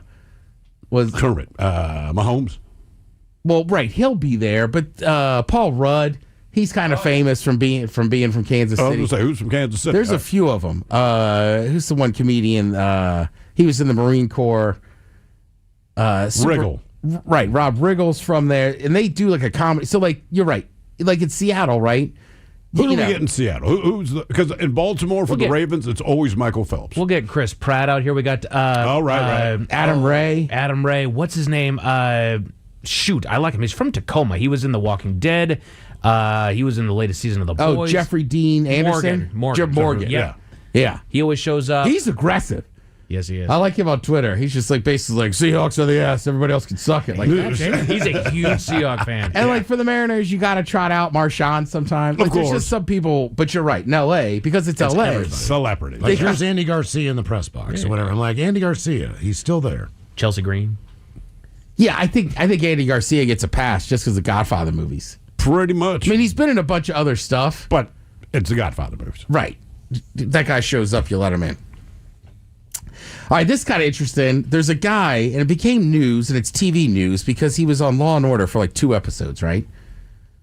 But other than that, basically, him and his wife, they stopped the abduction of a 19-year-old woman off the street. They're on their way home from dinner in Jersey City Heights. They said they saw a man trying to convince a woman to leave with him. The woman was 19, appeared drunk, didn't know the guy. She tried to get away from him. He picks her up, put his over his shoulder. Basically, George and his wife stepped in, chased the guy off, stuck around, gave a statement to the cops. They don't know how it turns thing. But basically, it got a lot of attention. First of all, great for them. Yeah. Like, seriously, good job helping out a woman that needs some assistance. But it was only in 2 episodes. They're like, he's from Law and Order. It's like, he was in 2 episodes in 2004. And the show's been on for how long? Yeah. In 2008, he played a court officer. Didn't even have a speaking part. I know. So I'm like, I don't know that counts as like an actor from the show. Yeah, from Law and Order.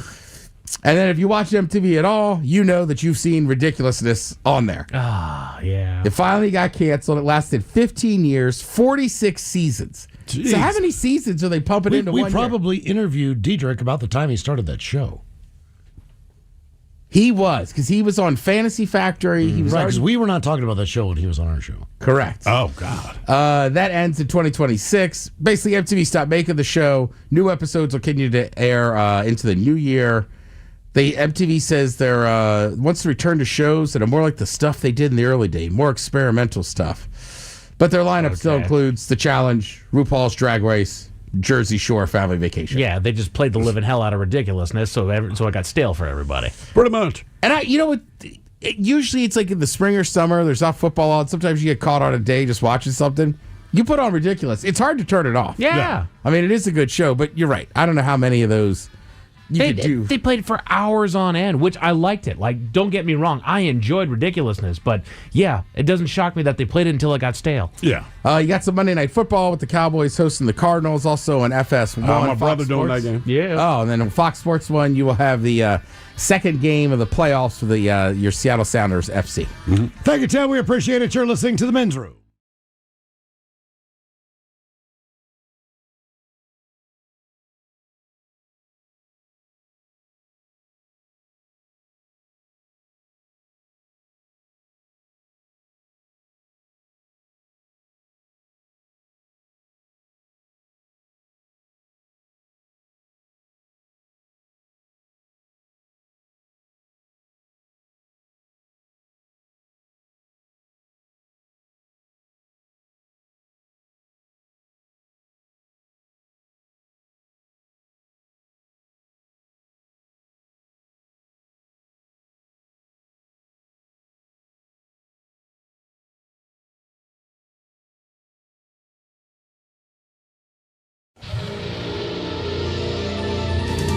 From coast to coast and around the world.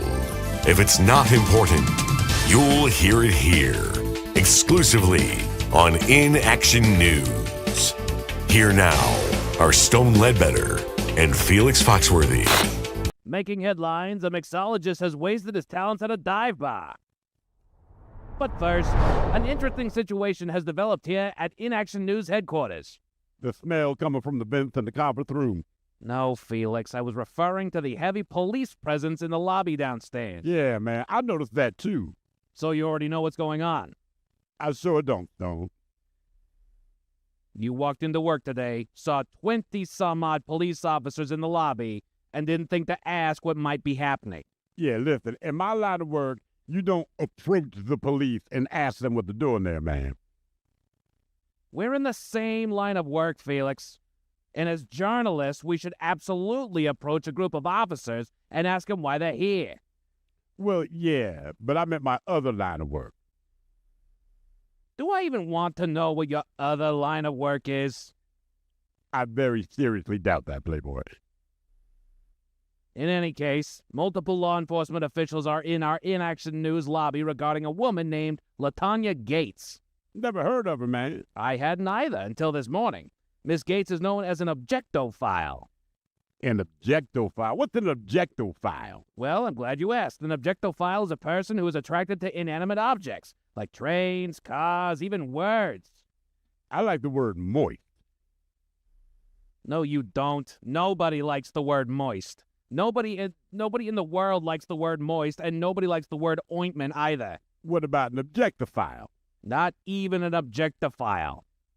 And their taste can be quite strained, by the way. For example, there was a Brazilian woman that is married to a rag doll.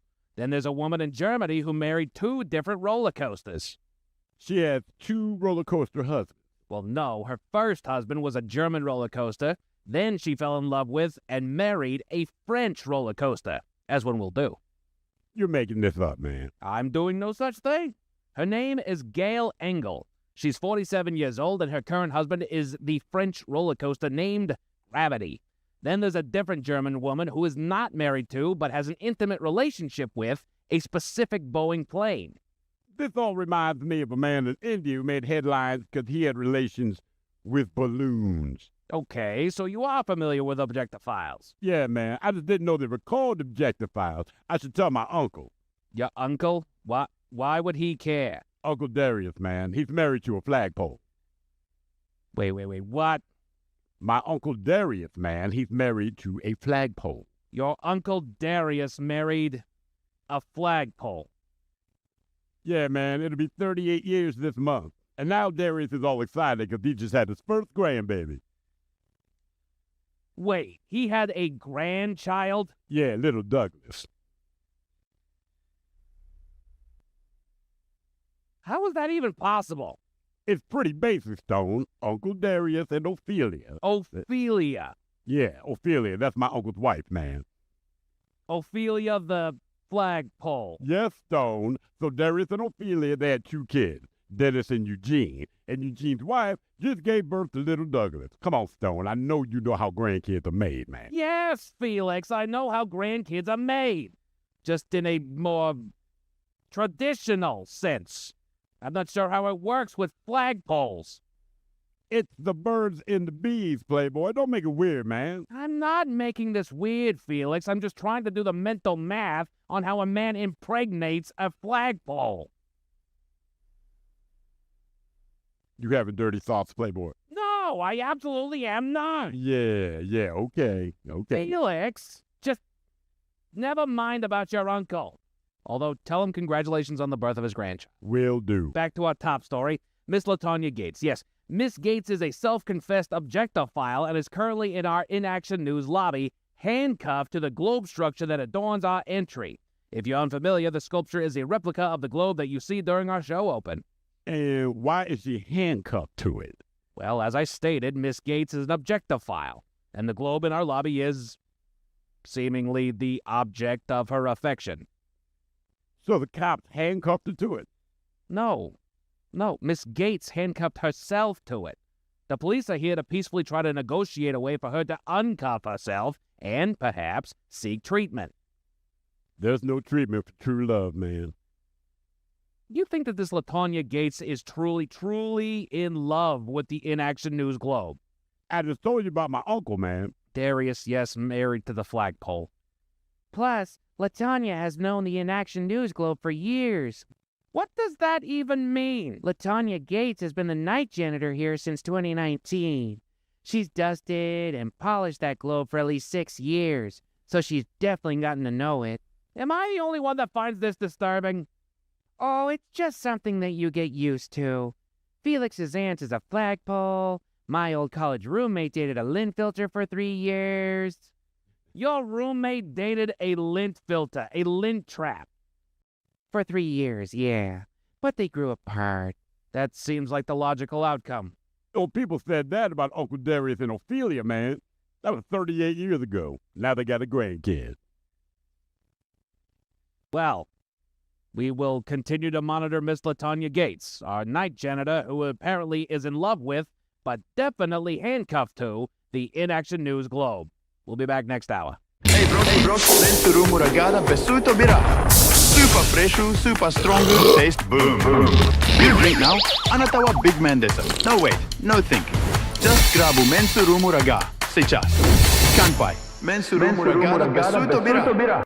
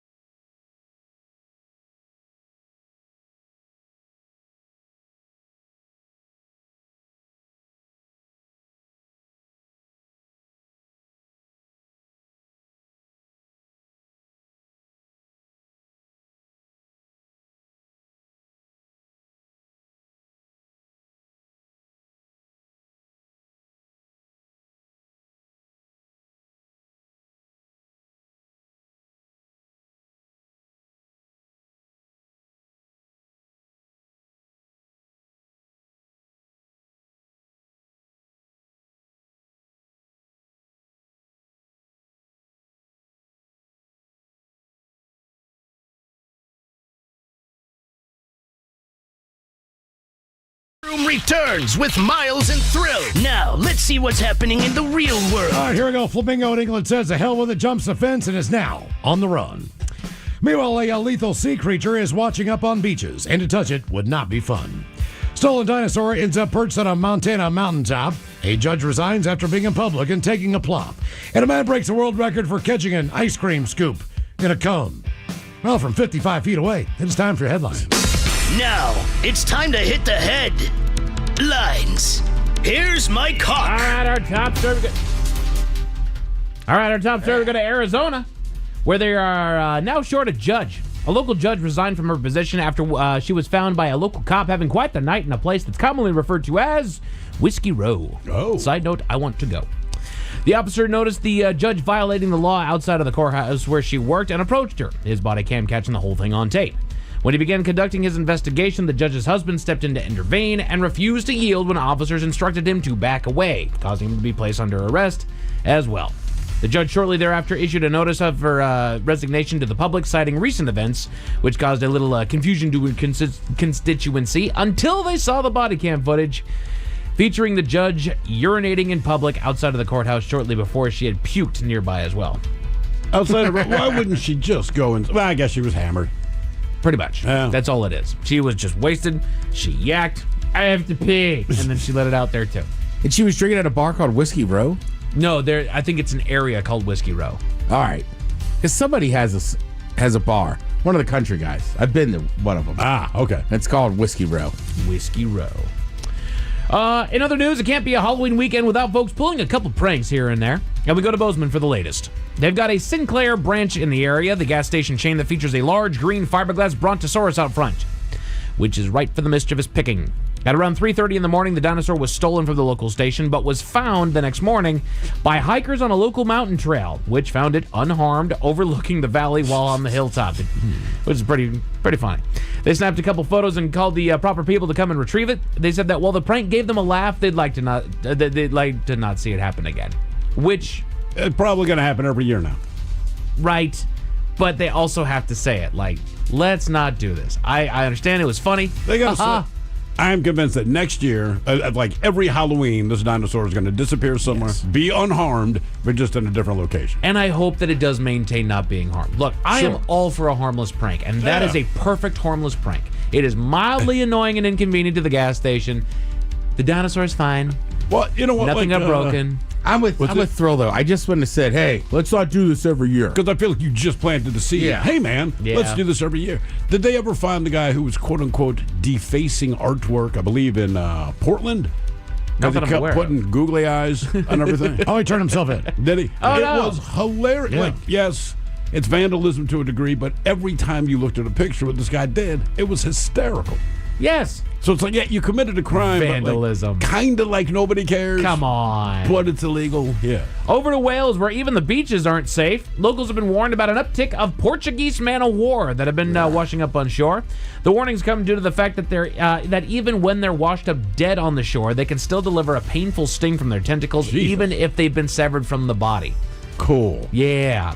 Stings can cause painful welts, blisters, and in some severe cases, fever, shock, or potential complications with the heart and lungs. Some may even experience allergic reactions that could be fatal. They're urging those that are stung to rinse it off in seawater, not fresh water, or in as hot of water as possible for 30 minutes. Don't 30 minutes. Don't pee on them. What did you tell me a Portuguese man-o-war was? Because it's not a jellyfish. It is. There we go. Cool. Like a hydro something a zoid. Hang on, I gotta look for it. Yeah, it's something to end with zoid. Right. Freakazoid. Pretty much, dude. And it's not technically often mistaken for a jellyfish. It looks like a jellyfish. It looks like a jellyfish. But Right. it's a hydro whatever bazoid, right? So Yeah. are there other hydro blah blah blah bazoids? Probably, but none that anybody care about or know because it's not the lethal one like the Portuguese man-o-war. I don't know. Still over the water, a sanctuary in England is asking for the public's help. They've reportedly lost one of their assets, a teenage flamingo that somehow flew up and out of her enclosure in spite of having her wings clipped. What? They're working to get her back into their care as the area presents plenty of danger by way of local predators.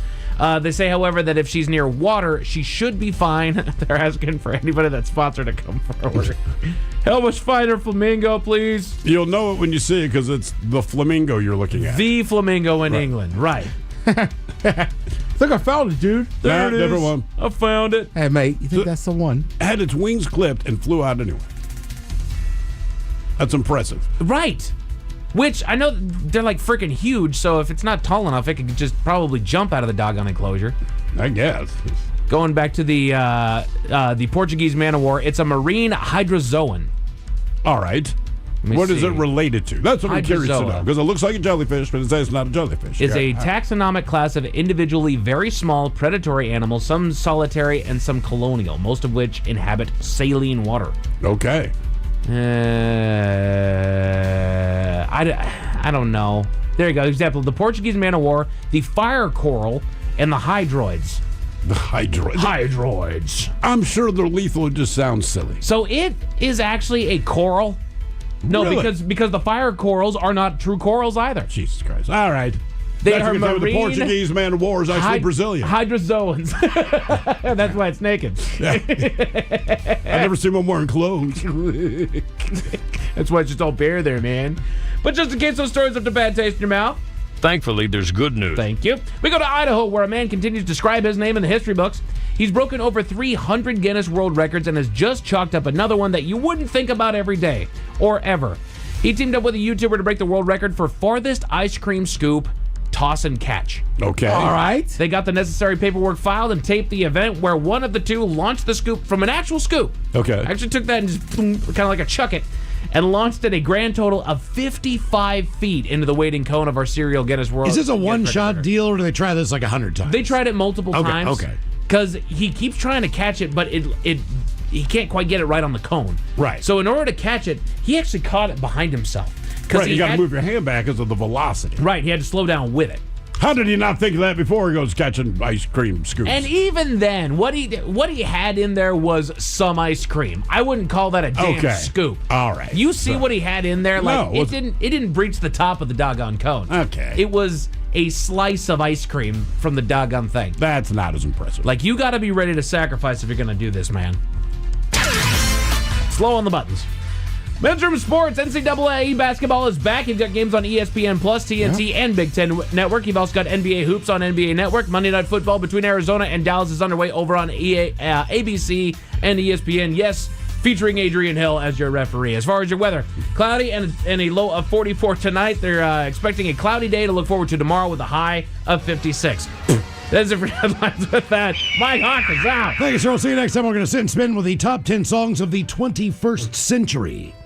Lovely Jolene is coming up next. Yes, indeed, it's all true, but in the meantime, well, we be all about this biatch. So until tomorrow, please do what you do best. And for Aletha's sake, stay beautiful. The Men's Room has been taped before a live studio audience. Wardrobe and makeup provided by Mantastic Limited. This has been a presentation of the Men's Room Radio Network. Oh, man! A Double Flush production.